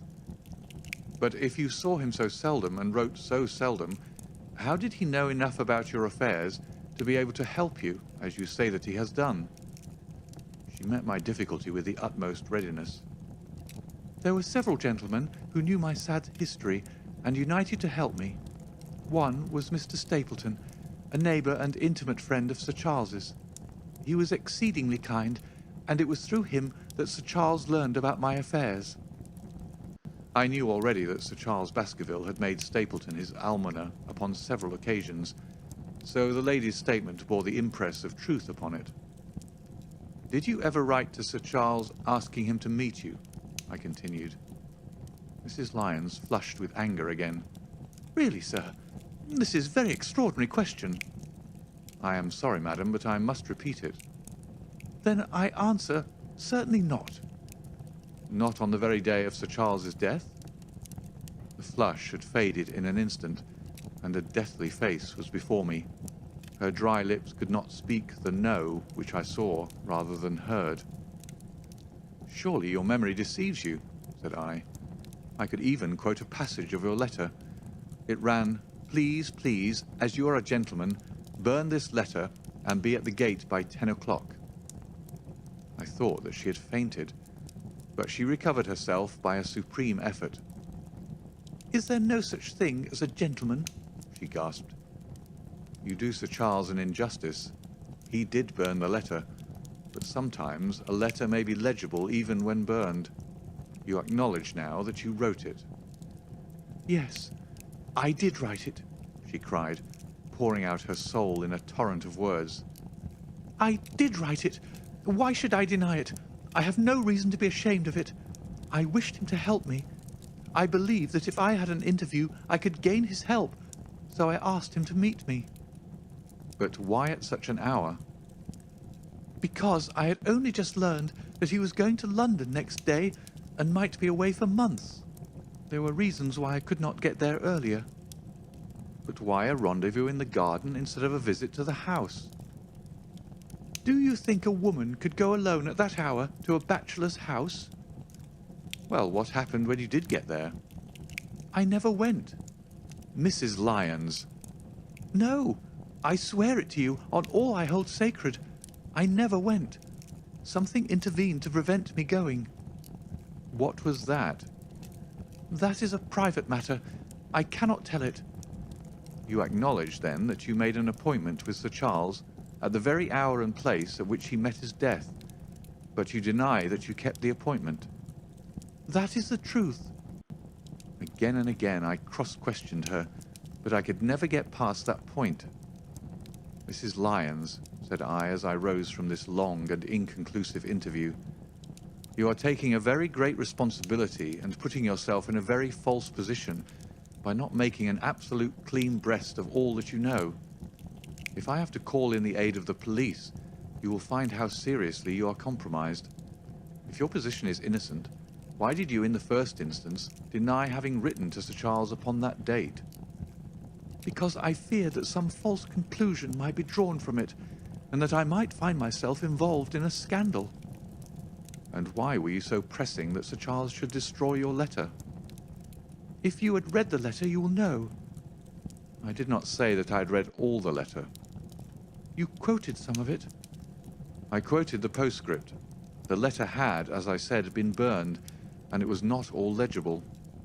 I ask you once again, why it was that you were so pressing that Sir Charles should destroy this letter which he received on the day of his death? The matter is a very private one. The more reason why you should avoid a public investigation. I will tell you then. If you have heard anything of my unhappy history, you will know that I made a rash marriage and had reason to regret it. I have heard so much. My life has been one incessant persecution from a husband whom I abhor. The law is upon his side, and every day I am faced by the possibility that he may force me to live with him. At the time that I wrote this letter to Sir Charles, I had learned that there was a prospect of my regaining my freedom if certain expenses could be met. It meant everything to me, peace of mind, happiness, self-respect, everything. I knew Sir Charles's generosity, and I thought that if he heard the story from my own lips, he would help me. Then how is it that you did not go? Because I received help in the interval from another source. Why then did you not write to Sir Charles and explain this? So I should have done had I not seen his death in the paper next morning. The woman's story hung coherently together, and all my questions were unable to shake it. I could only check it by finding if she had indeed instituted divorce proceedings against her husband at or about the time of the tragedy. It was unlikely that she would dare to say that she had not been to Baskerville Hall if she really had been, for a trap would be necessary to take her there, and could not have returned to Coombe Tracey until the early hours of the morning. Such an excursion could not be kept secret. The probability was, therefore, that she was telling the truth, or at least a part of the truth. I came away baffled and disheartened. Once again, I had reached that dead wall which seemed to be built across every path by which I tried to get at the object of my mission. And yet the more I thought of the lady's face, and of her manner, the more I felt that something was being held back from me. Why should she turn so pale? Why should she fight against every admission until it was forced from her? Why should she have been so reticent at the time of the tragedy? Surely the explanation of all this could not be as innocent as she would have me believe. For the moment, I could proceed no farther in that direction, but must turn back to that other clue which was to be sought for among the stone huts upon the moor. And that was a most vague direction. I realized it as I drove back and noted how hill after hill showed traces of the ancient people. Barrymore's only indication had been that the stranger lived in one of those abandoned huts, and many hundreds of them are scattered throughout the length and breadth of the moor. But I had my own experience for a guide, since it had shown me the man himself standing upon the summit of the Black Tor. That, then, should be the centre of my search. From there I should explore every hut upon the moor until I lighted upon the right one. If this man were inside it, I should find out from his own lips, at the point of my revolver, if necessary, who he was and why he had dogged us so long. He might slip away from us in the crowd of Regent Street, but it would puzzle him to do so upon the lonely moor. On the other hand, if I should find the hut and its tenant should not be within it, I must remain there, however long the vigil, until he returned. Holmes had missed him in London. It would indeed be a triumph for me if I could run him to earth where my master had failed. Luck had been against us again and again in this inquiry, but now at last it came to my aid, and the messenger of good fortune was none other than Mr. Frankland, who was standing grey-whiskered and red-faced outside the gate of his garden, which opened onto the high road along which I travelled. "Good day, Dr. Watson," cried he with unwonted good humour. "You must really give your horses a rest, and come in to have a glass of wine and to congratulate me." My feelings towards him were very far from being friendly, after what I had heard of his treatment of his daughter, but I was anxious to send Perkins and the wagonette home, and the opportunity was a good one. I alighted and sent a message to Sir Henry that I should walk over in time for dinner. Then I followed Frankland into his dining room. "It is a great day for me, sir. One of the red-letter days of my life," he cried with many chuckles. "I've brought off a double event. I mean to teach them in these parts that law is law, and that there is a man here who does not fear to invoke it. I have established a right-of-way through the centre of old Middleton's Park. Slap across it, sir, within 100 yards of his own front door. What do you think of that? We'll teach these magnates that they cannot ride roughshod over the rights of the commoners, confound them. And I've closed the wood where the Fernworthy folk used to picnic. These infernal people seem to think that there are no rights of property, and that they can swarm where they like with their papers and their bottles. Both cases decided, Dr. Watson, and both in my favour. I haven't had such a day since I'd Sir John Morland for trespass because he shot in his own warren." "How on earth did you do that?" "Look it up in the book, sir. It'll repay reading. Frankland versus Morland, Court of Queen's Bench. It cost me £200, but I got my verdict." "Did it do you any good?" "None, sir, none. I am proud to say that I have no interest in the matter. I act entirely from a sense of public duty. I have no doubt, for example, that the Fernworthy people will burn me in effigy tonight. I told the police last time they did it that they should stop these disgraceful exhibitions. The county constabulary is in a scandalous state, sir, and it has not afforded me the protection to which I am entitled. The case of Frankland versus Regina will bring the matter before the attention of the public. I told them that they would have occasion to regret their treatment of me, and already my words have come true." "How so?" I asked. The old man put on a very knowing expression. "Because I could tell them what they are dying to know, but nothing could induce me to help the rascals in any way." I had been casting around for some excuse by which I could get away from his gossip, but now I began to wish to hear more of it.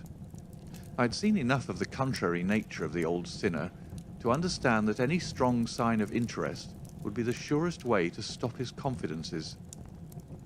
"Some poaching case, no doubt," said I with an indifferent manner. "Aha, my boy! A very much more important matter than that. What about the convict on the moor?" I stared. "You don't mean that you know where he is?" said I. "I may not know exactly where he is, but I'm quite certain that I could help the police to lay their hands on him. Has it never struck you that the way to catch that man was to find out where he got his food and so trace it to him?" He certainly seemed to be getting uncomfortably near the truth. "No doubt," said I. "But how do you know that he is anywhere upon the moor?" "I know it because I've seen with my own eyes the messenger who takes him his food." My heart sank for Barrymore. It was a serious thing to be in the power of this spiteful old busybody, but his next remark took a weight from my mind. "You'll be surprised to hear that his food is taken to him by a child. I see him every day through my telescope upon the roof. He passes along the same path at the same hour. And to whom should he be going except to the convict?" Here was luck indeed, and yet I suppressed all appearance of interest. A child. Barrymore had said that our unknown was supplied by a boy. It was on his track, and not upon the convicts, that Frankland had stumbled. If I could get his knowledge, it might save me a long and weary hunt. But incredulity and indifference were evidently my strongest cards. I should say that it was much more likely that it was the son of one of the moorland shepherds taking out his father's dinner. The least appearance of opposition struck fire out of the old autocrat. His eyes looked malignantly at me, and his grey whiskers bristled like those of an angry cat. "Indeed, sir," said he, pointing out over the wide-stretching moor. "Do you see that black tor over yonder? Well, do you see the low hill beyond with the thorn bush upon it? It is the stoniest part of the whole moor. Is that a place where a shepherd would be likely to take his station? Your suggestion, sir, is a most absurd one." I meekly answered that I had spoken without knowing all the facts. My submission pleased him, and led him to further confidences. "You may be sure, sir, that I have very good grounds before I came to an opinion. I have seen the boy again and again with his bundle. Every day, and sometimes twice a day. I've been able, but wait a moment, Dr. Watson. Do my eyes deceive me, or is there at present moment something moving upon that hillside?" It was several miles off, but I could distinctly see a small dark dot against the dull green and grey. "Come, sir, come!" cried Frankland, rushing upstairs. "You'll see with your own eyes, and judge for yourself." A telescope, a formidable instrument mounted upon a tripod, stood upon the flat leads of the house. Frankland clapped his eye to it and gave a cry of satisfaction. "Quick, Dr. Watson, quick, before he passes over the hill." There he was, sure enough, a small urchin with a little bundle upon his shoulder, toiling slowly up the hill.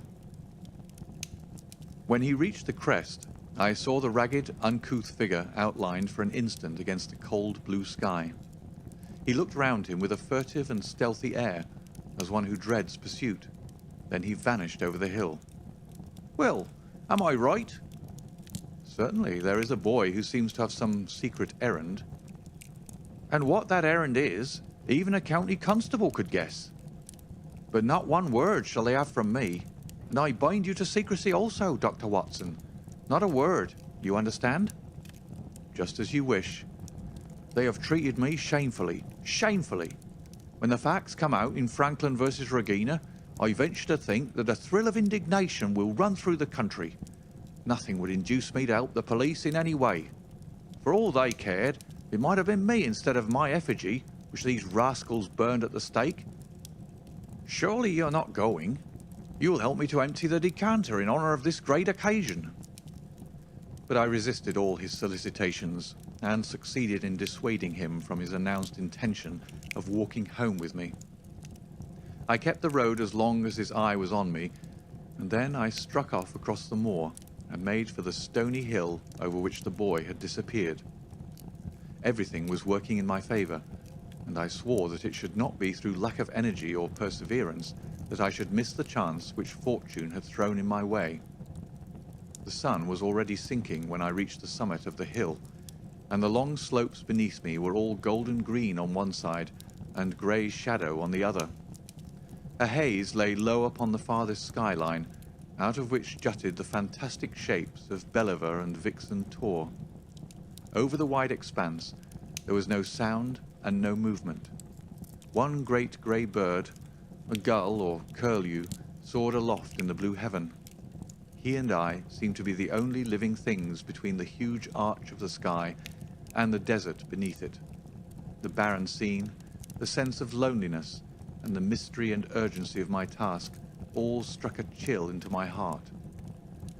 The boy was nowhere to be seen, but down beneath me in a cleft of the hills there was a circle of the old stone huts, and in the middle of them there was one which retained sufficient roof to act as a screen against the weather. My heart leapt within me as I saw it. This must be the burrow where the stranger lurked. At last my foot was on the threshold of his hiding place. His secret was within my grasp. As I approached the hut, walking as warily as Stapleton would do when with poised net he drew near the settled butterfly, I satisfied myself that the place had indeed been used as a habitation. A vague pathway among the boulders led to the dilapidated opening which served as a door. All was silent within. The unknown might be lurking there, or he might be prowling on the moor. My nerves tingled with the sense of adventure. Throwing aside my cigarette, I closed my hand upon the butt of my revolver, and, walking swiftly up to the door, I looked in. The place was empty. But there were ample signs that I had not come upon a false scent. This was certainly where the man lived.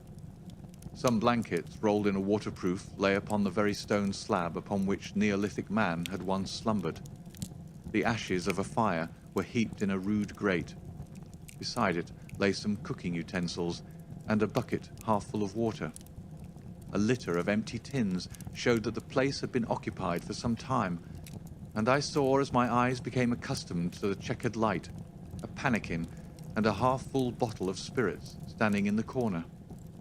In the middle of the hut, a flat stone served the purpose of a table, and upon this stood a small cloth bundle, the same, no doubt, which I had seen through the telescope upon the shoulder of the boy. It contained a loaf of bread, a tin tongue, and 2 tins of preserved peaches. As I set it down again, after having examined it, my heart leapt to see that beneath it there lay a sheet of paper with writing upon it. I raised it, and this was what I read, roughly scrawled in pencil. Dr. Watson has gone to Coombe Tracy. For a minute I stood there with the paper in my hands, thinking out the meaning of this curt message. It was I, then, and not Sir Henry, who was being dogged by this secret man. He had not followed me himself, but he had set an agent, the boy perhaps, upon my track, and this was his report. Possibly I had taken no steps since I had been upon the moor which had not been observed and reported. Always there was this feeling of an unseen force, a fine net drawn round us with infinite skill and delicacy, holding us so lightly that it was only at some supreme moment that one realized that one was indeed entangled in its meshes. If there was one report, there might be others, so I looked around the hut in search of them. There was no trace, however, of anything of the kind, nor could I discover any sign which might indicate the character or intentions of the man who lived in this singular place, save that he must be of Spartan habits and cared little for the comforts of life. When I thought of the heavy rains and looked at the gaping roof, I understood how strong and immutable must be the purpose which had kept him in that inhospitable abode. Was he our malignant enemy, or was he by chance our guardian angel? I swore that I would not leave the hut until I knew. Outside the sun was sinking low and the west was blazing with scarlet and gold. Its reflection was shot back in ruddy patches by the distant pools which lay amid the great Grimpen mire. There were the 2 towers of Baskerville Hall, and there a distant blur of smoke which marked the village of Grimpen. Between the two, behind the hill, was the house of the Stapletons. All was sweet and mellow and peaceful in the golden evening light, and yet, as I looked at them, my soul shared none of the peace of nature, but quivered at the vagueness and the terror of that interview which every instant was bringing nearer. With tingling nerves, but a fixed purpose, I sat in the dark recess of the hut and waited with somber patience for the coming of its tenant. And then at last I heard him. Far away came the sharp clink of a boot striking upon a stone, then another, and yet another, coming nearer and nearer. I shrank back into the darkest corner and cocked the pistol in my pocket, determined not to discover myself until I had an opportunity of seeing something of the stranger. There was a long pause which showed that he had stopped.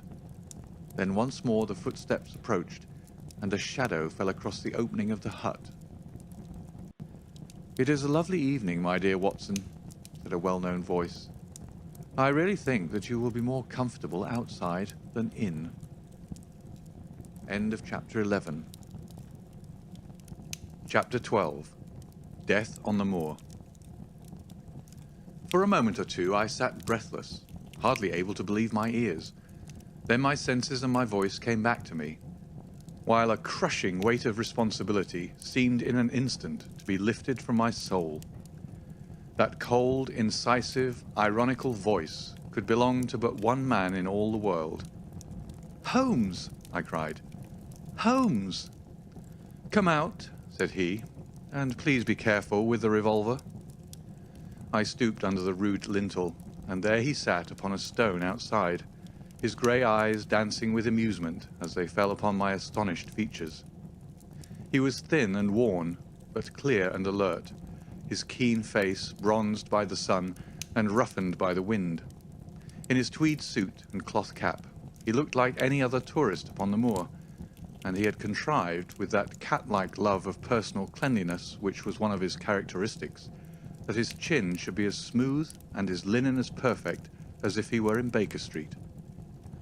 "I never was more glad to see anyone in my life," said I, as I wrung him by the hand. "Or more astonished, eh?" "Well, I must confess to it."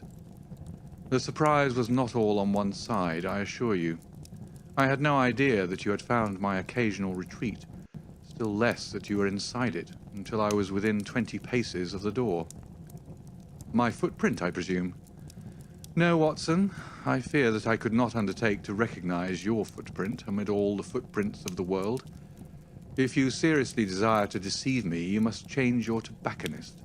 For when I see the stub of a cigarette marked Bradley, Oxford Street, I know that my friend Watson is in the neighborhood. You will see it there beside the path. You threw it down, no doubt, at that supreme moment when you charged into the empty hut." "Exactly. I thought as much, and knowing your admirable tenacity, I was convinced that you were sitting in ambush, a weapon within reach, waiting for the tenant to return. So you actually thought that I was the criminal. I did not know who you were, but I was determined to find out." "Excellent, Watson. And how did you localize me? You saw me, perhaps, on the night of the convict hunt, when I was so imprudent as to allow the moon to rise behind me."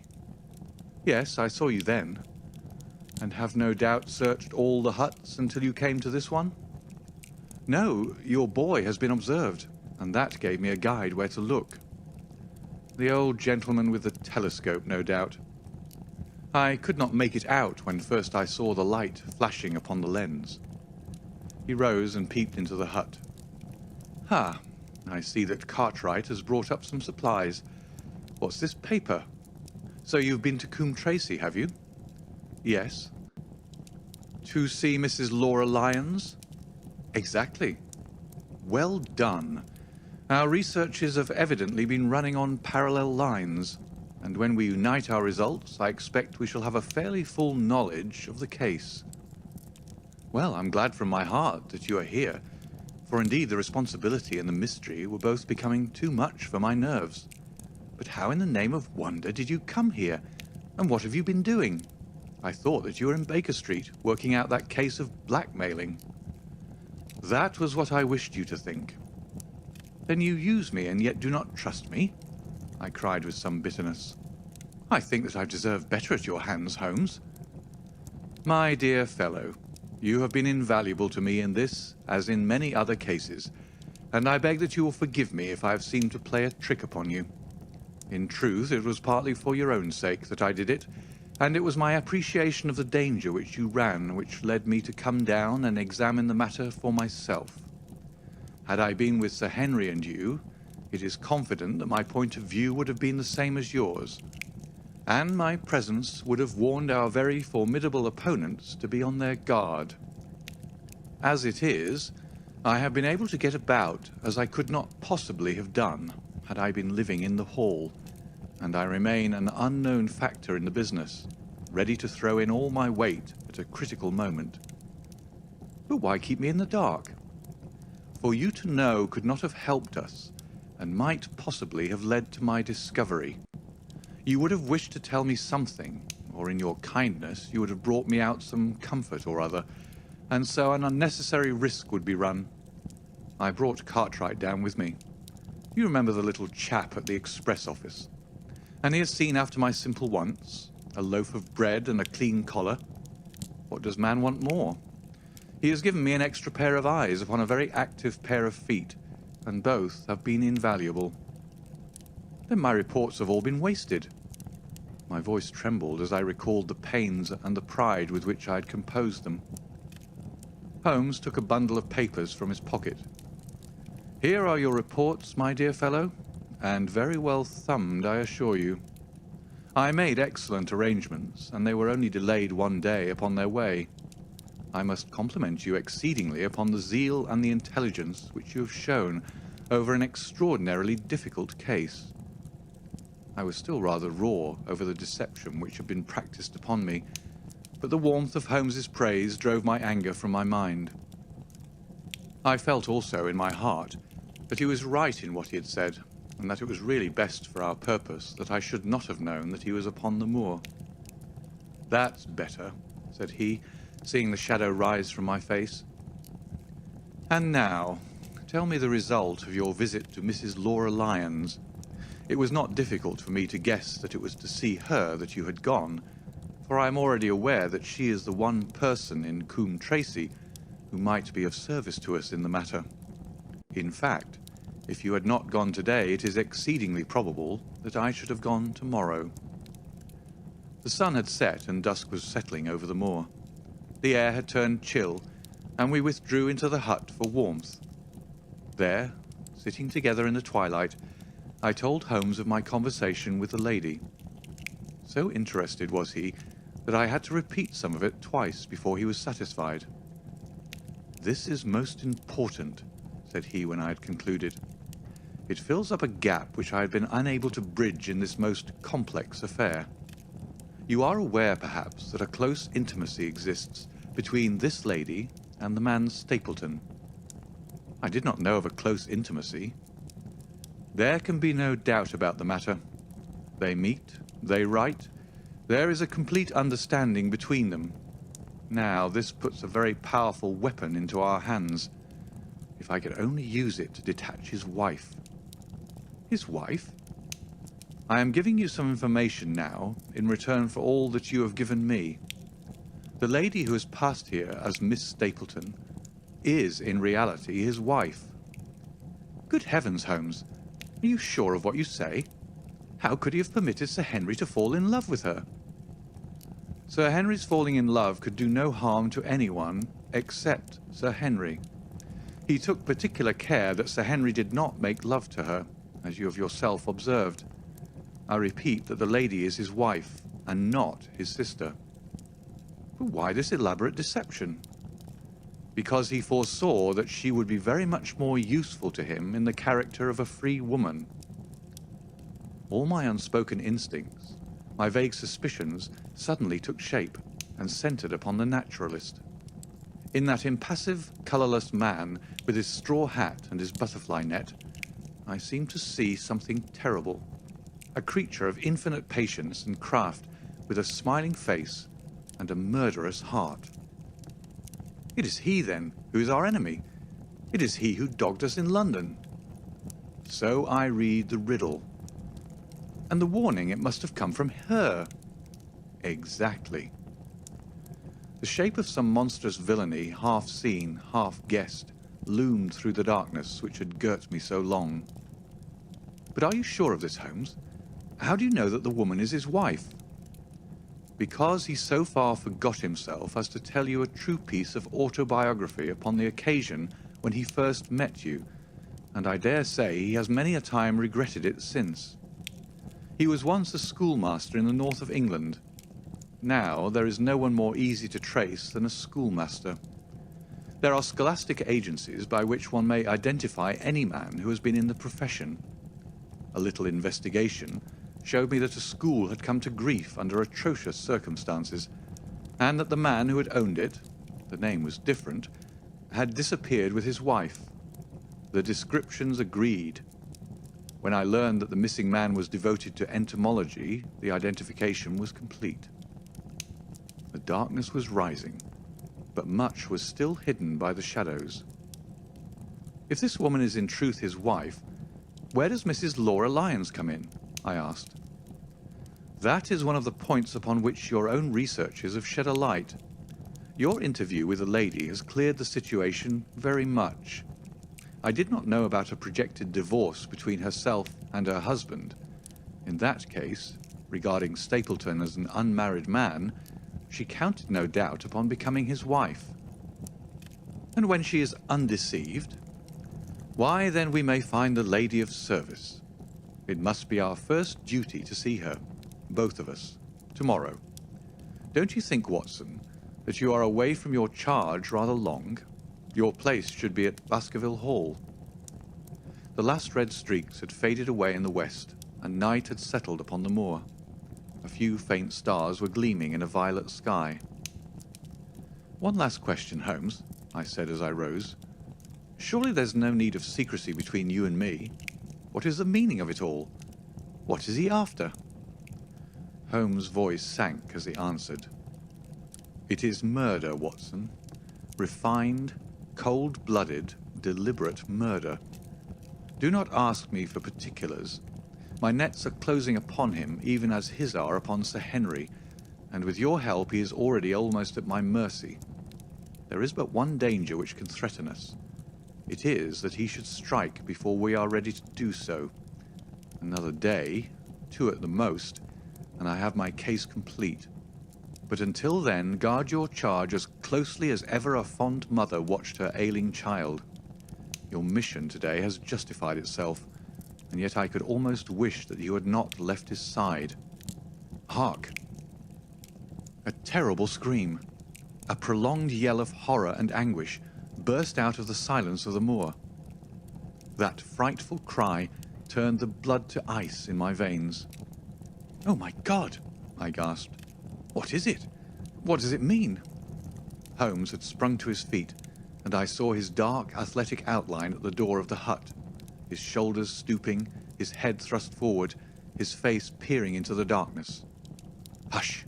he whispered. "Hush!" The cry had been loud on account of its vehemence, but it had pealed out from somewhere far off on the shadowy plain.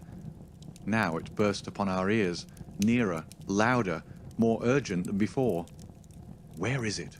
Holmes whispered, and I knew from the thrill of his voice that he, the man of iron, was shaken to the soul. "Where is it, Watson?" "There, I think." I pointed into the darkness. "No, there." Again, the agonized cry swept through the silent night, louder and much nearer than ever. And a new sound mingled with it, a deep, muttered rumble, musical and yet menacing, rising and falling like the low, constant murmur of the sea. "The Hound!" cried Holmes. "Come, Watson, come. Great heavens, if we are too late." He had started running swiftly over the moor, and I had followed at his heels. But now, from somewhere among the broken ground immediately in front of us, there came one last despairing yell, and then a dull, heavy thud. We halted and listened. Not another sound broke the heavy silence of the windless night. I saw Holmes put his hand to his forehead like a man distracted. He stamped his feet upon the ground. "He has beaten us, Watson. We are too late." "No, no, surely not." Fool that I was to hold my hand. And you, Watson, see what comes of abandoning your charge. But by heaven, if the worst has happened, we'll avenge him. Blindly we ran through the gloom, blundering against boulders, forcing our way through gorse bushes, panting up hills and rushing down slopes, heading always in a direction whence those dreadful sounds had come. At every rise, Holmes looked eagerly around him, but the shadows were thick upon the moor, and nothing moved upon its dreary face. "Can you see anything?" "Nothing. But hark, what is that?" A low moan had fallen upon our ears. There it was again, upon our left. On that side a ridge of rocks ended in a sheer cliff which overlooked a stone-strewn slope. On its jagged face was spread-eagled some dark, irregular object. As we ran towards it, the vague outline hardened into a definite shape. It was a prostrate man, face downward upon the ground, the head doubled under him at a horrible angle, the shoulders rounded, and the body hunched together as if in the act of throwing a somersault. So grotesque was the attitude that I could not for the instant realize that that moan had been the passing of his soul. Not a whisper, not a rustle rose now from the dark figure over which we stooped. Holmes laid his hand upon him and held it up again with an exclamation of horror. The gleam of the match which he struck shone upon his clotted fingers and upon the ghastly pool which widened slowly from the crushed skull of the victim. And it shone upon something else which turned our hearts sick and faint within us. The body of Sir Henry Baskerville. There was no chance of either of us forgetting that peculiar ruddy tweed suit, the very one which he had worn on the first morning that we had seen him in Baker Street. We caught the one clear glimpse of it, and then the match flickered and went out, even as the hope had gone out of our souls. Holmes groaned, and his face glimmered white through the darkness. "The brute! The brute!" I cried with clenched hands. "Oh, Holmes, I shall never forgive myself for having left him to his fate." "I am more to blame than you, Watson. In order to have my case well rounded and complete, I have thrown away the life of my client. It is the greatest blow which has befallen me in my career. But how could I know? How could I know that he would risk his life alone upon the moor in the face of all my warnings? That we should have heard the screams, my God, those screams, and yet have been unable to save him. Where is this brute of a hound which drove him to his death? It may be lurking among those rocks at this instant. And Stapleton, where is he? He shall answer for this deed." "He shall. I will see to that. Uncle and nephew have been murdered. The one frightened to death by the very sight of a beast which he thought to be supernatural. The other driven to his end in this wild flight to escape from it. But now we have to prove the connection between the man and the beast. Save from what we heard, we cannot even swear to the existence of the latter, since Sir Henry has evidently died from the fall. But by heavens, cunning as he is, the fellow shall be in my power before another day is past." We stood with bitter hearts on either side of the mangled body, overwhelmed by this sudden and irrevocable disaster which had brought all our long and weary labours to so piteous an end. Then, as the moon rose, we climbed to the top of the rocks over which our poor friend had fallen, and from the summit we gazed out over the shadowy moor, half silver and half gloom. Far away, miles off in the direction of Grimpen, a single steady yellow light was shining. It can only come from the lonely abode of the Stapletons. With a bitter curse, I shook my fist at it as I gazed. Why should we not seize him at once? Our case is not complete. The fellow is wary and cunning to the last degree. It is not what we know, but what we can prove. If we make one false move, the villain may escape us yet. What can we do? There will be plenty for us to do tomorrow. Tonight we can only perform the last offices to our poor friend. Together we made our way down the precipitous slope and approached the body, black and clear against the silvered stones. The agony of those contorted limbs struck me with a spasm of pain and blurred my eyes with tears. "We must send for help, Holmes. We cannot carry him all the way to the hall. Good heavens, are you mad?" He had uttered a cry and bent over the body. Now he was dancing and laughing and wringing my hand. Could this be my stern, self-contained friend? These were hidden fires indeed. A beard! A beard! The man has a beard! A beard? It is not the baronet. It is... Why, it is my neighbour, the convict. With feverish haste, we had turned the body over, and that dripping beard was pointing up to the cold, clear moon. There could be no doubt about the beetling forehead, the sunken animal eyes. It was indeed the same face which had glared upon me in the light of the candle from over the rock, the face of Selden, the criminal. Then, in an instant, it was all clear to me. I remembered how the baronet had told me that he had handed his old wardrobe to Barrymore. Barrymore had passed it on in order to help Selden in his escape. Boots, shirt, cap. It was all Sir Henry's. The tragedy was still black enough, but this man had at least deserved death by the laws of his country. I told Holmes how the matter stood, my heart bubbling over with thankfulness and joy. "Then the clothes have been the poor devil's death," said he. "It is clear enough that the Hound has been laid on from some article of Sir Henry's, the boot which was abstracted in the hotel in all probability, and so ran this man down. There is one very singular thing, however. How came Selden, in the darkness, to know that the Hound was on his trail? He heard him. To hear a hound upon the moor would not work a hard man like this convict into such a paroxysm of terror that he would risk recapture by screaming wildly for help. By his cries he must have run a long way after he knew the animal was on his track. How did he know? The greater mystery to me is why this hound, presuming that all our conjectures are correct. I presume nothing. Well then, why this hound should be loose tonight? I suppose that it does not always run loose upon the moor. Stapleton would not let it go unless he had reason to think that Sir Henry would be there. My difficulty is the more formidable of the two, for I think that we shall very shortly get an explanation of yours, while mine may remain forever a mystery. The question now is, what shall we do with this poor wretch's body? We cannot leave it here to the foxes and the ravens. I suggest we put it in one of the huts until we can communicate with the police. Exactly.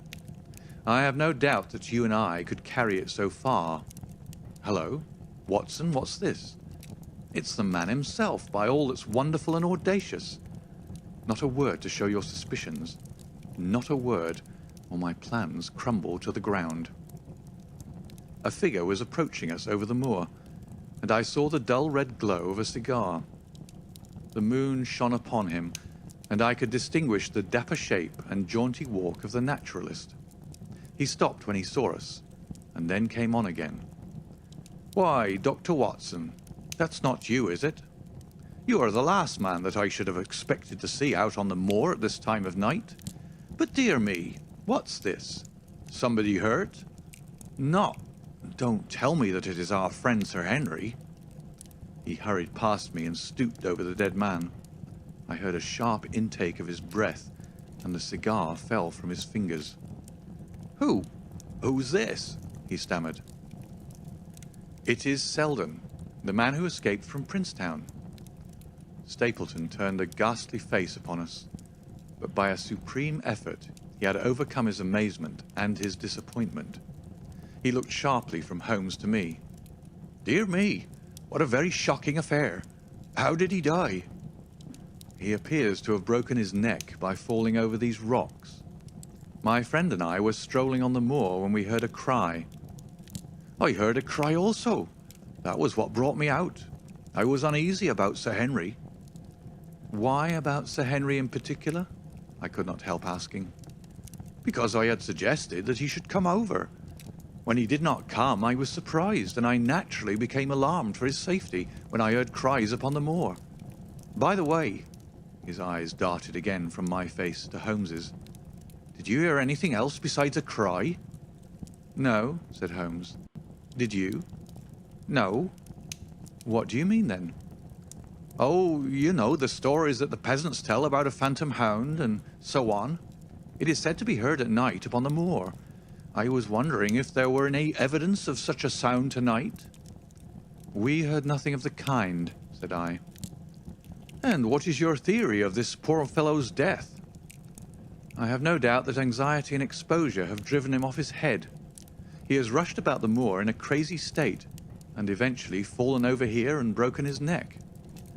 "That seems the most reasonable theory," said Stapleton, and he gave a sigh which I took to indicate his relief. "What do you think about it, Mr. Sherlock Holmes?" My friend bowed his compliments. "You are quick at identification," said he. "We have been expecting you in these parts since Dr. Watson came down. You are in time to see a tragedy. Yes, indeed. I have no doubt that my friend's explanation will cover the facts. I will take an unpleasant remembrance back to London with me tomorrow. Oh, you return tomorrow? That is my intention. I hope your visit has cast some light upon these occurrences which have puzzled us.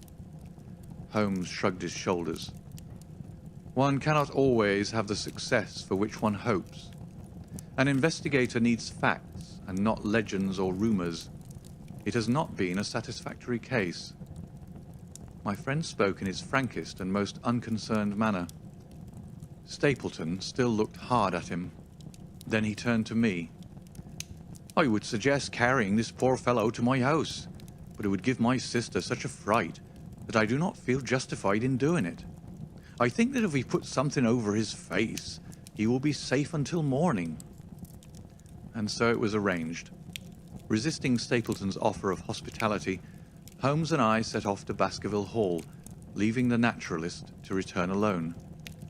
Looking back, we saw the figure moving slowly away over the broad moor, and behind him, that one black smudge on the silvered slope, which showed where the man was lying who had come so horribly to his end. End of Chapter 12. Chapter 13. Fixing the Nets. "We're at close grips at last," said Holmes as we walked together across the moor. "What a nerve the fellow has! How he pulled himself together in the face of what must have been a paralyzing shock when he found that the wrong man had fallen a victim to his plot. I told you in London, Watson, and I tell you now again, that we have never had a foeman more worthy of our steel. I'm sorry that he's seen you. And so was I at first, but there was no getting out of it. What effect do you think it will have upon his plans now that he knows you're here? It may cause him to be more cautious, or it may drive him to desperate measures at once. Like most clever criminals, he may be too confident in his own cleverness and imagine that he has completely deceived us. Why should we not arrest him at once? My dear Watson, you were born to be a man of action. Your instinct is always to do something energetic. But supposing, for argument's sake, that we had him arrested tonight, what on earth the better off should we be for that? We could prove nothing against him. There's the devilish cunning of it. If he were acting through a human agent, we could get some evidence, but if we were to drag this great dog to the light of day, it would not help us in putting a rope around the neck of its master. Surely we have a case. Not a shadow of a one, only surmise and conjecture. We should be laughed out of court if we came with such a story and such evidence. There is Sir Charles's death. Found dead without a mark upon him. You and I know that he died of sheer fright, and we know also what frightened him.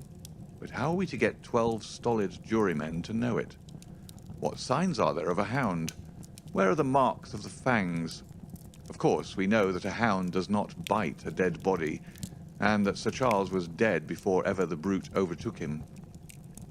But we have to prove all this, and we are not in a position to do it. Well then, tonight? We are not much better off tonight.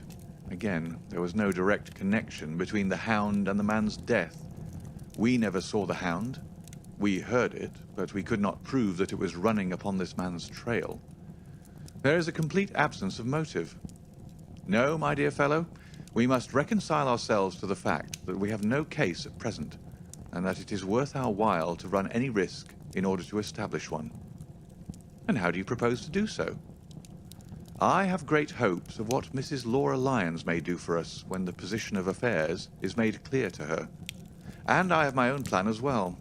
Sufficient for tomorrow is the evil thereof, but I hope before the day is past to have the upper hand at last.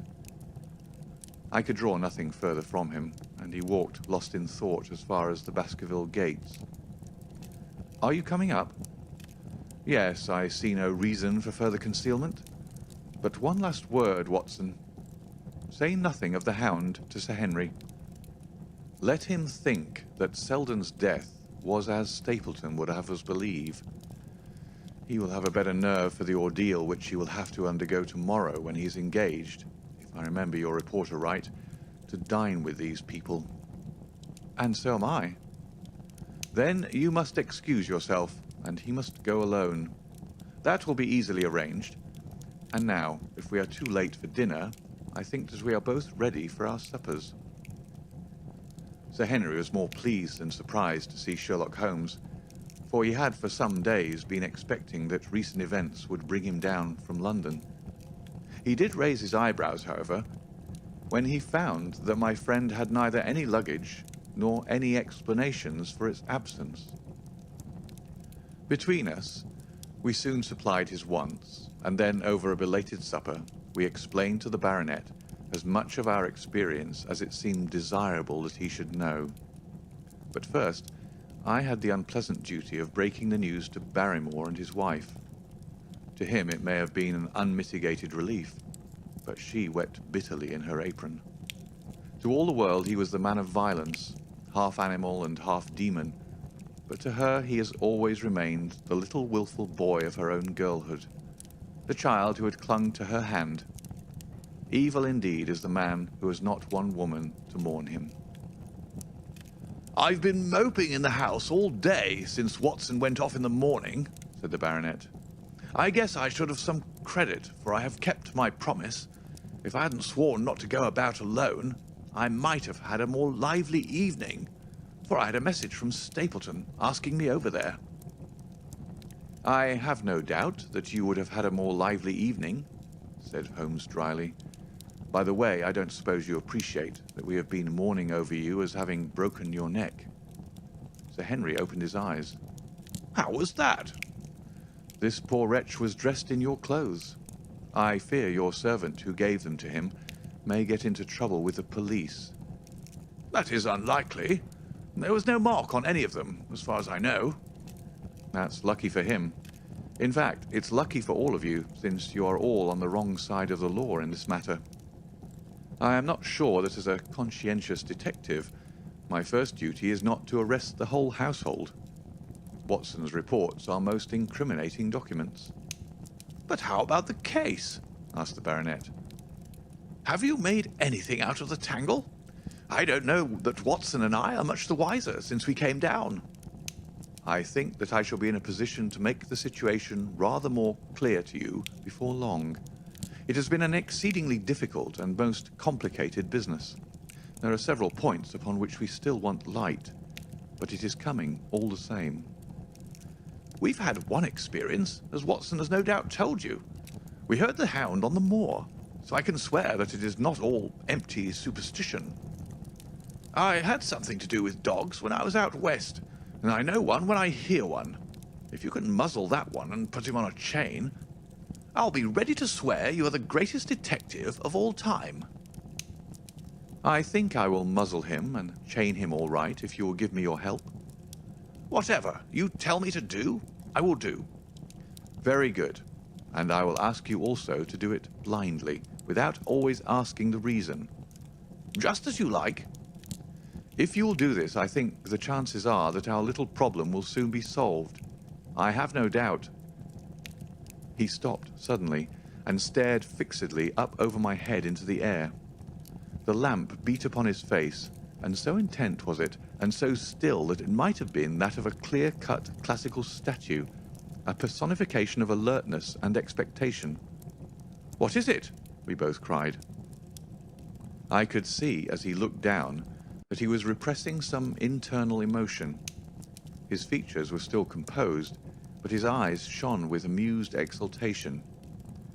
"Excuse the admiration of a connoisseur," said he, as he waved his hand towards the line of portraits which covered the opposite wall.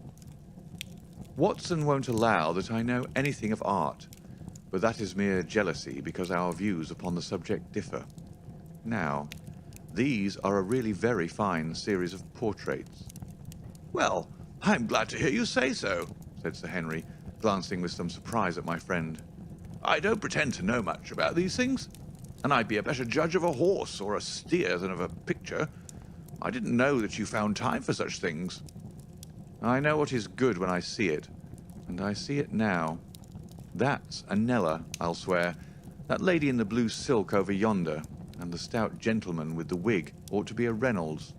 They're all family portraits, I presume. Every one. Do you know the names? Barrymore has been coaching me in them, and I think I can say my lessons fairly well. Who is the gentleman with the telescope? That is Rear Admiral Baskerville, who served under Rodney in the West Indies. The man with the blue coat and the roll of paper is Sir William Baskerville, who is the chairman of committees of the House of Commons under Pitt.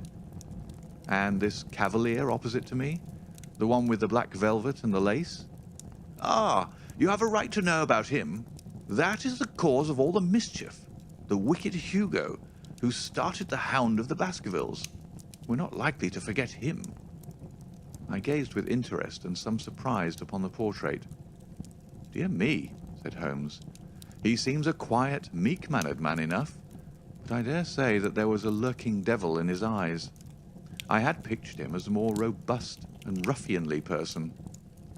There's no doubt about the authenticity, for the name and the date, 1647, are on the back of the canvas. Holmes said little more, but the picture of the old roisterer seemed to have a fascination for him, and his eyes were continually fixed upon it during supper. It was not until later, when Sir Henry had gone to his room, that I was able to follow the trend of his thoughts. He led me back into the banqueting hall, his bedroom candle in his hand, and he held it up against the time-stained portrait on the wall. "Do you see anything there?" I looked at the broad-plumed hat, the curling love-locks, the white lace collar, and the straight, severe face which was framed between them. It was not a brutal countenance, but it was prim, hard and stern, with a firm-set, thin-lipped mouth and a coldly intolerant eye. "Is it like anyone you know?" "There is something of Sir Henry about the jaw." "Just a suggestion, perhaps. But wait an instant." He stood upon a chair, and holding up the light in his left hand, he curved his right arm over the broad hat and round the long ringlets. "Good heavens!" I cried in amazement. The face of Stapleton had sprung out of the canvas. "Ha! You see it now. My eyes have been trained to examine faces and not their trimmings. It is the first quality of a criminal investigator that he should see through a disguise. But this is marvelous. It might be his portrait." "Yes, it is an interesting instance of a throwback, which appears to be both physical and spiritual. A study of family portraits is enough to convert a man to the doctrine of reincarnation. The fellow is a Baskerville, that is evident." "With designs upon the succession?" "Exactly. This chance of the picture has supplied us with one of our most obvious missing links. We have him, Watson. We have him, and I dare swear that before tomorrow night he will be fluttering in our net, as helpless as one of his own butterflies. A pin, a cork, and a card, and we add him to the Baker Street collection." He burst into one of his rare fits of laughter as he turned away from the picture. I've not heard him laugh often, and it has always boded ill to somebody. I was up betimes in the morning, but Holmes was afoot earlier still, for I saw him as I dressed, coming up the drive. "Yes, we should have a full day today," he remarked, and he rubbed his hands with the joy of action. "The nets are all in place, and the drag is about to begin. We'll know before the day is out whether we have caught our big, lean-jawed pike, or whether he has got through the meshes. Have you been on the moor already?" "I have sent a report from Grimpen to Princetown as to the death of Selden. I think I can promise that none of you will be troubled in the matter, and I have also communicated with my faithful Cartwright, who would certainly have pined away at the door of my hut, as a dog does at his master's grave, if I had not set his mind at rest about my safety. What is the next move?" "To see Sir Henry. Ah, here he is." "Good morning, Holmes," said the baronet. "You look like a general who's planning a battle with his chief of the staff." "That is the exact situation. Watson was asking for orders." "And so do I." "Very good. You are engaged, as I understand, to dine with our friends the Stapletons tonight." "I hope that you'll come also. They're very hospitable people, and I am sure that they would be very glad to see you. I fear that Watson and I must go to London. To London? Yes, I think that we should be more useful there at the present juncture. The baronet's face perceptibly lengthened. I hoped that you were going to see me through this business. The hall and the moor are not very pleasant places when one is alone. My dear fellow, you must trust me implicitly and do exactly what I tell you. You can tell your friends that we should have been happy to come with you, but that urgent business required us to be in town. We hope very soon to return to Devonshire. Will you remember to give them that message? If you insist upon it. There is no alternative, I assure you. I saw by the baronet's clouded brow that he was deeply hurt by what he regarded as our desertion. When do you desire to go? He asked coldly. Immediately after breakfast. We will drive into Coombe Tracey, but Watson will leave his things as a pledge that he will come back to you. Watson, you will send a note to Stapleton to tell him that you regret that you cannot come. I have a good mind to go to London with you, said the baronet. Why should I stay here alone? Because it is your post of duty. Because you gave me your word that you would do as you were told, and I tell you to stay. All right, then, I'll stay. One more direction. I wish you to drive to Merripit House. Send back your trap, however, and let them know that you intend to walk home. To walk across the moor? Yes. But that is the very thing which you have so often cautioned me not to do. This time you may do it with safety. If I had not every confidence in your nerve and courage, I would not suggest it. But it is essential that you should do it. Then I will do it.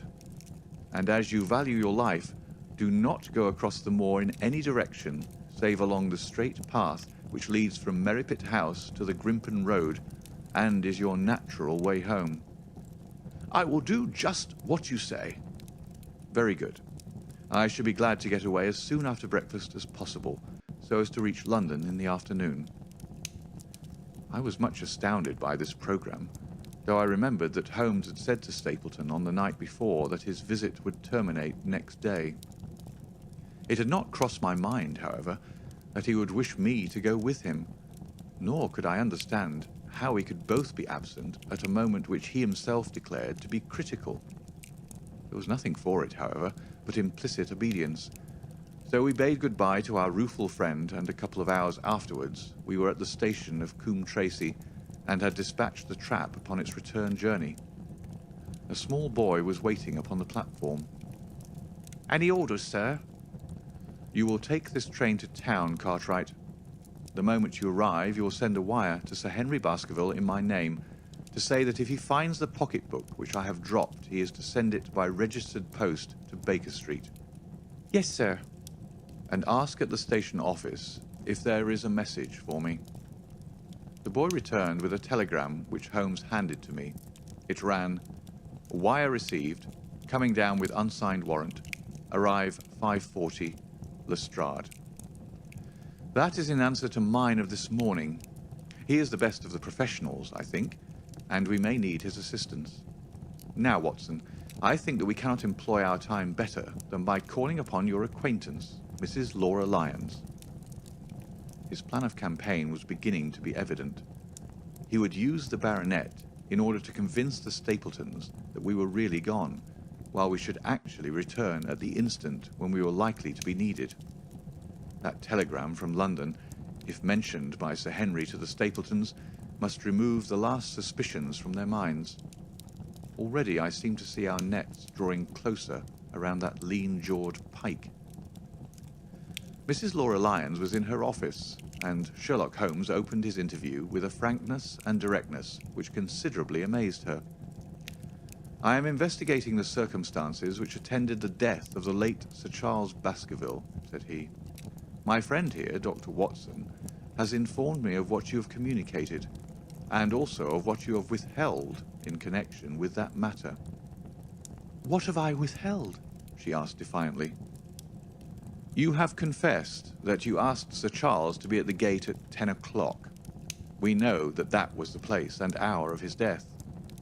You have withheld what the connection is between these events. There is no connection. In that case, the coincidence must indeed be an extraordinary one. But I think that we shall succeed in establishing a connection after all. I wish to be perfectly frank with you, Mrs. Lyons.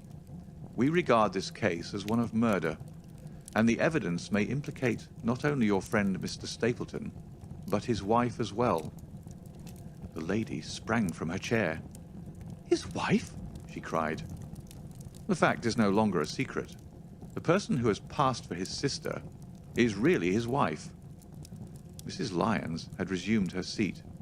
Her hands were grasping the arms of her chair, and I saw that the pink nails had turned white with the pressure of her grip. His wife? She said again. His wife? He is not a married man. Sherlock Holmes shrugged his shoulders. Prove it to me. Prove it to me, and if you can do so... The fierce flash of her eyes said more than any words. I have come prepared to do so, said Holmes, drawing several papers from his pocket. Here is a photograph of the couple taken in York 4 years ago. It is endorsed Mr. and Mrs. Vandeleur, but you will have no difficulty in recognizing him, and her also, if you know her by sight. Here are 3 written descriptions by trustworthy witnesses of Mr. and Mrs. Vandeleur, who at that time kept St. Oliver's private school. Read them and see if you can doubt the identity of these people. She glanced at them and then looked up at us with the set, rigid face of a desperate woman. Mr. Holmes, she said, this man had offered me marriage on condition that I could get a divorce from my husband. He has lied to me, the villain, in every conceivable way. Not one word of truth has he ever told me. And why? Why? I imagined that all was for my own sake. But now I see that I was never anything but a tool in his hands. Why should I preserve faith with him who never kept any with me? Why should I try to shield him from the consequences of his own wicked acts? Ask me what you like, and there is nothing which I shall hold back. One thing I swear to you, and that is that when I wrote the letter I never dreamed of any harm to the old gentleman who had been my kindest friend. I entirely believe you, madam, said Sherlock Holmes. The recital of these events must be very painful to you, and perhaps it will make it easier if I tell you what occurred, and you can check me if I make any material mistake. The sending of this letter was suggested to you by Stapleton? He dictated it. I presume that the reason he gave was that you would receive help from Sir Charles for the legal expenses connected with your divorce. Exactly. And then after you had sent the letter, he dissuaded you from keeping the appointment. He told me that it would hurt his self-respect that any other man should find the money for such an object, and that though he was a poor man himself, he would devote his last penny to removing the obstacles which divided us. He appears to be a very consistent character. And then you heard nothing until you read the reports of the death in the paper. No. And he made you swear to say nothing about your appointment with Sir Charles? He did. He said that the death was a very mysterious one, and that I should certainly be suspected if the facts came out. He frightened me into remaining silent. Quite so. But you had your suspicions. She hesitated and looked down. I knew him, she said. But if he had kept faith with me, I should always have done so with him. I think that on the whole you have had a fortunate escape, said Sherlock Holmes. You have had him in your power, and he knew it, and yet you are alive. You have been walking for some months very near to the edge of a precipice. We must wish you good morning now, Mrs. Lyons, and it is probable that you will very shortly hear from us again. Our case becomes rounded off, and difficulty after difficulty thins away in front of us, said Holmes as we stood waiting for the arrival of the express from town. I shall soon be in the position of being able to put into a single connected narrative one of the most singular and sensational crimes of modern times. Students of criminology will remember the analogous incidents in Godno in Little Russia in the year 66. And of course there are the Anderson murders in North Carolina. But this case possesses some features which are entirely its own. Even now we have no clear case against this very wily man, but I shall be very much surprised if it is not clear enough before we go to bed this night. The London Express came roaring to the station, and a small, wiry bulldog of a man had sprung from a first-class carriage. We all three shook hands, and I saw at once from the reverential way in which Lestrade gazed at my companion that he had learned a good deal since the days when they had first worked together. I could well remember the scorn which the theories of the reasoner used then to excite in the practical man. "Anything good?" he asked. "The biggest thing for years," said Holmes. "We have 2 hours before we need think of starting. I think we might employ it in getting some dinner, and then, Lestrade, we will take the London fog out of your throat by giving you a breath of the pure night air of Dartmoor. Never been there? Ah, well, I don't suppose you will forget your first visit." End of chapter 13. Chapter 14. The Hound of the Baskervilles. One of Sherlock Holmes's defects, if indeed one may call it a defect, was that he was exceedingly loath to communicate his full plans to any other person until the instant of their fulfilment. Partly it came, no doubt, from his own masterful nature, which loved to dominate and surprise those who were around him. Partly also from his professional caution, which urged him never to take any chances. The result, however, was very trying for those who were acting as his agents and assistants. I had often suffered under it, but never more so than during that long drive in the darkness. The great ordeal was in front of us. At last we were about to make our final effort, and yet Holmes had said nothing, and I could only surmise what his course of action would be. My nerves thrilled with anticipation when at last the cold wind upon our faces and the dark void spaces on either side of the narrow road told me that we were back upon the moor once again. Every stride of the horses and every turn of the wheels was taking us nearer to our supreme adventure. Our conversation was hampered by the presence of the driver of the hired wagonette, so that we were forced to talk on trivial matters when our nerves were tense with emotion and anticipation. It was a relief to me, after that unnatural restraint, when we were at last past Franklin's house and knew that we were drawing near to the hall and to the scene of action. We did not drive up to the door, but got down near the gate of the avenue. The wagonette was paid off and ordered to return to Coombe Tracy forthwith, while we started to walk to Merripit House. "Are you armed, Lestrade?" The little detective smiled. "As long as I have my trousers, I have a hip pocket, and as long as I have my hip pocket, I have something in it." "Good. My friend and I are also ready for emergencies." "You're mighty close about this affair, Mr. Holmes. What's the game now?" "A waiting game." "My word, it does not seem a very cheerful place," said the detective with a shiver, glancing round him at the gloomy slopes of the hill and at the huge lake of fog which lay over the Grimpen Mire. "I see the lights of a house ahead of us." "That is Merripit House and the end of our journey. I must request you to walk on tiptoe and not talk above a whisper." We moved cautiously along the track as if we were bound for the house, but Holmes halted us when we were about 200 yards from it. "This will do," said he. "These rocks upon the right make an admirable screen." "We're to wait here?" "Yes, we shall make our little ambush here. Get into this hollow, Lestrade. You have been inside the house, have you not, Watson? Can you tell the position of the rooms? What are those latticed windows at this end?" "I think they're the kitchen windows." "And the one beyond, which shines so brightly?" That is certainly the dining room." "The blinds are up. You know the lie of the land best. Creep forward quietly and see what they are doing. But for heaven's sake, don't let them know that they are watched." I tiptoed down the path and stooped behind the low wall which surrounded the stunted orchard. Creeping in its shadow, I reached a point whence I could look straight through the uncurtained window. There were only 2 men in the room, Sir Henry and Stapleton.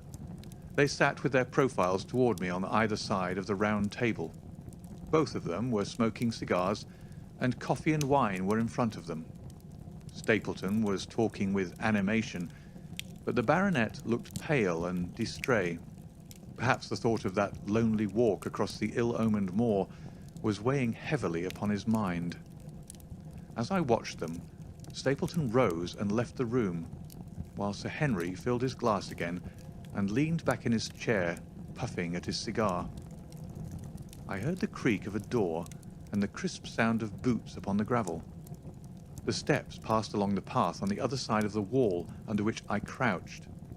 Looking over, I saw the naturalist pause at the door of an outhouse in the corner of the orchard. A key turned in a lock, and as he passed in, there was a curious scuffling noise from within. He was only a minute or so inside, and then I heard the key turn once more, and he passed me and re-entered the house. I saw him rejoin his guest, and I crept quietly back to where my companions were waiting to tell them what I had seen. "You say, Watson, that the lady is not there?" Holmes asked when I had finished my report. "No. Where can she be, since there is no light in any other room except the kitchen?" "I cannot think where she is." I have said that over the great Grimpen Mire there hung a dense white fog. It was drifting slowly in our direction and banked itself up like a wall on that side of us, low but thick and well-defined. The moon shone on it, and it looked like a great shimmering ice field, with the heads of the distant tors as rocks borne upon its surface. Holmes's face was turned towards it, and he muttered impatiently as he watched its sluggish drift. "It's moving towards us, Watson." "Is that serious?" "Very serious indeed. The one thing upon earth which could have disarranged my plans. He can't be very long now. It is already 10 o'clock. Our success, and even his life, may depend upon his coming out before the fog is over the path." The night was clear and fine above us. The stars shone cold and bright, while a half-moon bathed the whole scene in a soft, uncertain light. Before us lay the dark bulk of the house, its serrated roof and bristling chimneys hard outlined against the silver-spangled sky. Broad bars of golden light from the lower windows stretched across the orchard and the moor. One of them was suddenly shut off. The servants had left the kitchen. There only remained the lamp in the dining room, where the 2 men, the murderous host and the unconscious guest, still chatted over their cigars. Every minute that white woolly plain which covered one half of the moor was drifting closer and closer to the house. Already the first thin wisps of it were curling across the golden square of the lighted window. The farther wall of the orchard was already invisible, and the trees were standing out of a swirl of a white vapour. As we watched it, the fog wreaths came crawling round both corners of the house and rolled slowly into one dense bank on which the upper floor and the roof floated like a strange ship upon a shadowy sea. Holmes struck his hand passionately upon the rock in front of us and stamped his feet in his impatience. "If he isn't out in a quarter of an hour, the path will be covered. In half an hour we won't be able to see our hands in front of us." "Shall we move further back upon high ground?" "Yes, I think it would be as well." So, as the fog bank flowed onward, we fell back before it until we were half a mile from the house. And still that dense white sea, with the moon silvering its upper edge, swept slowly and inexorably on. "We are going too far," said Holmes. "We dare not take the chance of his being overtaken before he can reach us. At all costs, we must hold our ground where we are." He dropped on his knees and clapped his ear to the ground. "Thank God, I think that I hear him coming." A sound of quick steps broke the silence of the moor. Crouching among the stones, we stared intently at the silver-tipped bank in front of us. The steps grew louder, and through the fog as through a curtain, there stepped the man whom we were awaiting. He looked around him in surprise as he emerged into the clear, starlit night. Then he came swiftly along the path, passed close to where we lay, and went on up the long slope behind us. As he walked, he glanced continually over either shoulder, like a man who is ill at ease. "Hist!" cried Holmes, and I heard the sharp click of a cocking pistol.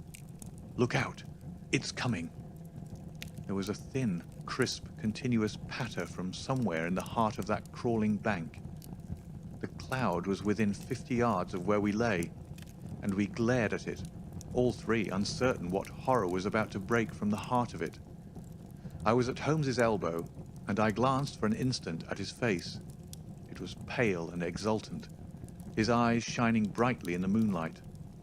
But suddenly they started forward in a rigid, fixed stare, and his lips parted in amazement. At the same instant, Lestrade gave a yell of terror and threw himself face downward upon the ground. I sprang to my feet, my inert hand grasping my pistol, my mind paralyzed by the dreadful shape which had sprung out upon us from the shadows of the fog. A hound it was, an enormous, coal-black hound, but not such a hound as mortal eyes have ever seen.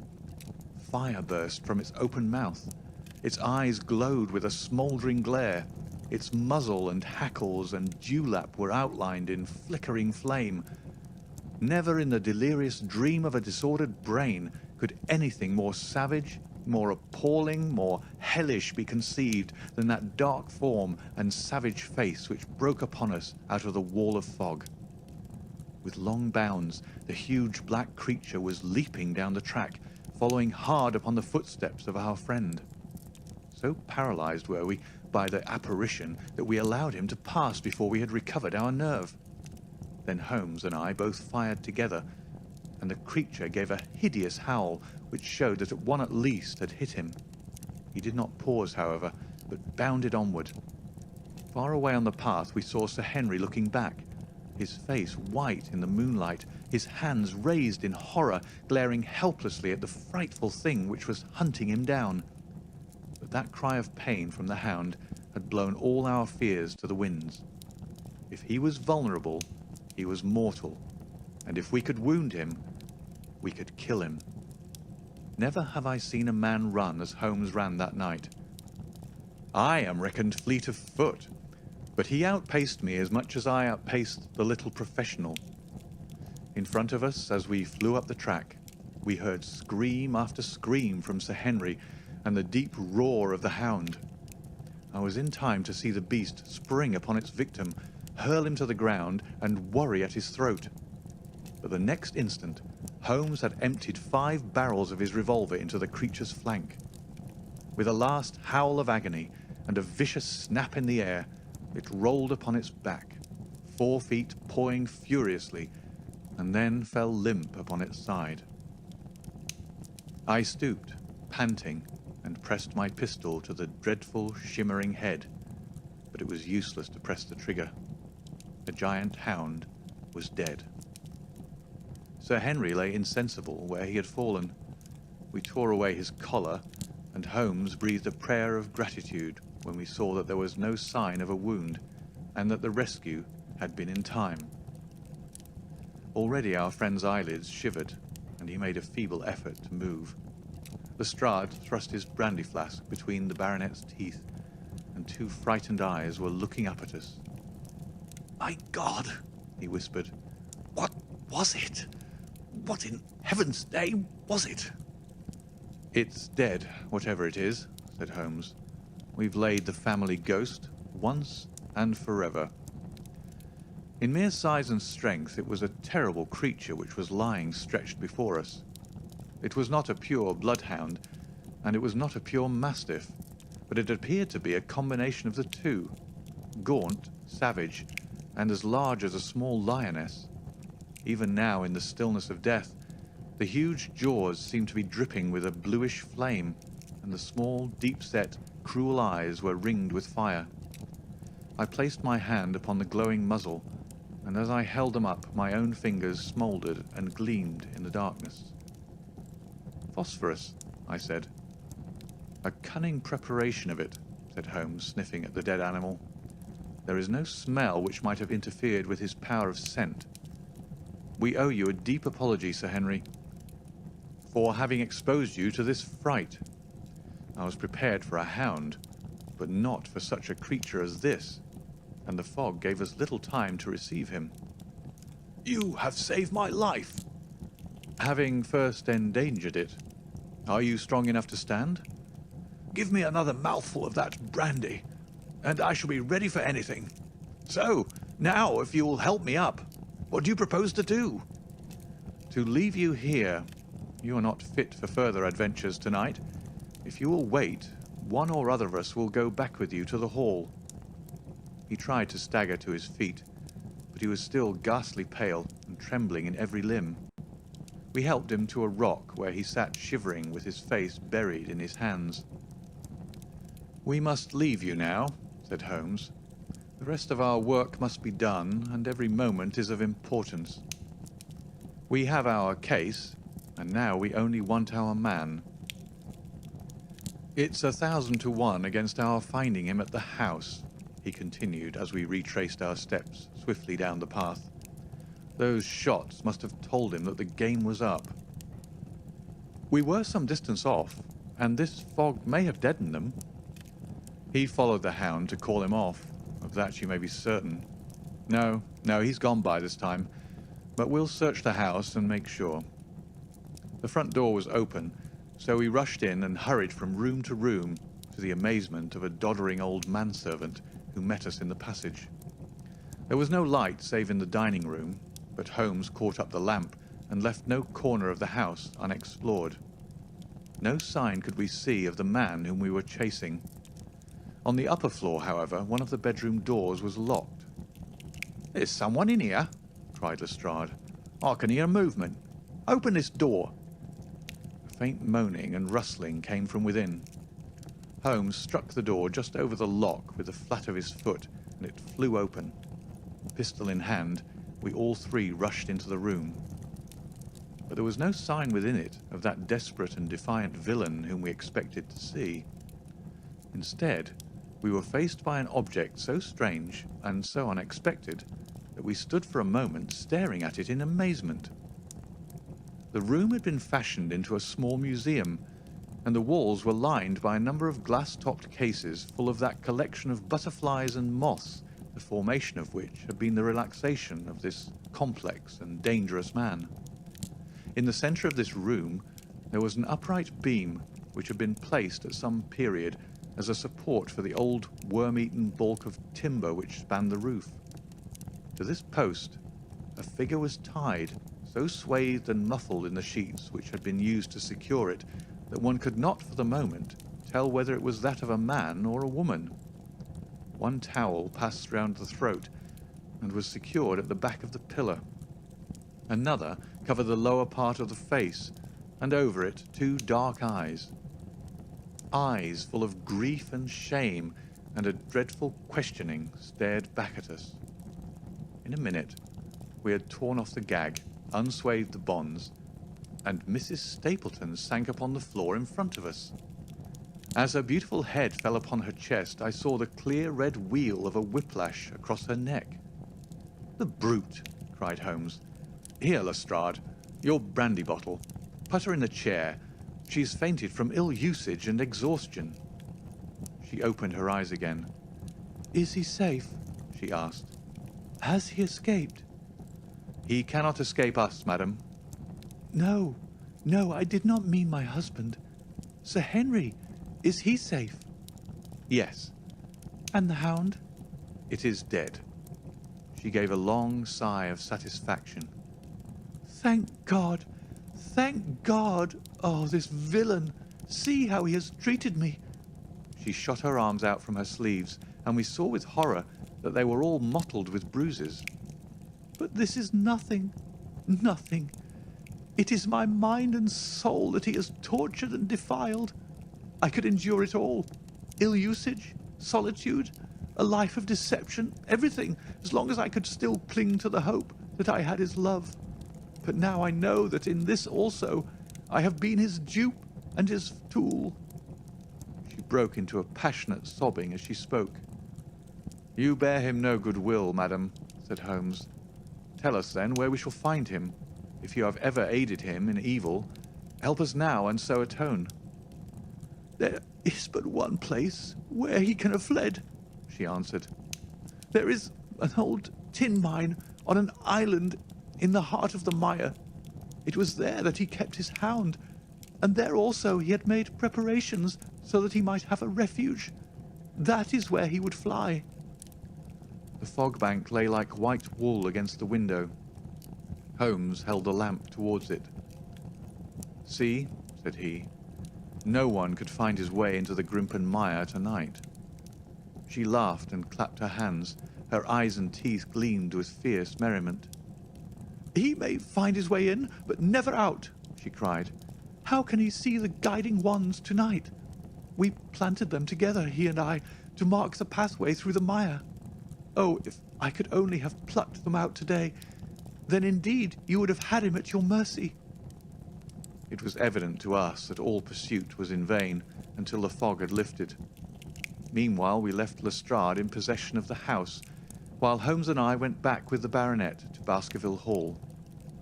The story of the Stapletons could no longer be withheld from him, but he took the blow bravely when he learned the truth about the woman whom he had loved.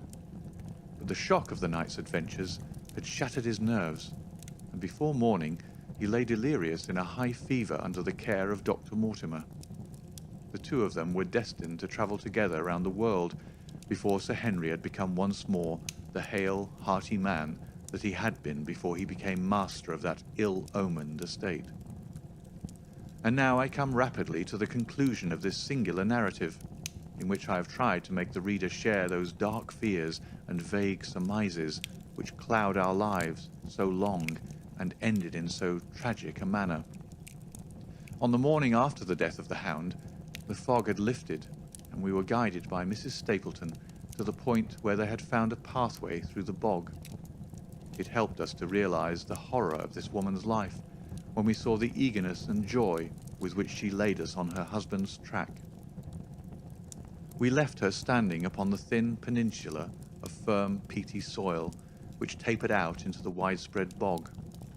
From the end of it, a small wand planted here and there showed where the path zigzagged from tuft to tuft of rushes among those green-scummed pits and foul quagmires which barred the way to the stranger. Rank reeds and lush, slimy water plants sent an odor of decay and a heavy miasmatic vapor onto our faces, while a false step plunged us more than once thigh-deep into the dark, quivering mire which shook for yards in soft undulations around our feet. Its tenacious grip plucked at our heels as we walked, and when we sank into it, it was as if some malignant hand was tugging us down into those obscene depths, so grim and purposeful was the clutch in which it held us. Once only we saw a trace that someone had passed that perilous way before us. From amid a tuft of cotton grass which bore it up out of the slime, some dark thing was projecting. Holmes sank to his waist as he stepped from the path to seize it, and had we not been there to drag him out, he could never have set his foot upon firm land again. He held an old black boot in the air. "Myers, Toronto," was printed on the leather inside. "It is worth a mud bath," said he. "It is our friend Sir Henry's missing boot. Thrown here by Stapleton in his flight." Exactly. He retained it in his hand after using it to set the Hound upon the track. He fled when he knew the game was up, still clutching it, and he hurled it away at this point of his flight. We know at least that he came so far in safety. But more than that, we were never destined to know, though there was much which we might surmise. There was no chance of finding footsteps in the mire, for the rising mud oozed swiftly in upon them. But as we at last reached firmer ground beyond the morass, we all looked eagerly for them. But no slightest sign of them ever met our eyes. If the earth told a true story, then Stapleton never reached that island of refuge towards which he struggled through the fog upon that last night. Somewhere in the heart of the great Grimpen Mire, down in the foul slime of the huge morass which had sucked him in, this cold and cruel-hearted man is forever buried. Many traces we found of him in the bog-girt island where he had hid his savage ally. A huge driving wheel and a shaft half filled with rubbish showed the position of an abandoned mine. Beside it were the crumbling remains of the cottages of the miners, driven away no doubt by the foul reek of the surrounding swamp. In one of these, a staple and chain with a quantity of gnawed bones showed where the animal had been confined. A skeleton with a tangle of brown hair adhering to it lay among the debris. "A dog," said Holmes. "By Jove, a curly-haired spaniel. Poor Mortimer will never see his pet again. Well, I do not know that this place contains any secret which we would not already have fathomed. He could hide his hound, but he could not hush its voice, and hence came those cries, which even in daylight were not pleasant to hear. On an emergency he could keep the hound in the outhouse at Merrypit, but it was always a risk, and it was only on the supreme day, which he regarded as the end of all his efforts, that he dared do it. This paste in the tin is no doubt the luminous mixture with which the creature was daubed. It was suggested, of course, by the story of the family hellhound and by the desire to frighten old Sir Charles to death. No wonder the poor devil of a convict ran and screamed, even as our friend did, and as we ourselves might have done when he saw such a creature bounding through the darkness of the moor upon his track. It was a cunning device, for apart from the chance of driving your victim to his death, what peasant would venture to inquire too closely into such a creature should he get a sight of it, as many have done upon the moor? I said it in London, Watson, and I say it again now, that never yet have we helped to hunt down a more dangerous man than he who is lying yonder. He swept his long arm towards the huge, mottled expanse of green, splotched bog, which stretched away until it merged into the russet slopes of the moor.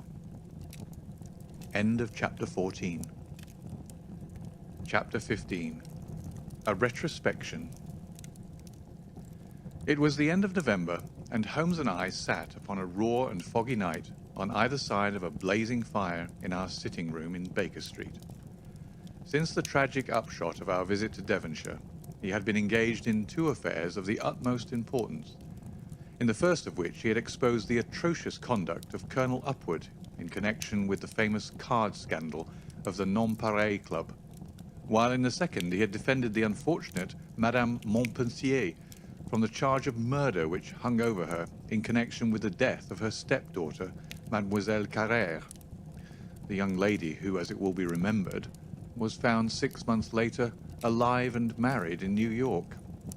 My friend was in excellent spirits over the success which had attended a succession of difficult and important cases, so that I was able to induce him to discuss the details of the Baskerville mystery. I had waited patiently for the opportunity, for I was aware that he would never permit cases to overlap, and that his clear and logical mind would not be drawn from its present work to dwell upon memories of the past.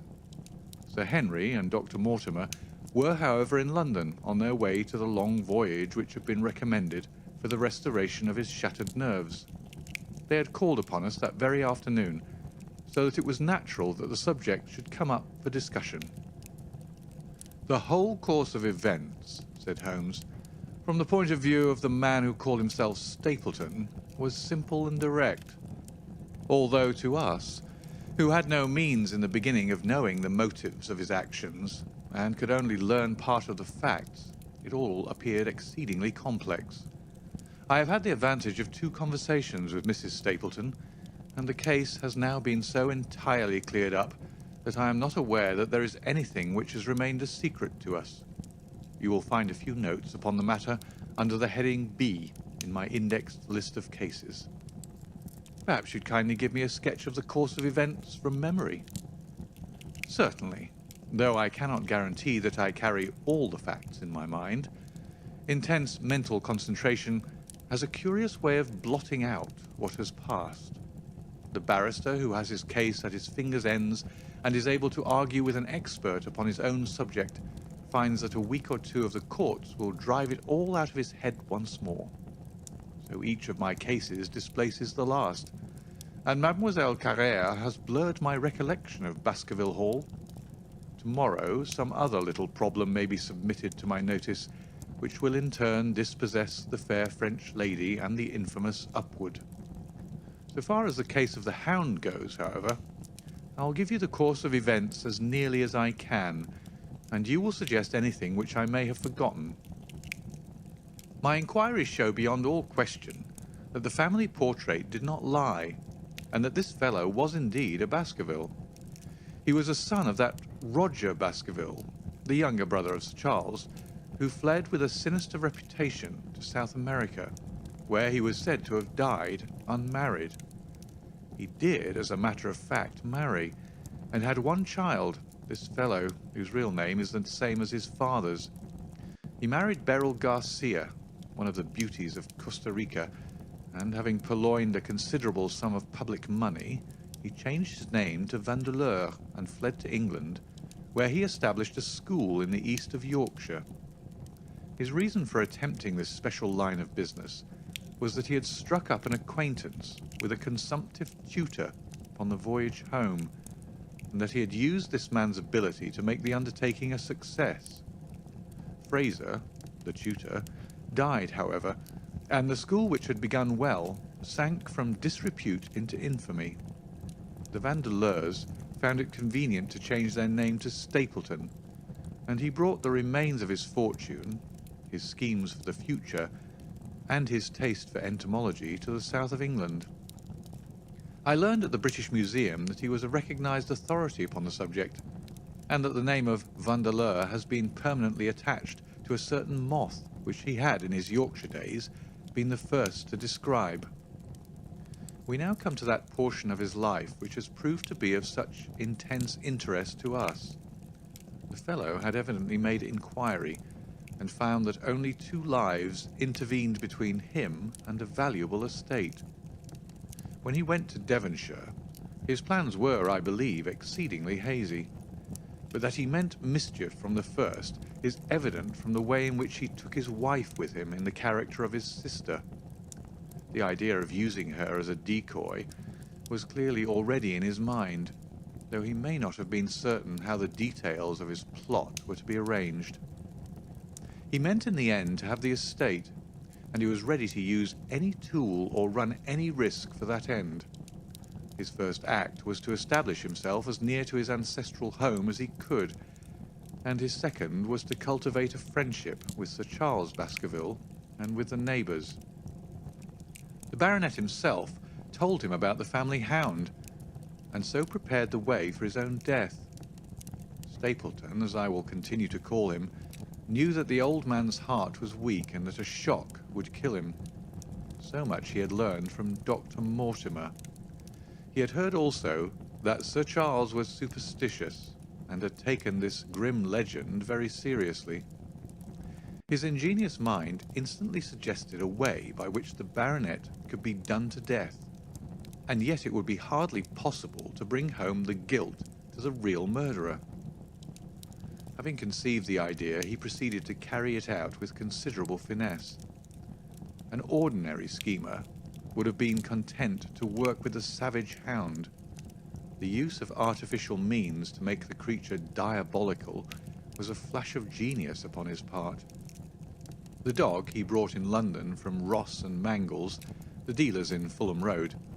It was the strongest and most savage in their possession. He brought it down by the North Devon line and walked a great distance over the moor so as to get it home without exciting any remarks. He had already on his insect hunts learned to penetrate the Grimpen mire, and so had found a safe hiding place for the creature. Here he kennelled it and waited his chance. But it was some time coming. The old gentleman could not be decoyed outside of his grounds at night. Several times Stapleton lurked about with his hound, but without avail. It was during these fruitless quests that he, or rather his ally, was seen by peasants, and that the legend of the demon dog received a new confirmation. He had hoped that his wife might lure Sir Charles to his ruin, but here she proved unexpectedly independent. She would not endeavour to entangle the old gentleman in a sentimental attachment which might deliver him over to his enemy. Threats, and even, I am sorry to say, blows refused to move her. She would have nothing to do with it, and for a time Stapleton was at a deadlock. He found a way out of his difficulties through the chance that Sir Charles, who had conceived a friendship for him, made him the minister of his charity in the case of this unfortunate woman, Mrs. Laura Lyons. By representing himself as a single man, he acquired complete influence over her, and he gave her to understand that in the event of her obtaining a divorce from her husband, he would marry her. His plans were suddenly brought to a head by his knowledge that Sir Charles was about to leave the hall on the advice of Dr. Mortimer, with whose opinion he himself pretended to coincide. He must act at once, or his victim might get beyond his power. He therefore put pressure upon Mrs. Lyons to write this letter, imploring the old man to give her an interview on the evening before his departure for London. He then, by a specious argument, prevented her from going, and so had the chance for which he had waited. Driving back in the evening from Coombe Tracey, he was in time to get his Hound, to treat it with his infernal paint, and to bring the beast round to the gate at which he had reason to expect that he would find the old gentleman waiting. The dog, incited by his master, sprang over the wicket gate and pursued the unfortunate baronet, who fled screaming down the yew alley. In that gloomy tunnel, it must indeed have been a dreadful sight to see that huge black creature, with its flaming jaws and blazing eyes, bounding after its victim. He fell dead at the end of the alley from heart disease and terror. The hound had kept upon the grassy border while the baronet had run down the path, so that no track but the man's was visible. On seeing him lying still, the creature had probably approached to sniff at him, but finding him dead, had turned away again. It was then that it left the print which was actually observed by Dr. Mortimer. The hound was called off and hurried away to its lair in the Grimpen Mire, and a mystery was left which puzzled the authorities, alarmed the countryside, and finally brought the case within the scope of our observation. So much for the death of Sir Charles Baskerville. You perceive the devilish cunning of it, for really it would be almost impossible to make a case against the real murderer. His only accomplice was one who could never give him away, and the grotesque, inconceivable nature of the device only served to make it more effective. Both of the women concerned in the case, Mrs. Stapleton and Mrs. Laura Lyons, were left with a strong suspicion against Stapleton. Mrs. Stapleton knew that he had designs upon the old man, and also of the existence of the Hound. Mrs. Lyons knew neither of these things, but had been impressed by the death occurring at the time of an uncancelled appointment, which was only known to him. However, both of them were under his influence, and he had nothing to fear from them. The first half of his task was successfully accomplished, but the more difficult still remained. It is possible that Stapleton did not know of the existence of an heir in Canada. In any case, he would very soon learn it from his friend Dr. Mortimer, and he was told by the latter all details about the arrival of Henry Baskerville. Stapleton's first idea was that this young stranger from Canada might possibly be done to death in London without coming down to Devonshire at all. He distrusted his wife ever since she had refused to help him in laying a trap for the old man, and he dared not leave her long out of his sight for fear he should lose his influence over her. It was for this reason that he took her to London with him. They lodged, I find, at the Mexborough Private Hotel in Craven Street, which was actually one of those called upon by my agent in search of evidence. Here he kept his wife, imprisoned in her room while he disguised in a beard, followed Dr. Mortimer to Baker Street, and afterwards to the station and to the Northumberland Hotel. His wife had some inkling of his plans, but she had such a fear of her husband, a fear founded upon brutal ill-treatment, that she dare not write to warn the man whom she knew to be in danger. if the letter should fall into Stapleton's hands, her own life would not be safe. Eventually, as we know, she adopted the expedient of cutting out the words which would form the message and addressing the letter in a disguised hand. It reached the baronet and gave him the first warning of his danger. It was very essential for Stapleton to get some article of Sir Henry's attire, so that in case he was driven to use the dog, he might always have the means of setting him upon his track. With characteristic promptness and audacity, he set about this at once, and we cannot doubt that the boots or chambermaid of the hotel was well bribed to help him in his design. By chance, however, the first boot which was procured for him was a new one, and therefore useless for his purpose. He then had it returned and obtained another, a most instructive incident, since it proved conclusively to my mind that we were dealing with a real hound, as no other supposition could explain this anxiety to obtain an old boot, and this indifference to a new one.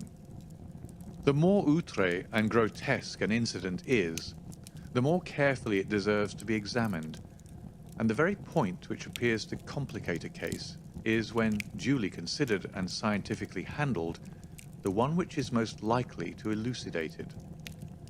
Then we had the visit from our friends next morning, shadowed always by Stapleton in the cab. From his knowledge of our rooms and of my appearance, as well as from his general conduct, I am inclined to think that Stapleton's career of crime has been by no means limited to this single Baskerville affair. It is suggestive that during the last 3 years there have been 4 considerable burglaries in the West Country, for none of which was any criminal ever arrested. The last of these, at Folkestone Court in May, was remarkable for the cold-blooded pistoling of the page, who surprised the masked and solitary burglar. I cannot doubt that Stapleton recruited his waning resources in this fashion, and that for years he had been a desperate and dangerous man. We had an example of his readiness of resource that morning when he got away from us so successfully, and also of his audacity in sending back my own name to me through the cabman. From that moment he understood that I had taken over the case in London, and that therefore there was no chance for him there. He returned to Dartmoor, and awaited the arrival of the baronet. "One moment," said I. "You have no doubt described the sequence of events correctly, but there's one point which you've left unexplained. What became of the hound when its master was in London?" "I have given some attention to this matter, and it is undoubtedly of importance. There can be no question that Stapleton had a confidant, though it is unlikely that he ever placed himself in his power by sharing all his plans with him. There was an old manservant at Merripit House whose name was Anthony. His connection with the Stapletons can be traced for several years, as far back as the schoolmastering days, so that he must have been aware that his master and mistress were really husband and wife. This man has disappeared and has escaped from the country. It is suggestive that Anthony is not a common name in England, while Antonio is so in all Spanish or Spanish-American countries. The man, like Mrs. Stapleton herself, spoke good English, but with a curious lisping accent. I have myself seen this old man cross the Grimpen Mire by the path which Stapleton had marked out. It is very probable, therefore, that in the absence of his master, it was he who cared for the hound, though he may never have known the purpose for which the beast was used. The Stapletons then went down to Devonshire, whither they were soon followed by Sir Henry and you. One word now as to how I stood myself at that time. It may possibly recur to your memory that when I examined the paper upon which the printed words were fastened, I made a close inspection for the watermark. In doing so, I held it within a few inches of my eyes, and was conscious of a faint smell of the scent known as white jessamine. There are 75 perfumes, which is very necessary that a criminal expert should be able to distinguish from each other, and cases have more than once, within my own experience, depended upon their prompt recognition. The scent suggested the presence of a lady, and already my thoughts began to turn towards the Stapletons. Thus I had made certain of the Hound, and had guessed at the criminal before ever we went to the West Country. It was my game to watch Stapleton. It was evident, however, that I could not do this if I were with you, since he would be keenly on his guard. I deceived everybody, therefore, yourself included, and I came down secretly when I was supposed to be in London. My hardships were not so great as you imagined, though such trifling details must never interfere with the investigation of a case. I stayed for the most part at Coombe Tracey, and only used the hut upon the moor when it was necessary to be near the scene of action. Cartwright had come down with me, and in his disguise as a country boy he was of great assistance to me. I was dependent upon him for food and clean linen. When I was watching Stapleton, Cartwright was frequently watching you, so that I was able to keep my hand upon all the strings. I have already told you that your reports reached me rapidly, being forward instantly from Baker Street to Coombe Tracey. They were of great service to me, and especially that one incidentally truthful piece of biography of Stapleton's. I was able to establish the identity of the man and the woman, and knew at last exactly how I stood. The case had been considerably complicated through the incident of the escaped convict and the relations between him and the Barrymores. This also you cleared up in a very effective way, though I had already come to the same conclusions from my own observations. By the time that you discovered me upon the moor, I had a complete knowledge of the whole business, but I had not a case which could go to a jury. Even Stapleton's attempt upon Sir Henry that night, which ended in the death of the unfortunate convict, did not help us much in proving murder against our man. There seemed to be no alternative but to catch him red-handed, and to do so we had to use Sir Henry, alone and apparently unprotected, as a bait. We did so, and at the cost of a severe shock to our client, we succeeded in completing our case and driving Stapleton to his destruction. That Sir Henry should have been exposed to this is, I must confess, a reproach to my management of the case, but we had no means of foreseeing the terrible and paralyzing spectacle which the beast presented, nor could we predict the fog which enabled him to burst upon us at such short notice. We succeeded in our object at a cost, which both the specialist and Dr. Mortimer assure me will be a temporary one. A long journey may enable our friend to recover not only from his shattered nerves, but also from his wounded feelings. His love for the lady was deep and sincere, and to him, the saddest part of all this black business was that he should have been deceived by her. It only remains to indicate the part which she had played throughout. There can be no doubt that Stapleton exercised an influence over her which may have been love, or may have been fear, or very possibly both, since they are by no means incompatible emotions. It was at least absolutely effective. At his command, she consented to pass as his sister, though he found the limits of his power over her when he endeavoured to make her the direct accessory to murder. She was ready to warn Sir Henry so far as she could without implicating her husband, and again she tried to do so. Stapleton himself seems to have been capable of jealousy, and when he saw the baronet paying court to the lady, even though it was part of his own plan, still he could not help interrupting with a passionate outburst which revealed the fiery soul which his self-contained manner so cleverly concealed. By encouraging the intimacy, he made it certain that Sir Henry would frequently come to Merrypit House, and that he would sooner or later get the opportunity which he desired. On the day of the crisis, however, his wife turned suddenly against him. She had learned something of the death of the convict, and she knew that the Hound was being kept in the outhouse on the evening that Sir Henry was coming to dinner.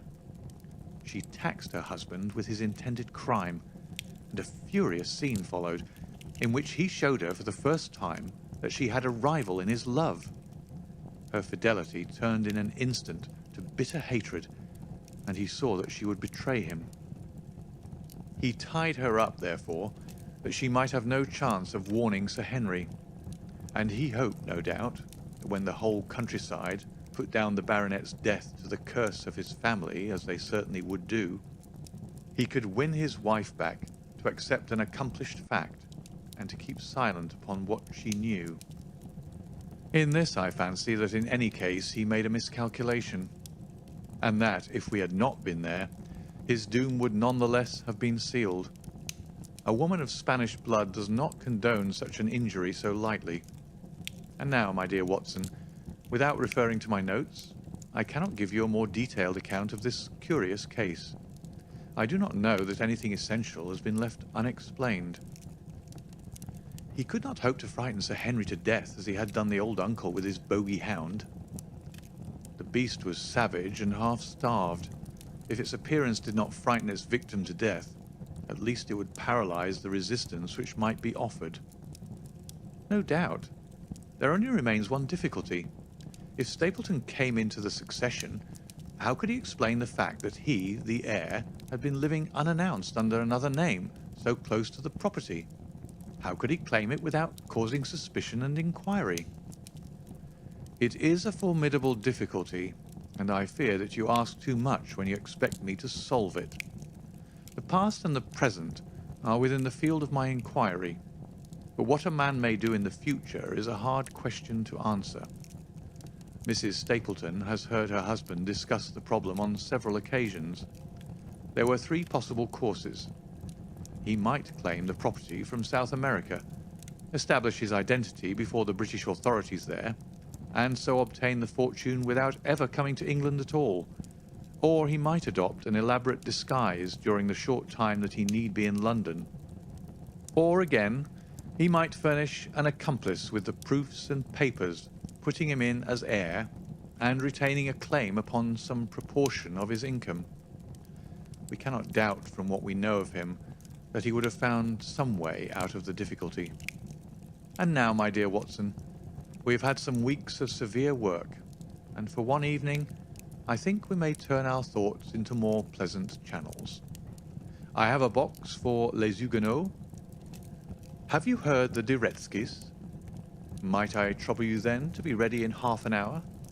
And we can stop at Marcini's for a little dinner on the way. End of chapter 15. And the end of The Hound of the Baskervilles by Sir Arthur Conan Doyle.